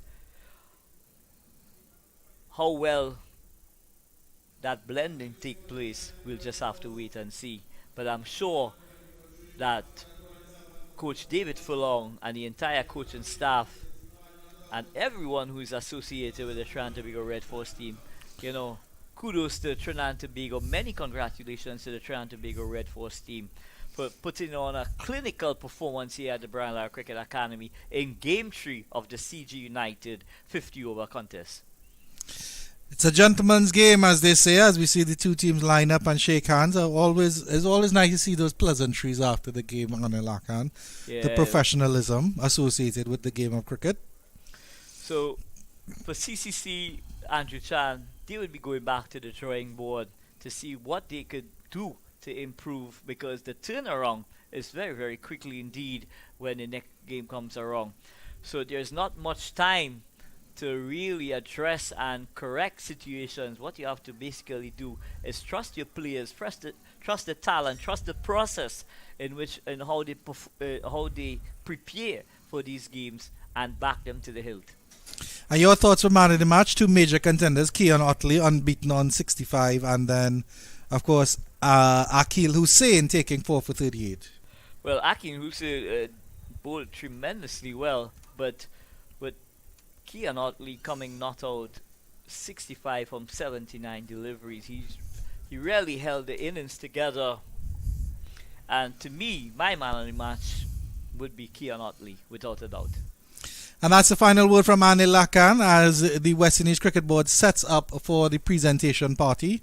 On behalf of myself, Andrew Chan, Anil Lakan, Vinud Mamchan, Visham Lalman, and for a very short stint, Ronnie Bikramdas, thank you very much for joining 360 TV's presentation of the West Indies Cricket Board's CG United Super 50 2022 match between Trinidad and Tobago Red Force.